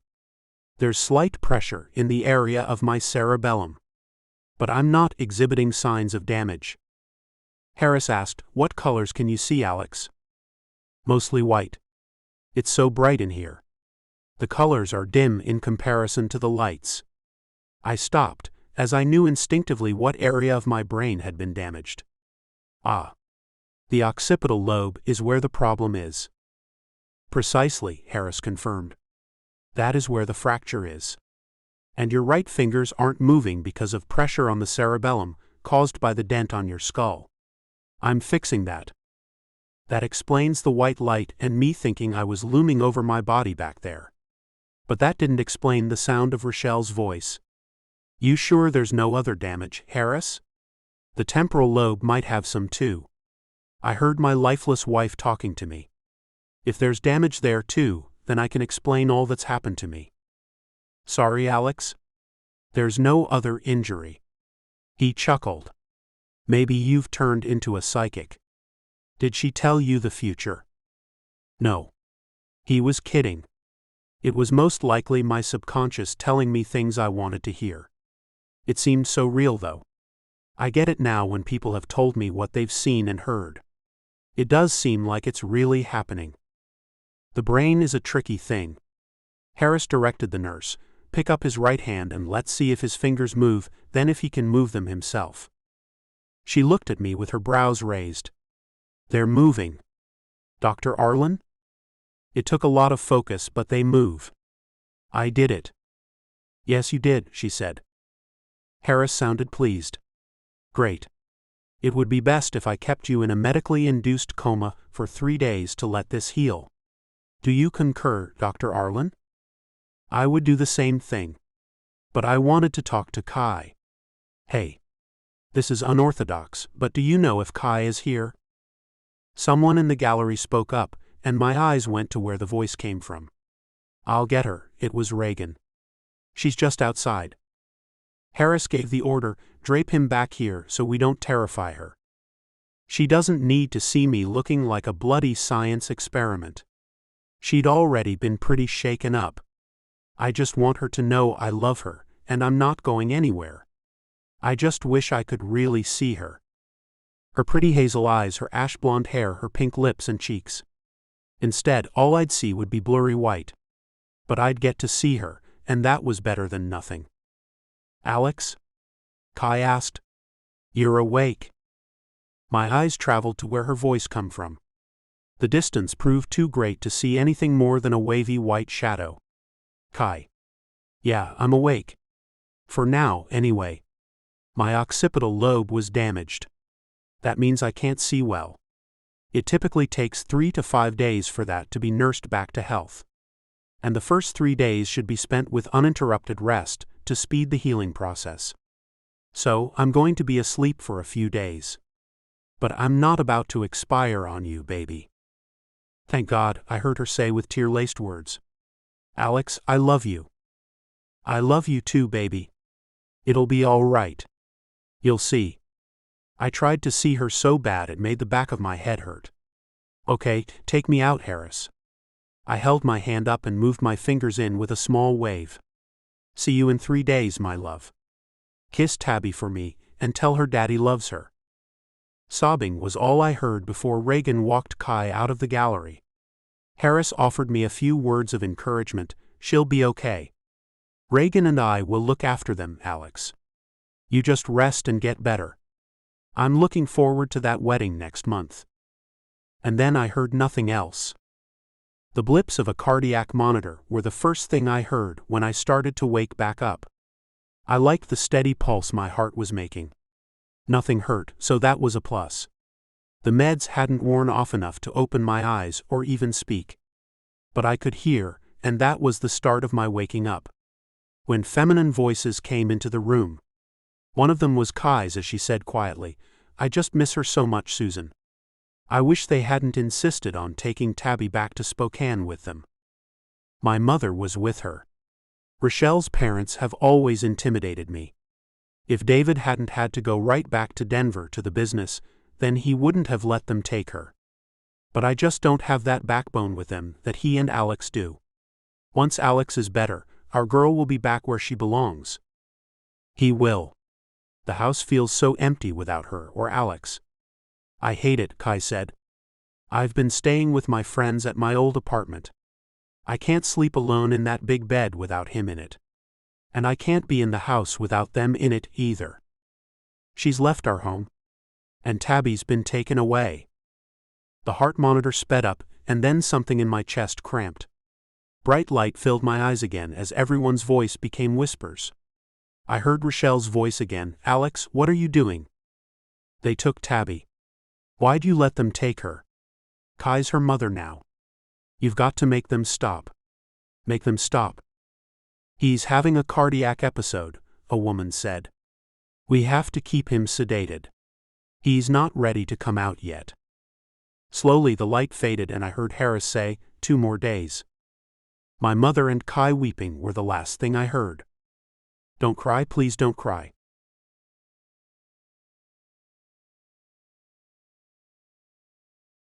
Chapter 28. Kai. Carla stared at me as I sat on the sofa, trying to stop crying. "Come on, Kai. He's going to be all right. They said there was no damage to his heart. They just tried to pull him out of the medically induced coma too soon." "Yeah, but this scares me, Carla." She didn't understand what Alex's accident did to me. "I can see it all very clearly now. Alex could die. If not today, then one day. I will lose him one day, and that pain is unbearable." "What the hell are you saying, Kai?" Carla asked me as she handed me more tissues. I'd been doing little else than thinking about what losing Alex and Tabby would be like.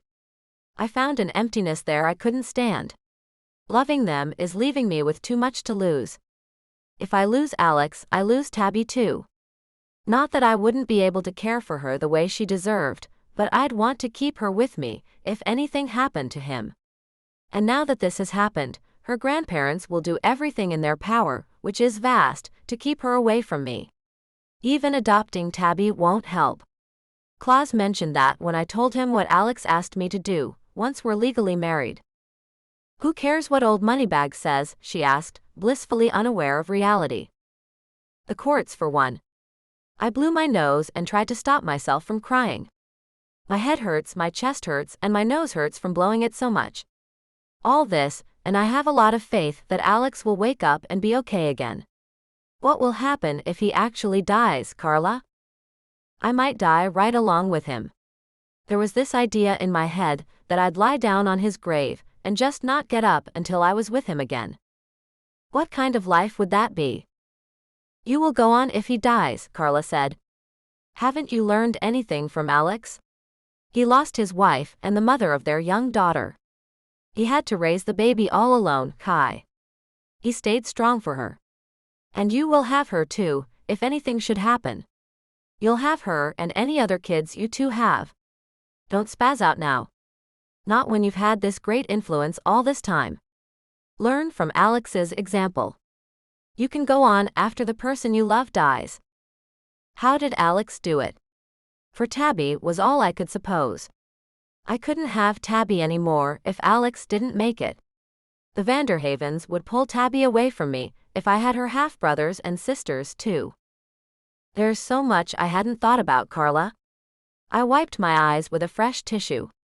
There is more to lose by marrying Alex than there is to gain. That's just insane. She got up and threw her hands in the air. That man is smart, sweet, and from what you've told me, fantastic in the sack. Let's add in the fact he adores you, gives you more than you ever asked for, and have you ever seen a man that attractive before? She shook her head to emphasize her point. No. You have not. But the hold he has on my heart is scary. I blew my nose, then winced with pain since it had become chapped. And Tabby has the same hold. I'm lost without them, Carla. A few months ago I didn't even know them, and now they've got their claws all up in my heart, and I think even in my soul. If Alex dies, not only will his claws rip my heart to shreds, Tabby's will too, when I no longer have her in my life either. It's a lose-lose issue. Can't you see that? Kai, every time you take a step, do you know the chances of you tripping and falling are like 80%? She was trying to help, but now she was just coming up with the most random stuff. You're making that up. You can't possibly know the percentage for that. And sure, when you walk, you might fall, okay? Skinned-up knees don't hurt like this does. This, I pounded my chest, this is worse than a knife being plunged into your heart 1,000 times. I can't believe the pain, and I am not even dying. How bad must a heart attack must hurt if this isn't killing me? She had no idea how much everything hurt me. My stomach ached all the time. My chest hurt more than anything else, but even my arms and legs ached. It didn't seem possible for my emotions to have this much effect on my body. But it was all very authentic. Maybe, ask one of those doctors at the hospital to help you out, Kai. Carla cocked one brow at me. Get something to calm yourself down. Pills? I asked her with disgust. Yes, pills, Kai. Her eyes rolled. People need help sometimes. It's not like you're going to pop Xanax all the time. You just need to calm down right now. You're saying your chest hurts. What if something is really going on? Get it checked out. Having a heart attack at 22 isn't out of the realm of possibility. Clutching my chest, I wondered if she's right. Reagan is a cardiologist. Maybe she could see me. Sitting perfectly still, I tried to listen to my heart. Am I making myself sick on purpose? Would I actually die if Alex did? You should totes ask for her help, Kai. Carla got up and went to the kitchen, coming back with a glass of wine. Drink this for now. You need to chill out. I took the glass from her and took a drink. I've got so much to think about. Love might be too much for me. At least right now, it might.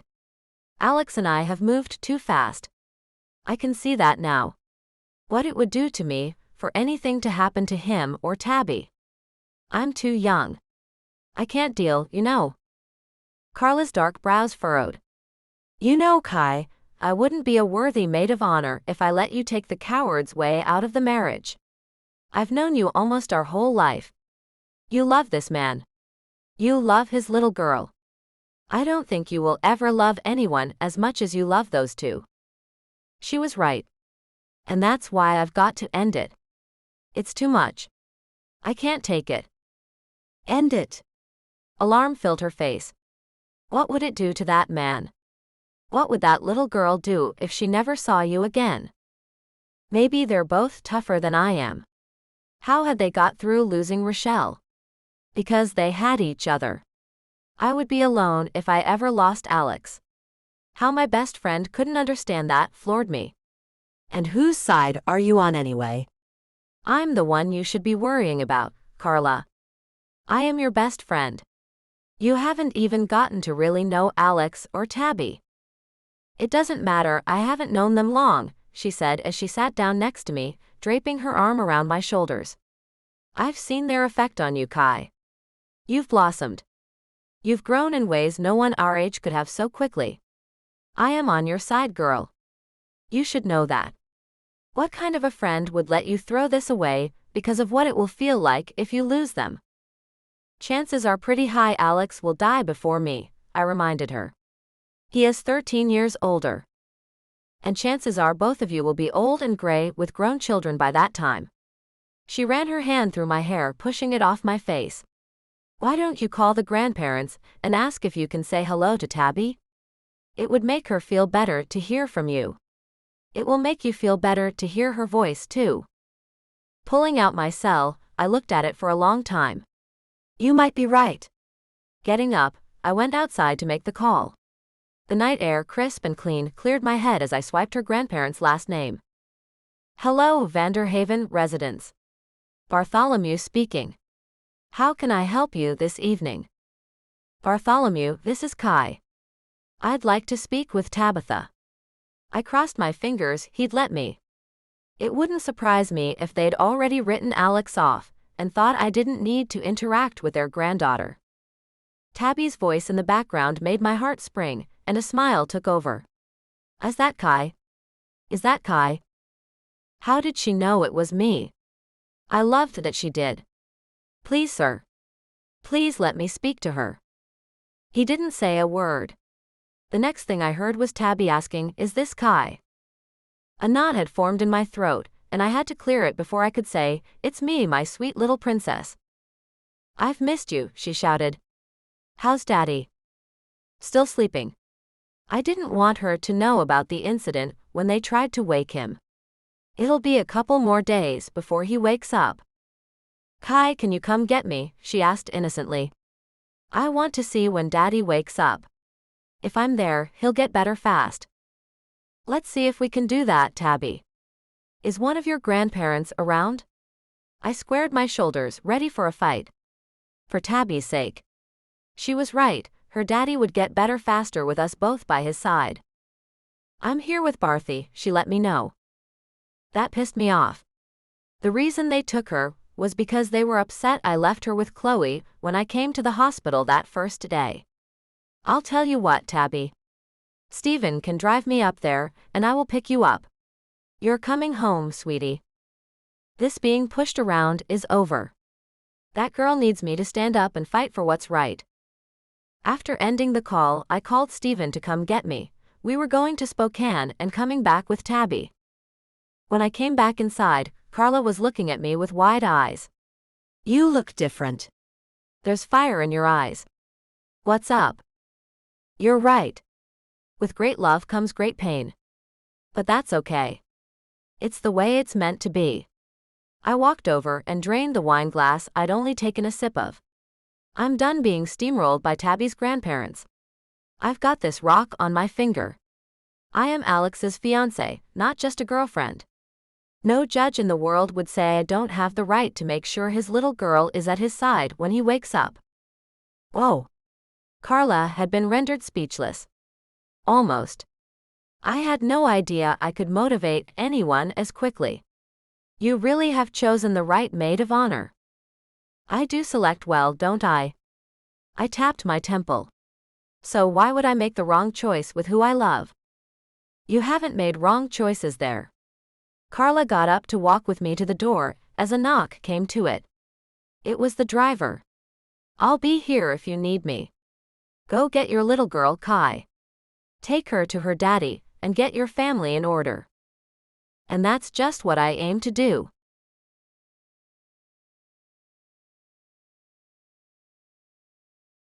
Chapter 29. Alex. Lying in bed, so dark I couldn't see a thing, the sound of breathing came from beside me. As my eyes adjusted to the darkness, I found myself back in my home in Spokane, Rochelle by my side. Her soft blonde hair splayed out over the white pillowcase her pretty head rested on. Rochelle. I reached out to touch her, then her body disappeared. Emptiness took her place, a vast hole that left me feeling sick and alone.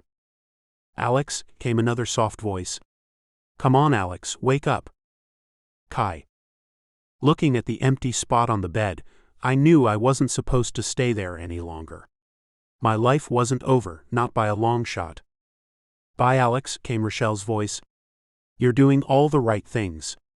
Go live your life and love like you might never see tomorrow. I wish I would have lived my life that way. I did love you, Alex. Even though I rarely said the words. I know you did, I whispered. I loved you too. I didn't say the words a lot either. But I've learned from that. I let Tabby know I love her every day. I'll never stop. Alex, come on, babe. It's me, Kai. I love you. I want to see those beautiful blue eyes of yours. Open them up for us. Please, Daddy. Tabby's here. Although not easy, my will had me opening my eyes. And there were my two girls, with smiles on their faces and tears in Kai's eyes. I croaked out with a hoarse voice. Not using it in a few days made it sound odd and unfamiliar. Tabby looked stunned.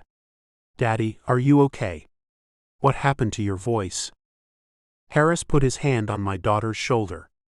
He hasn't spoken in 5 days, Tabby. It'll take time for his vocal cords to get back into shape. He'll be talking like your daddy before you know it. Kai wouldn't let go of my hand, and I felt the pressure. Missed you, I whispered. It felt better to whisper than to speak normally. Missed you more? She pulled my hand up to kiss it. I'm so pleased you're awake. Looking at Tabby, I remembered talk that her grandparents had her. If that memory was correct, then how did Kai manage to get her back? So many questions, but my voice just wasn't up to it yet. Jello? Harris nodded. I'll get that. Some warm broth will help too. Not to worry, Alex. Looking at Kai, he took the hint. Hey, Tabby, do you want to come with me to get your dad something to soothe his throat? Yes. Tabby took Harris' hand, and he led her out of the room, leaving Kai and me alone. Kai leaned over, kissing my forehead. You scared me. Try not to do that. I nodded. Seeing her with my recovered senses made my heart swell. I'll try. You're so beautiful. I love you so much. Wiping her eyes with the back of her hand, she sniffled. This will be the last of the tears, Alex. Now that you're awake and on the road to recovery, I've made a vow to stop all the crying. You've made it through the hardest part, you'll make it home for certain. I remembered her saying she left our home. You heard that? She looked peculiar. You knew I left. I nodded. I'm glad you came back. That's your home, Kai. It didn't feel like it without you or Tabby in it. She gripped my hand. By the way, we never have to lose sleep about the Vanderhavens taking Tabby away if anything happens to you. I straightened them out. I couldn't believe it. You did what? She smiled. They took Tabby when they came to see you here. The fact I left Tabby with Chloe to come here made them angry, and they took her back to Spokane, telling me they will not bring her home until you were there too. And they went so far as to say if you didn't come home, neither would she. I hated that Kai and Tabby had gone through that. I'll fix that. She shook her head. You don't have to. When I talked to Tabby on the phone, they were going about their lives as usual, and Tabby was with their butler. So Stephen took me there, and I got our kid. She called Tabby ours. I love you so much. I love you too. And I love Tabby too. I'm her mother. I don't care if we aren't officially married yet. I don't care if she's not yet legally adopted. She is mine. I love her with all of my heart. I'm her mother, in almost every sense of the word. I wasn't about to leave her there. She needed to be with you as much as I did. I needed her too. Her voice is what made me open my eyes. Thank you. Kai had taken on the Vanderhavens and won. It wasn't that much of a fight. Kai ran her hand over my cheek. When I approached them with reasonable words that I wasn't just their granddaughter's babysitter, I was her mother in all the ways that mattered. And seeing the way Tabby clung to me, they knew I wasn't lying. They were finally convinced. You're amazing. At times, even I had a tough time standing up to them. Pulling her to me, I wrapped my arms around her. Thank you for coming into our lives. Thank you for being you, Kai. Stop it. She kissed my cheek before pulling herself out of my arms to wipe more tears out of her eyes. You're making me cry again. I'm breaking my vow. Looking at her, I made the right decision by asking her to marry me. No one could be more perfect for Tabby and me. Reaching out, I put my hand on her flat stomach. Have you checked to see if you're pregnant yet? She shook her head. Not without you, Alex. I wouldn't do that without you being there. My eyes went to the bathroom. Do it now. I'll have to buy a test. She looked at me with glistening eyes. I am a few days late. That might just be due to stress, though. It might. I nodded. But it might not. I wanted to know if she was pregnant. My patience wasn't functioning the way it normally did. Please get a test, then come back. I have to know one way or the other. I'll leave once they get back. She looked over her shoulder. What about Tabby? She's fine here with me. The nurses around can help out. Don't wait. Go now. What was wrong with me? But I couldn't stop thinking about the baby. With a kiss goodbye, Kai left and I watched her go, knowing our love would stand the test of time. Rochelle was gone. No one could ever bring her back. She hadn't really visited me. It was all in my injured brain. But it felt good to think so, and that she'd told me to love like there'd be no tomorrow. Maybe that was why I lacked patience. I didn't know if tomorrow would come, and wanted to experience everything as soon as I could. Harris and Tabby came back and Tabby asked, "Where's Kai?" "I sent her on an errand," I told her. Harris pulled the table over to me, putting the jello on it. "Do you think you can feed yourself?" I moved my arm up to rest it on the table, but it took a lot. Man, this is difficult. Tabby hopped up on the bed and took the spoon. "I'll feed you, Daddy. Don't worry." Tears were burning the backs of my eyes, and the sentiment wasn't lost on Harris either as he used his fingers to hold back tears that had sprung in his eyes. "Oh hell." He shook his head. "I'll leave you two alone. Push the button if you need anything." "Open wide, Daddy," Tabby said as she scooped the green stuff out of the container. "It's good for you." I took the bite, trying not to cry with each spoonful she gave me. But it wasn't easy. And when a tear slipped out, I saw the odd look in her eyes. "Daddy's just happy to see you, Tabby." She shrugged. "Oh, okay. I missed you so much." She put another bite into my mouth. "Kai got me. I was so happy. Kai told me you were sleeping." Kai came back into the room, a small brown bag in her hand. She held it up. "Got it." Her eyes moved over Tabby and I, "Helping Daddy eat, Tabby?" "Yes." "His hands aren't working," she smiled. "I'm a big helper." "Yes, you are." Kai looked at me with a huge smile. "Here it goes then. Soon we'll know if we've done the job or have to get back at." I nodded as Tabby gave me another bite. "In a few minutes, we'll know if I'm going to be a daddy again."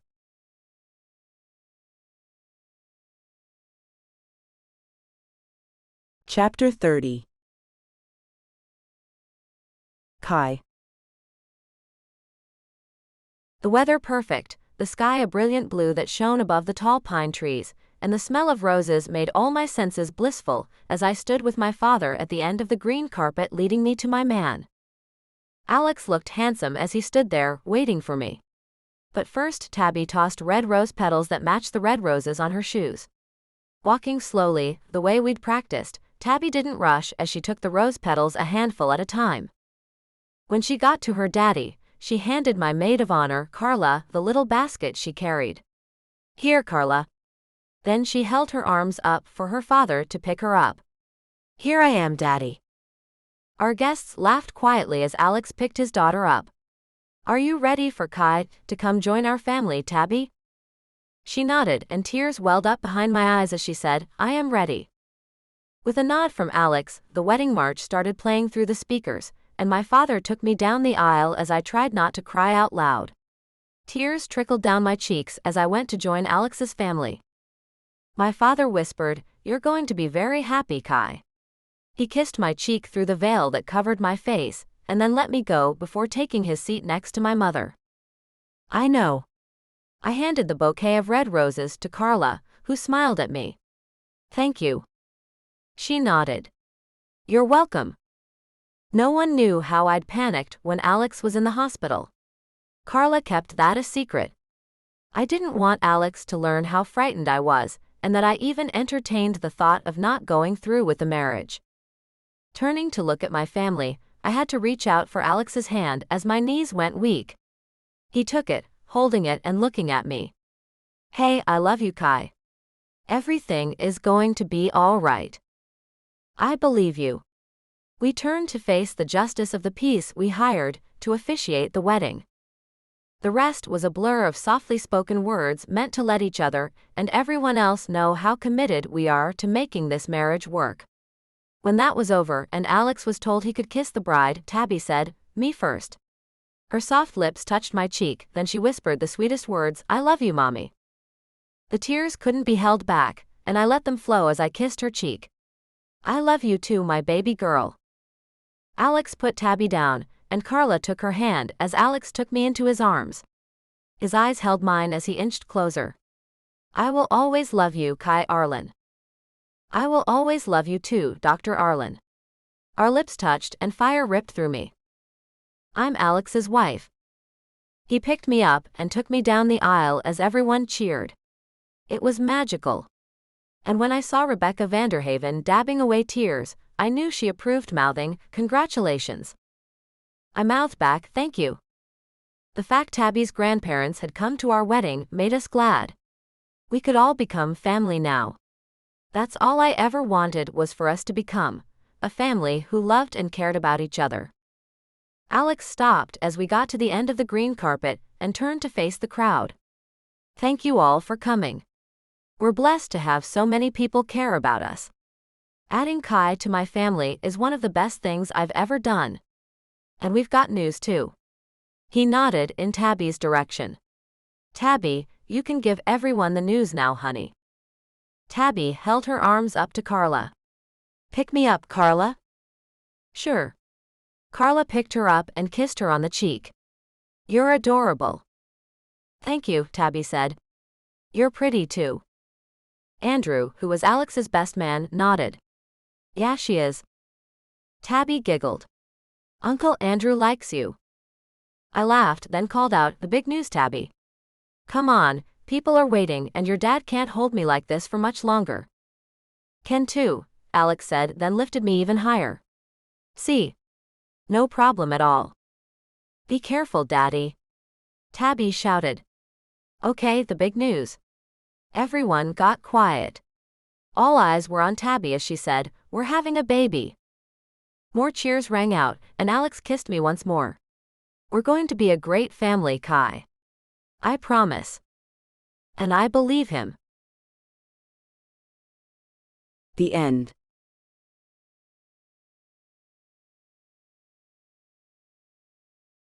Doctor's Nanny Extended Epilogue.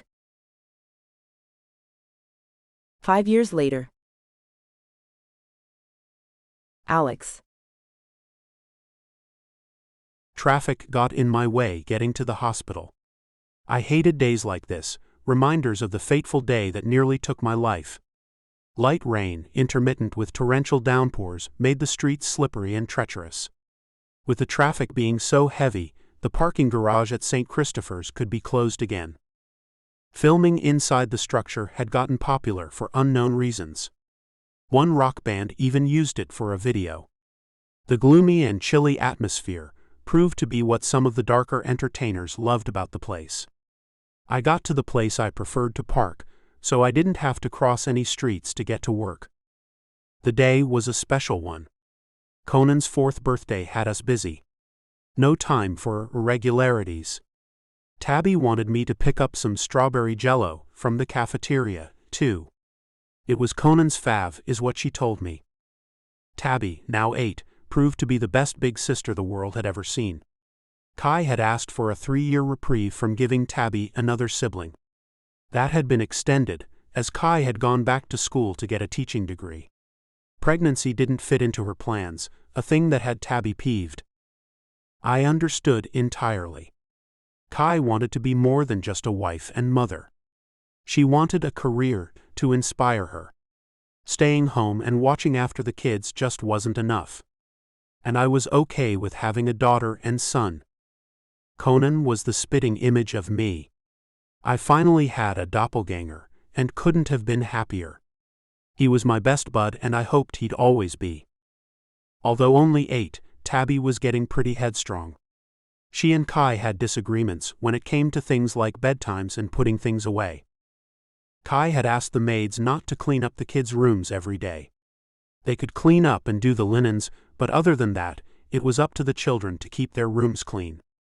She said it would make them appreciate things more if they did some chores.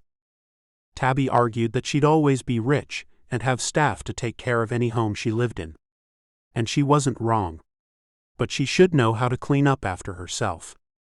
I played referee between the two. Tabby noticed I always took Kai's side on things. That had put a small rift between us. She thought I should take her side once in a while. Only that Tabby was never on the right side of a disagreement. The Vanderhaven in my daughter was starting to show a lot more. I never counted on that. Kai had been her mother for a lot longer than Rochelle. I thought Kai would rub off on Tabby and round out those blunt edges. I was wrong. As I pulled up to the entrance of the garage, a man was standing outside of the roped-off opening. He waved me on by, and I sighed heavily, knowing I'd have to park on the street once again. Running my hand over the scar on the back of my head, I intensely recalled the accident, the sound of an engine revving, the yellow flash that came toward me, the face of the actor who breathed life back into me. Pulling up to a stop, parking by the curb 3 streets over, I held the steering wheel tightly. No matter how much therapy I had, the PTSD from the accident proved tough to control. My palms began to sweat. My breathing became irregular. My head began to pound, as if I'd been struck all over again. It's not real. Closing my eyes, I couldn't stop the progression of events that occurred. The blackness surrounded my mind, taking me down and back to that time. Then my cell rang, and I opened my eyes, making the memory fade away. Looking at the screen, I saw it was Kai. "Thank God you called, baby." "Happy I could make your day," Kai quipped. "And why are you thanking God?" I was spiraling. "It's raining." I took a deep breath, trying to stop my heart from pounding so hard it hurt. "The parking garage is closed again." "Steven should have taken you, Alex." Kai didn't understand when I didn't get the driver to take me to work on days like this.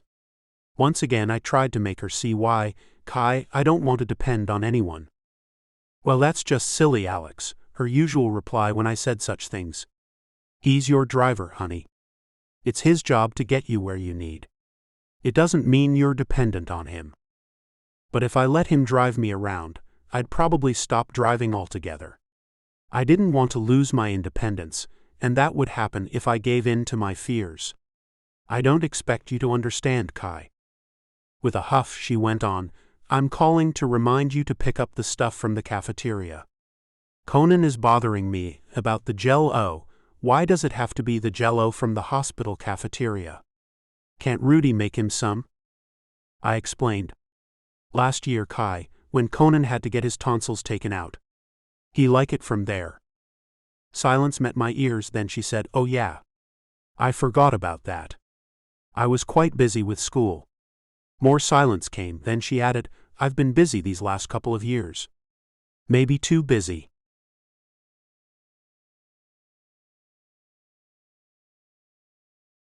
Kai. Looking out my bedroom window, I watch the rain fall in sheets. Gray, dreary skies all day long, at least that's what the weather forecaster said on the morning news.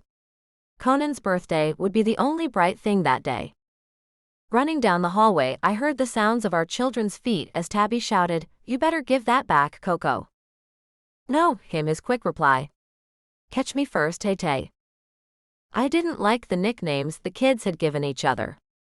"Can we use proper names?" I headed, to prevent them from tearing the house down. Getting ahead of the rogues, I stopped them, making Conan whine, "Aw, Mom. We're just playing." Tabby grabbed the hairbrush out of her little brother's hand. "Got it." Wagging her finger in his face, she reprimanded him, "You're not supposed to take things that aren't yours, Coco." What if I came to your room and took your toy train? Better not. Conan shouted, then looked at me. Mom, she better not. Grandpa gave me that. Stop taking her things if you don't want her to take yours. I put my arm around Tabby's shoulders, as she nodded in agreement. It felt good to be on her side for a change. We butted our heads more than we were ever on the same side with most subjects. Thanks, Mom, Tabby said with a smile. She waved her hairbrush through the air. And this is special to me, Coco. It was my mother's. The hairbrush Tabby used since I'd known her was her mother's? Tabby, why haven't you ever told me that before? Shrugging, she looked up at me. I guess because I didn't think about it until Coco brought up why the train is special to him. Conan looked at the floor. Tay-Tay, I'm sorry. I was just teasing you. I won't take it again. Our son cared a lot about his sister, and it made him sad any time he thought how she lost her biological mother. I ran my hand over his dark hair. How about we don't take each other's things, huh? He nodded. I'm excited and want my party. I'm bored too. Can't we do something before the party starts? And when's Dad coming home with my Jell-O? I just got off the phone with him. He's not even at the hospital yet to get it. I had no idea how long Alex would be that day. It's too rainy to go out today. Maybe we can do something here. How about we head to the home theater and see what we can find to watch? The new Jungle Book movie is out now. Tabby clapped and hopped up and down, making her blonde curls bounce around her shoulders. Mowgli. Yeah, I want to see that one. Conan had no idea what she was talking about. What's a Mowgli? A boy who was raised by wolves, I told him as we headed down the stairs. His ice blue eyes went wide. How did wolves raise a boy? You'll see. I took his hand and Tabby's as we went to our theater. I was too busy to do much with the kids in the last couple of years. My sights had been set on getting a teaching job, but now I might want to wait. I made a promise to Tabby I'd give her a baby sister. Time had gotten away from me. But now the memory had come up, and I couldn't shake the thoughts. As we sat side by side, me between the kids, I looked at them both. One looked like her mother, the other like his father. No one looked like me. Alex got a great deal of joy out of seeing his look-alike son each day. Maybe I'd been missing out. Maybe the time had come to stop missing out.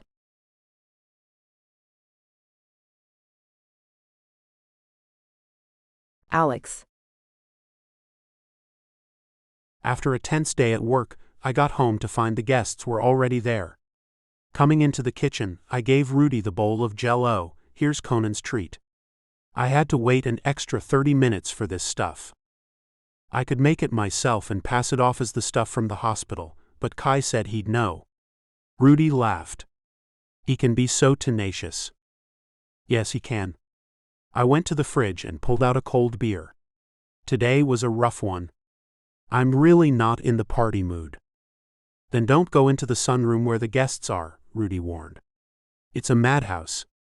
Those blow-up jumping houses are making those kids crazy. I bet. I needed a hot shower and to finish that beer and maybe a few more before all that. I'm going upstairs. Tell Kai where I am but no one else. Will do. Rudy got back to work as I left the kitchen. Meandering to the stairs, once I'd gotten into the main living area, the noise was audible. The sunroom was just a little ways away. If I could hear it from there, it was raucous inside. Even though it was Conan's party, I wasn't up for it yet. As soon as I got into the bedroom, I began stripping away my damp clothes. The rain had soaked me getting back to my car. When I'd walked out of the hospital, it wasn't raining. When I got one street away from my car, it poured, catching me off guard. Turning the shower on hot, I let the bathroom get steamy, then got in, allowing the hot water to pour over me. I didn't see or hear anyone come in, but a heart appeared on the glass shower door. The door opened and Kai, with no clothes and smiling, came to join me. Need someone to wash your back? Smiling, I couldn't help but be happy. I could use a set of hands back there.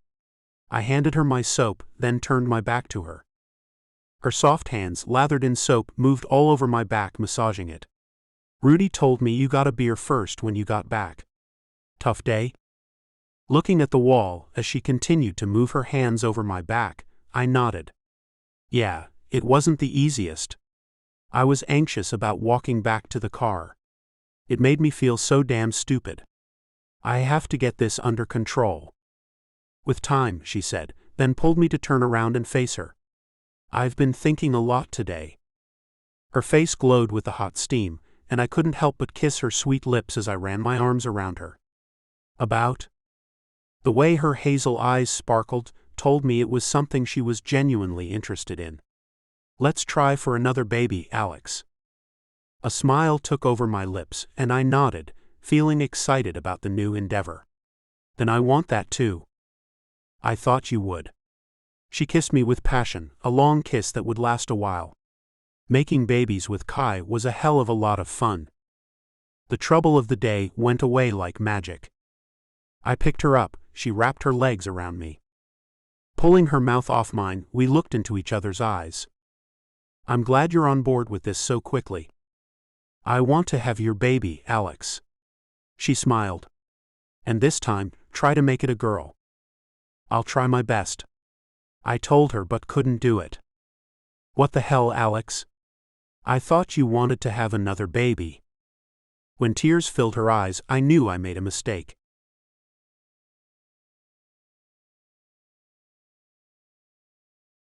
Kai. I felt blindsided by what Alex had done. Here I thought he wanted to have a baby, and yet he yanked at the pivotal point. What the hell, Alex? He didn't say a word.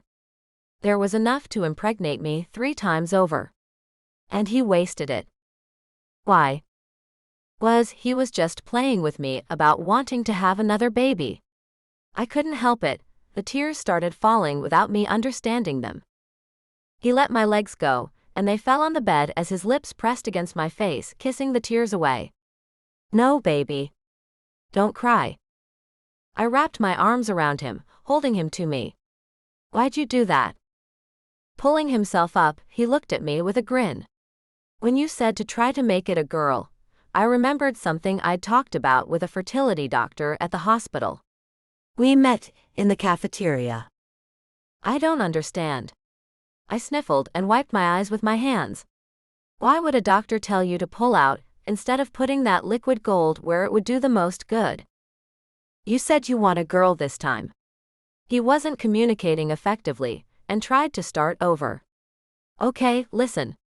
He told me that it is most often the first seed produces boys. Most girls are produced by following that one. So you get that first one out of the way, then we go at it again. The second, third, even fourth and fifth times are more likely to produce females. Staring at him with a blank expression, I felt my mouth hanging open. And you didn't want to say something about that before you went and finished.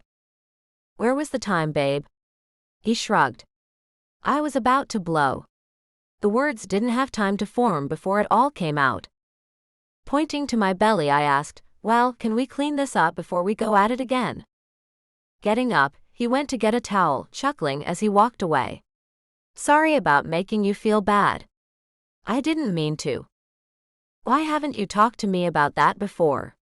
Alex came back, running the towel over my belly. Man, I can't wait to see you all round and adorable. I took his face between my hands to make him look at me. So, why didn't you tell me about this before, Alex? You've been interested in other things, he said, and he was right, I had been interested in a degree. I sighed. Have I really been that involved that you thought I didn't want to hear about having future kids? I actually thought you might never want to have another baby, he said. And I've been fine with that. But now that you want another baby, I'm excited. So what is your plan now?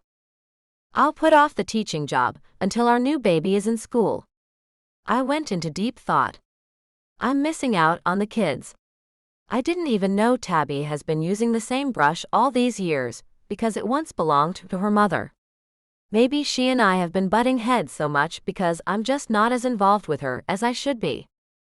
Maybe, Alex smiled. You're a great mother. You always have been. There's nothing wrong with wanting to do more than just being that. I think you could take a teaching job too, Kai. You just have to learn how to juggle family and work better is all. Looking at him with drooping eyes, I asked, how do you do it, Alex? How do you have this thriving career and manage to fit all of us into your busy days? Making family the first priority is the key to that, Kai. He ran his hand through my hair. When you think of family first and foremost, work finds its place. You want to be a teacher, right? I really do. But I want to be a mom, too. And right now, I don't know how to be both. Couldn't you take a job at a kindergarten where Conan will be going? He asked. But then I'd have to leave this baby with a sitter. My eyes glazed over. I don't want another person raising my kid. Then stay home. It's up to you, baby. Whatever you want is fine with me. My chest rose and fell as our lips parted and his eyes held mine as I said, right now, I want this baby more than anything else. Right now, I want to be only a wife and a mother. And that will be fine with you.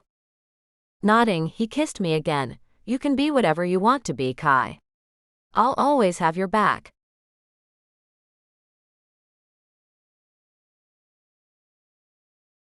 Alex.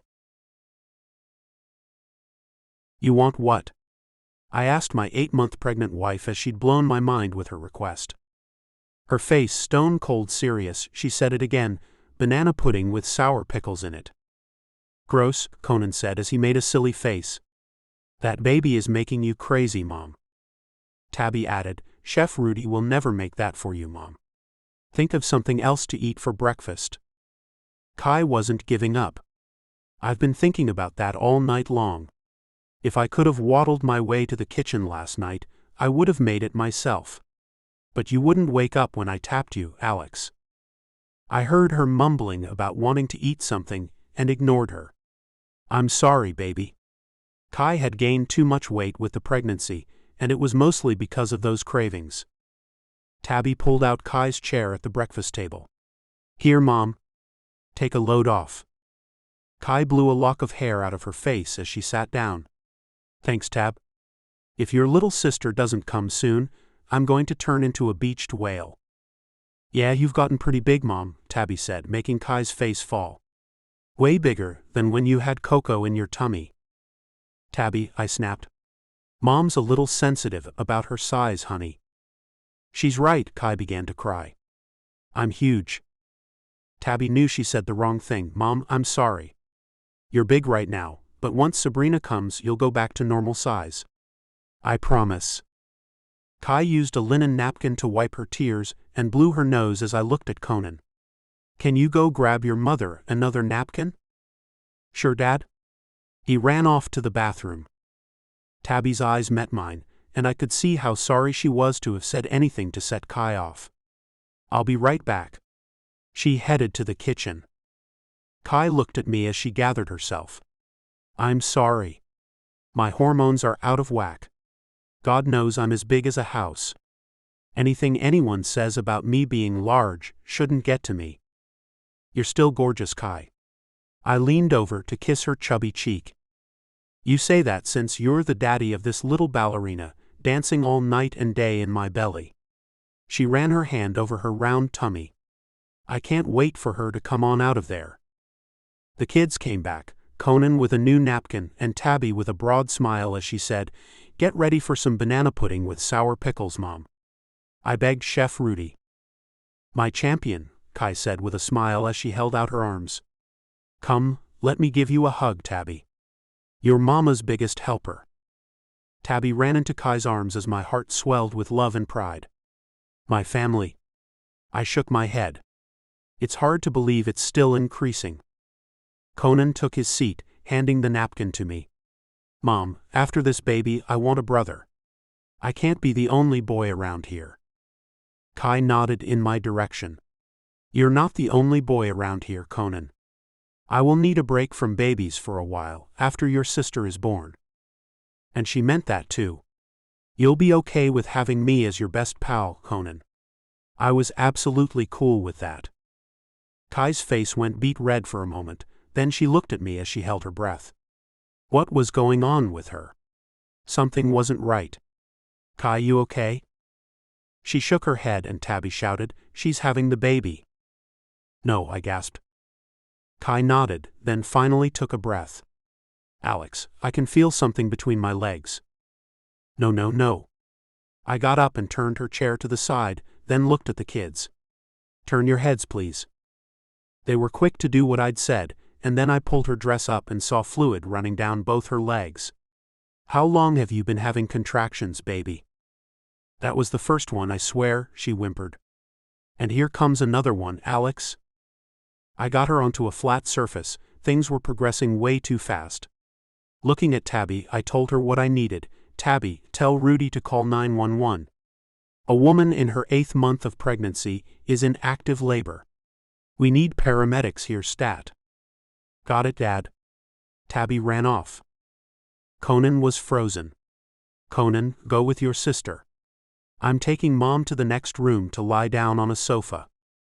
He nodded and took off like a flash. Kai's face went red with another contraction, then she let her breath out, saying, Alex, you'll have to deliver this baby. It's moving down. No. I picked her up and carried her out of the breakfast nook and into the sitting area where I put her on the leather sofa. Hold on, Kai. You can hold on. No, I can't. Her hands fisted as she groaned with another contraction and broke into a sweat. Gosh. Alex, please. Taking my shirt off, I needed something to catch the baby with. I propped her legs up, then yanked her undies off. And there I saw a ton of black hair. Oh damn. Kai screamed and the entire head popped out. Oh my. Oh my, I echoed her as the shoulders slipped out too. Oh geez, help me. Not 1 minute later, I held our daughter wrapped in my shirt in my arms. My baby girl looked at me after making a short cry. She's got your eyes, Kai. I used the sleeve of my shirt to rub some of the fluid out of her hair and saw it wasn't nearly as dark as mine. And I think she's going to have ash blonde hair like you, baby. Kai sighed and closed her eyes. Seems like our happily ever after just keeps on going, babe. Now give me that baby, and find something to cover me up with before everyone in the house sees me like this. The end.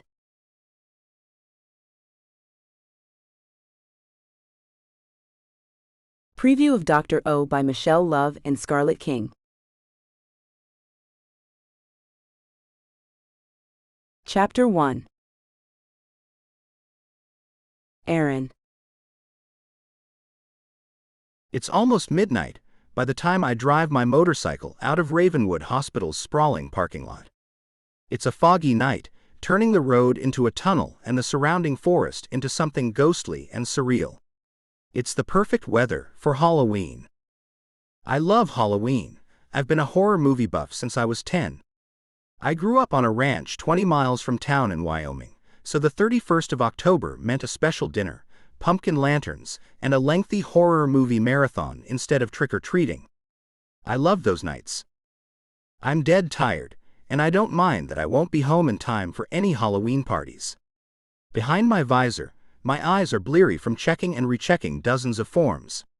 It was back paperwork night in the cardiology wing, and as the youngest director in Ravenwood's 100-year history, I didn't have any excuse to leave early.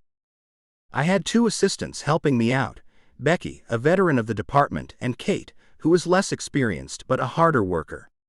I needed both to help me plow through this month's paperwork, which included the annual financial report and an assortment of federal grant applications.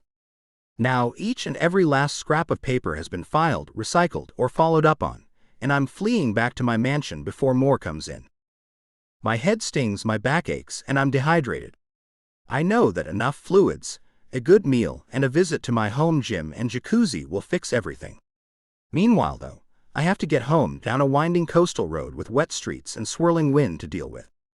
Good thing I'm steady under pressure. At least the rain has let up. The wet branches drip on me as I drive out onto the main road, humming Metallica's Enter Sandman under my breath. Ravenwood sits in the wooded hills just outside Marin County, in one of the most beautiful regions in California.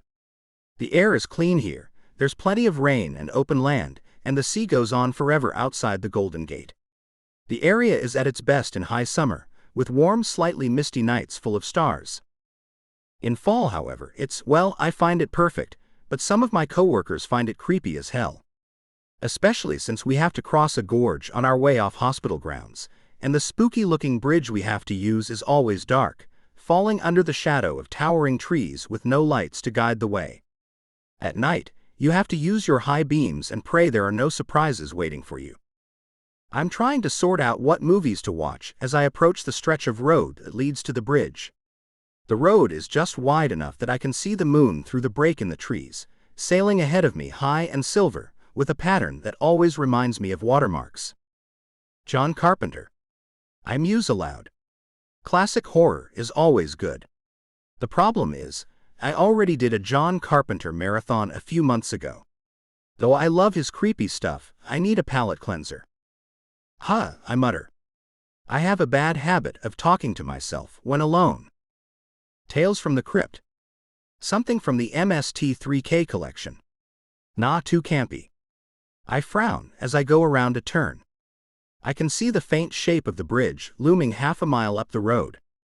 J-horror. The Japanese have their own very distinct style of horror, and some of the best people in the business these days come from there. I've been working my way through the Ring series, which, except for the crackfest of the second movie, has managed to be both poignant and terrifying. I haven't seen the prequel about Sadako, Ringu Zero, and I decided to put it on first when I got home. There's nothing like a Japanese ghost story. Figures in white with streaming black hair, transformed from demure wives, mothers, and daughters to betrayed, rage-filled entities whose power seems bottomless.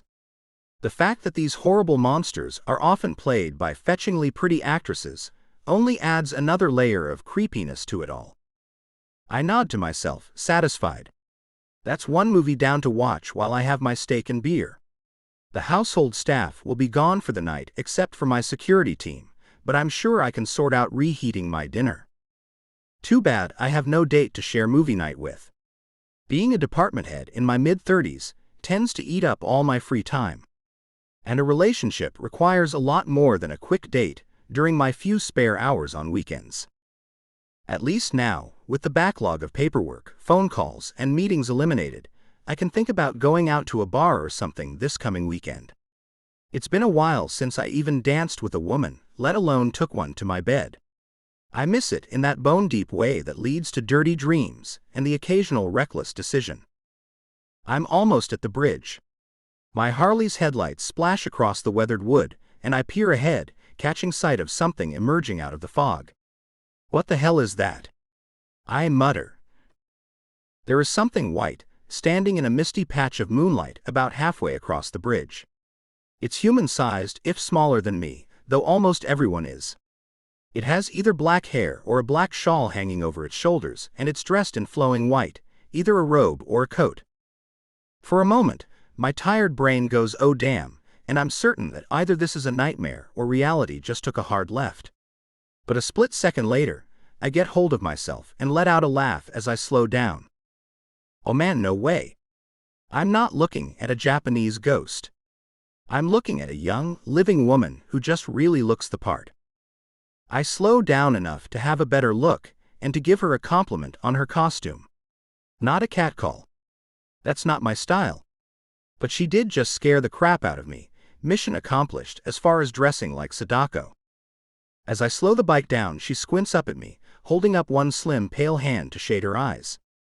She's not Japanese, though her petite build and straight, silky black hair make me think she could be mixed. Her wide, deep brown eyes catch my attention then, and I find myself falling into them before I can stop myself. I manage as I stop and turn the headlight away from her, just enough to keep the glare out of her face. Hi. Nice costume. Costume. She looks down at herself, and I get a better look at her as I wonder if she's a bit high. She's actually wrapped in a lab coat that is about 5 sizes too big for her, making it float around her dramatically in the wind. Beneath it, I catch sight of an overlarge pale sweater and the silvery drape of a velvet skirt. It's all too big for her, but she's so waif-like that it almost looks like a deliberate fashion choice. If not, as I thought before, a costume. I'm sorry. Are you okay? I ask suddenly. I've seen people with this shocked, sad look on their faces before, usually when I'm talking to the family of someone we lost on the table. It doesn't happen too often, but that haunted expression sticks with you. So I notice it right away. She stares at me, as if she has no idea what to say. The wind picks up, hissing through the pine branches and sending her hair and clothes drifting around her. We watch each other mutely. After a pregnant pause, she lifts her head and gives me the saddest smile I have ever seen in my life. No, she replies simply, and my heart sinks.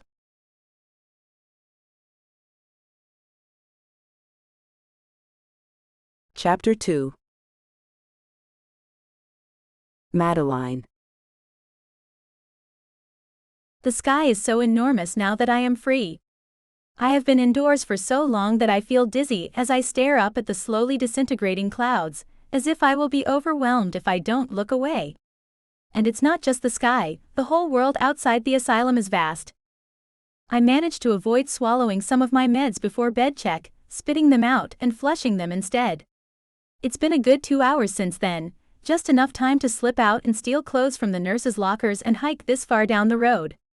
The problem is, the pills still partially dissolved in my mouth before I could get rid of them, so I'm lightheaded as I turn to the man on the motorcycle. I didn't expect anyone to be out driving this late in the middle of nowhere. The fact that he came from the direction of the hospital makes me a little nervous. But Ravenwood is huge. The campus has 3 separate complexes on it, including the mental hospital. It's possible that he doesn't even work in the same building. I try to remind myself of that fact as he dismounts from the bike and pulls off his helmet.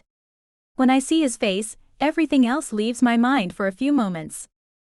I don't know anything about men or attraction. I haven't had the opportunity to do anything but admire boys from afar. But suddenly my stomach flutters, I feel a warm flush in my cheeks, and the dark thoughts that have been swirling through my head part like clouds before the moon. His hair is a sort of tawny brown color, like a lion's mane, shot with gold threads that reflect the glow from the motorcycle headlights in sparks. It stands up from a high forehead, mussed by his helmet. The lean tanned face beneath is prickled with blonde stubble along his jawline. His mouth is generous and well-shaped, and his narrow green eyes stare into mine like he's looking right through me. He's also huge, I realize, as he dismounts his motorcycle and stands up straight. He looms over me, and only his gentle expression keeps me from freaking out and putting more space between us. "What's your name?" he asks me softly. I blink at him, reluctant to tell him. He could hear later about a missing patient named Madeline at this very hospital. But then I just shake my head slightly, amused with myself. Unless he's a regular visitor to the hospital, he's not likely to hear anything. I doubt they'd let my name get out to the public. Madeline. That's a pretty name. I'm Aaron. Do you need some kind of help? He tilts his head slightly, and I shrink a little under his piercing gaze. He's intimidating, without even meaning to be, even when he's being kind. I know. There's not much that can be done, really. I'm just going to spend a little time around here, that's all. I struggle to sound casual, and wonder why it's so hard for me to keep the shaking out of my voice suddenly. You can go on. I'll be okay. Really. The gorge is deep and shadowy, with rocks like jutting fangs. I can hear rushing water down there. The whole idea of throwing myself over the railing terrifies me. But if there's one thing I know, it's that they will catch me if I stay on the run. I have no family, no friends, no money, nowhere to go. It doesn't matter that I don't have any of the illnesses that I was hospitalized for, except, of course, for the depression. The doctor will not let me be free as long as I am alive. Aaron gives a deep, resigned sigh, and before I know what he's doing, he leans against the weathered railing, not so inconspicuously placing himself between me and the brink. He folds his powerful arms, and the leather of his jacket creaks against his biceps. I don't think you're going to be okay if I leave you, sweetheart, he says in a calm tone that leaves me with tears brimming in my eyes. As a matter of fact, I think that if I leave you here, they'll be pulling you out of the gorge tomorrow morning. Oh, that's nonsense. I start, then realize that I have started fidgeting.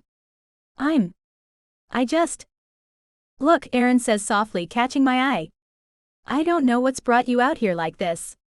I don't know what you're going through, and I'm not gonna judge. But I am gonna ask you something. I stop fidgeting and lick my lips, gathering my wits. How did he know what I was planning? I wipe my eyes impatiently. What?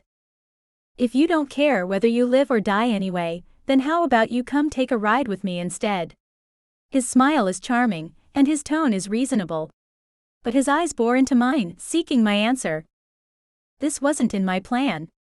Confusion swamps me again, and I stand still, blinking back at him. Why would you do that? I ask. He shrugs.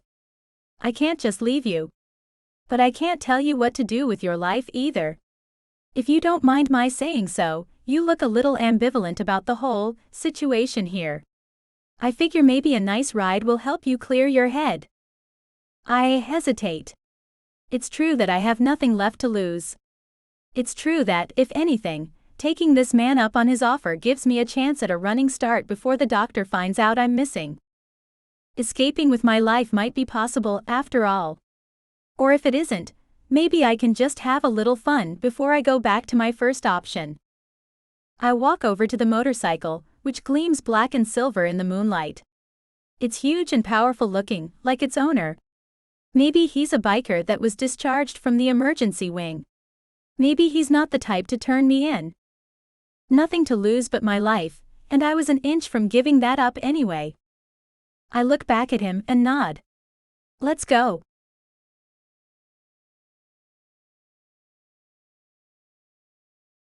Chapter 3. Aaron. I've never ridden a motorcycle, she confesses, and I smile and pull my spare helmet from my saddlebag. I'm so relieved that she agreed to my plan to keep her from killing herself, that it feels like a weight has been lifted off my chest. I came up with it by the seat of my pants. But I became a doctor for a reason, to save lives. I wasn't about to just leave her there. Here. I'll get on and you climb on after me. I'll show you where to put your feet. I look her over. Do you have anything to put your hair up with? She didn't, so I took a strip of gauze from my saddlebag's emergency kit and tied her hair in a low ponytail. Here you go. Mom and Dad have never understood why I would leave their land in Wyoming, which expands every year and is full of every possible luxury or bit of wilderness that a man could possibly need. But I wanted to make my own mark. It wasn't enough for me to simply inherit Father's pharmaceutical company, or the ranch built by its wealth, and coast on his achievements. So med school it was. And then my specialty, and then my residency. I started climbing the ladder at Ravenwood in my late 20s, when most people my age were still finishing grad school. I was far too focused on my goal to let myself waste time. My attention is brought back to Madeline as she adjusts her ponytail.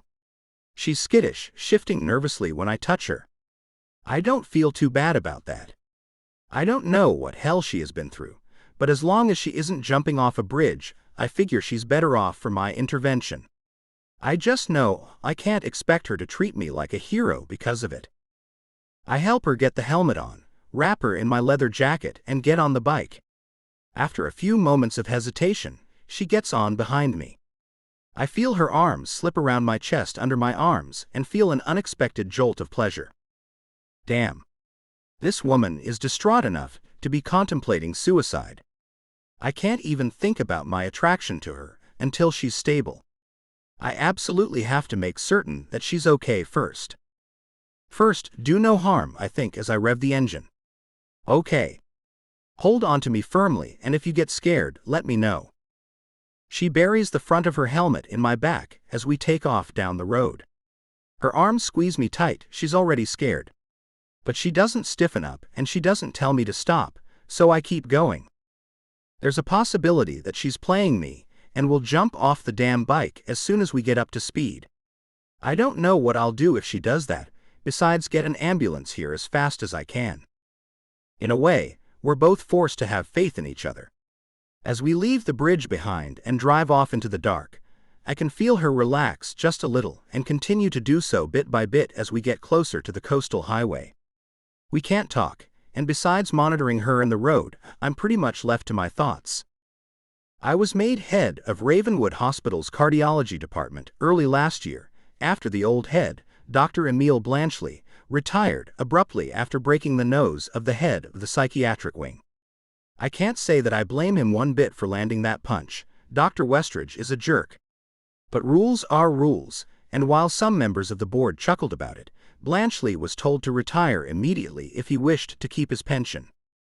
I've been scrambling to clean up after him ever since, going through years of neglected paperwork that has demanded many late nights. Blanchley might have been an incredible doctor, but a pencil pusher he was not. I've been forced to plow through it in chunks while struggling to keep up with current papers.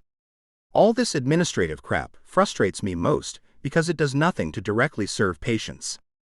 I know it's pretty unusual for a department head to have a hero complex, but I have helped save lives since taking the position.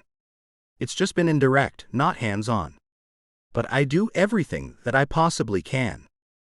Everything from getting a kid from a poor family, a transplant, to keeping the department on the cutting edge of modern cardiology medicine.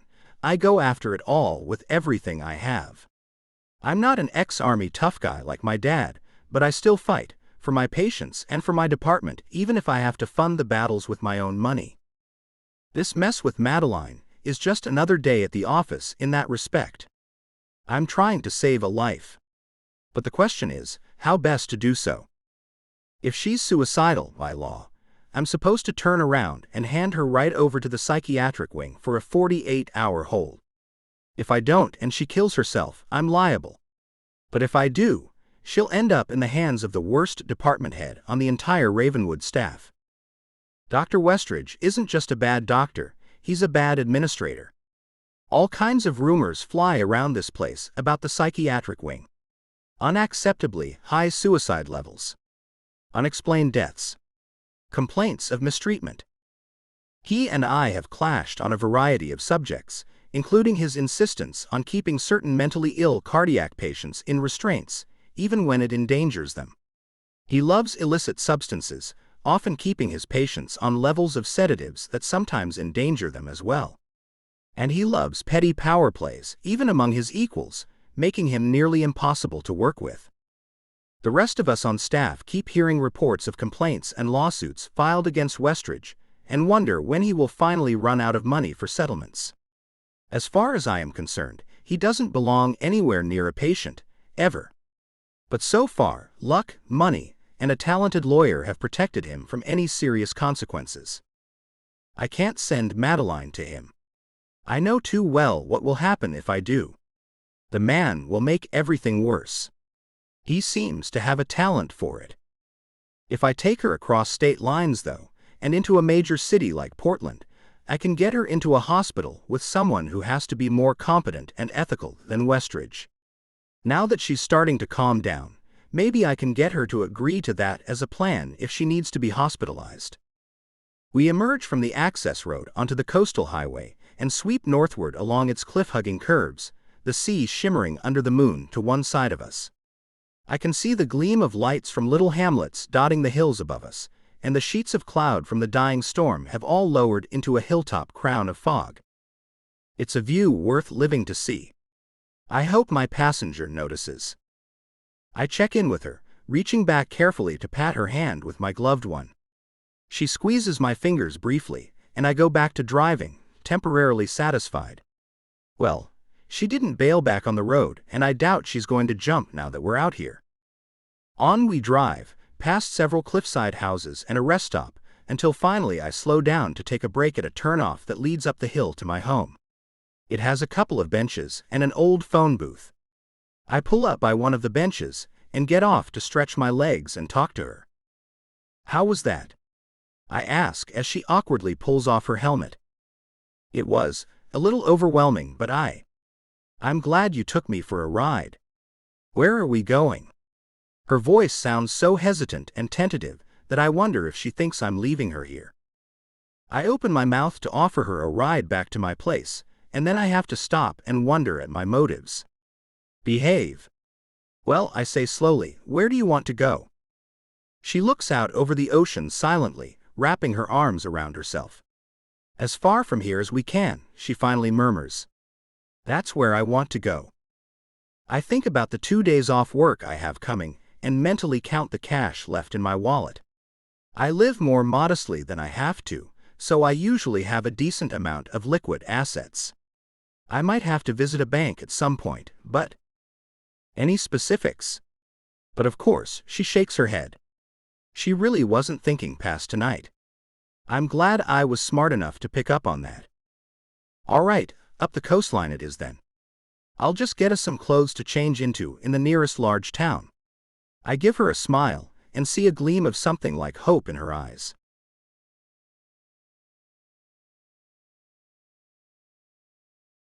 Chapter 4. Madeline.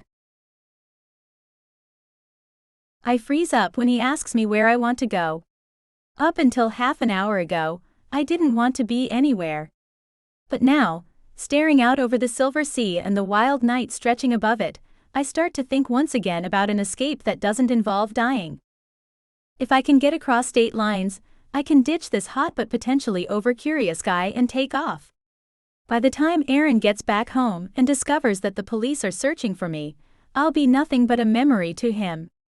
I don't know much about the outside world after 10 years locked away in the hospital, but I'm certain I can figure out some way to survive. At least I'll finally be free, even if I don't last long. Half an hour after I tell him north, we make our first stop. It's a little too close to the hospital for comfort, and the lights are too bright for me. But it's a public place, it's dry and warm, and best of all, nobody here is paying attention to much of anything besides their meals. We're sitting in a chrome white and red 50s-style cafe that's half full of tourists and truckers. It's done up for Halloween, with clusters of carved pumpkins and those jointed cardboard monsters that they always put up in the nursing station back at the hospital. Over half the people there, including a sleepy gaggle of kids, are in costume, making my weird borrowed outfit look normal. Good. I absolutely cannot afford to stand out in any way. Aaron is in no rush, and I can't afford to let on that I am. Just act normal, I tell myself firmly as I ball up in a chair and glance nervously around. I just really need coffee if we're going for a long ride, and this is the best local place. He gives me that smile again. It's like a flash of light cutting through the gray clouds around me, and I can't help but try on a small smile in return. It feels strange on my face. I understand. I take a sip of my own. It's bitter, and I wince and dump sugar and cream into the mug as I realize that I've never actually had coffee before. He smiles a little. They make the coffee strong here. Sorry, I should have warned you. That's okay, I have to stifle a cough. Yikes. Do they use this stuff to clean floors? He presses his lips together and looks away like he's trying not to laugh. I've gotten so used to it that I don't notice. Hospital staff go through strong coffee like water. I feel my blood turn cold for a moment before forcing my smile to stay on. Crap. I knew he might work at the hospital. He's not from the psych staff, who is he? Oh, you work at Ravenwood? Yeah, I'm the head of the cardiology department. He flashes a boyish grin that says the opposite of respected senior hospital staff, and I just stare at him. We went through paperwork hell today, so I was working late. Pretty glad of it now. Yeah, I reply a little breathlessly. He's talking calmly and openly. Not patronizingly or demandingly, or in broken bits of sentences or stream of consciousness. Not like a doctor or attendant, not like a patient either. Like a man, an ordinary man. It is such a new experience for me, after so many years of seeing only the same few people day after day, that it refreshes and fascinates me. Everything about him fascinates me, especially his clear, honest concern for a total stranger. Suddenly, even if I still don't care if I live or die anymore, I realize that I'm curious about some part of life again. I'm glad that you did too. The look of relief on his face surprises me. Why does he care so much about what happens to me? Nobody else ever has. The gesture is so alien, in fact, that something in me starts whispering about how he must have some ulterior motive. Maybe he wants intimacy. If that's true, he's going a long way to get it. I have mixed feelings about the idea. On the one hand, I know nothing about intimacy and know I can't handle being hurt again so soon.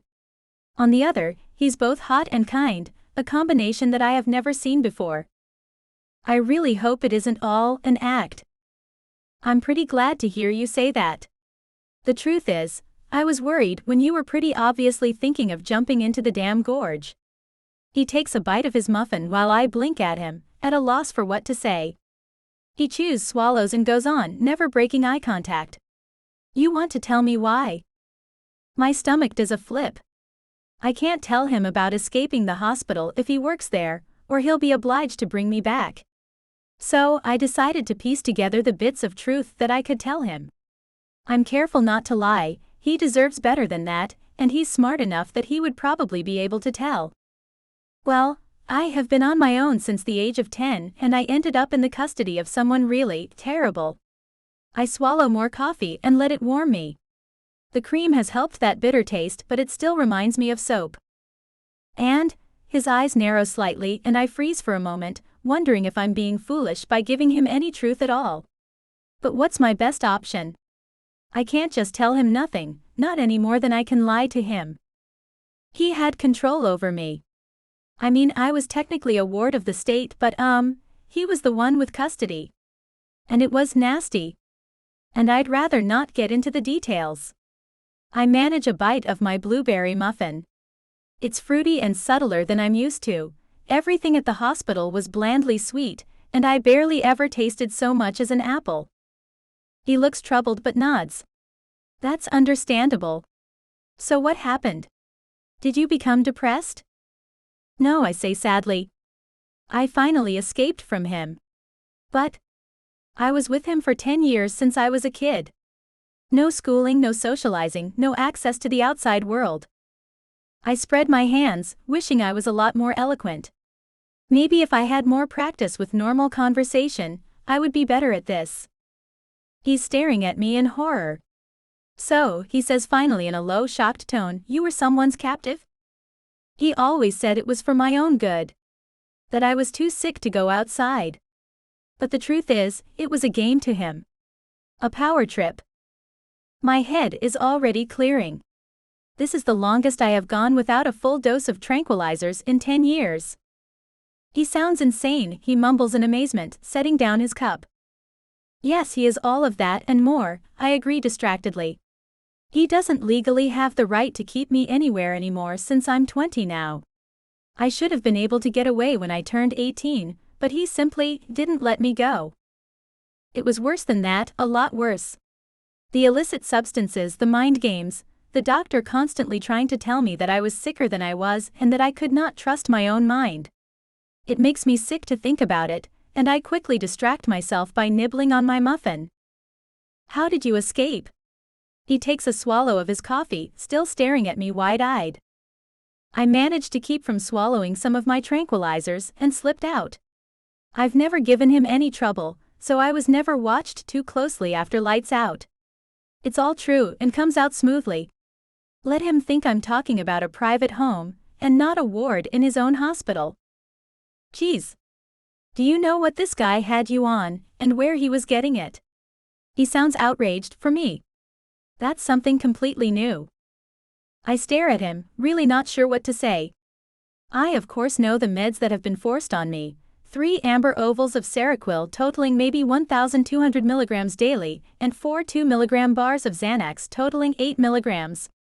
They were given to me at precise times, day and night, so that I was always being interrupted to swallow more pills. I couldn't even sleep through the night. I don't actually know. He didn't put me on them because I'm depressed, they were all tranquilizers. That's as specific as I'll get, I decide. If I show too much knowledge of my meds, he'll likely start asking questions about who explained them to me. It wasn't that control freak after all, it was one of the nurses. I'll plead ignorance and hope it doesn't matter all that much. This guy sounds crazy. I wonder if he was supposed to be taking them himself, and just pushed them off onto you. He drains his mug and gestures to the waitress, a chubby redhead wandering around in a pair of black cat ears.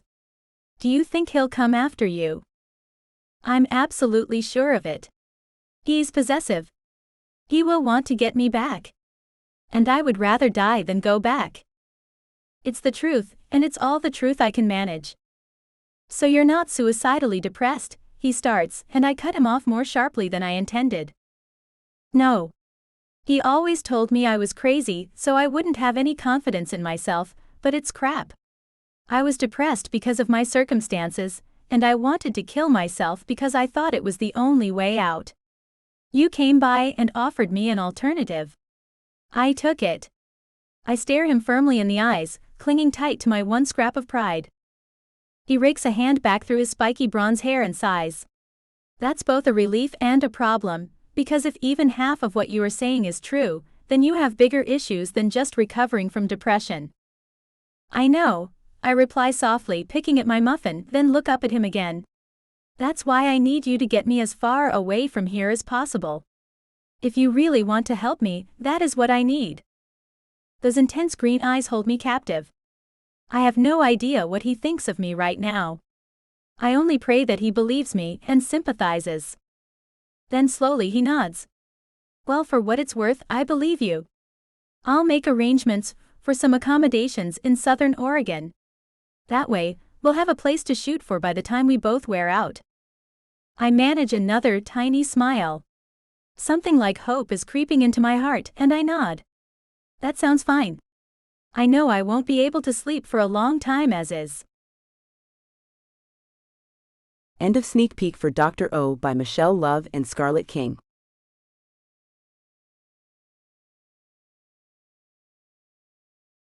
If you enjoyed listening to this preview of Dr. O, you can grab a copy by searching for Dr. O by Michelle Love. Thank you for listening to this audiobook. We hope you enjoyed it. Please leave a review to support the author. It helps more than you know.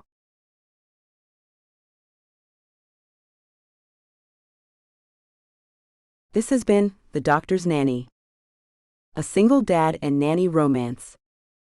Written by Michelle Love and Ivy Wonder. Narrated by Google Play Auto-Narrated Audiobook. Copyright 2020 by Blessings for All LLC. Production copyright 2023 by Blessings for All LLC.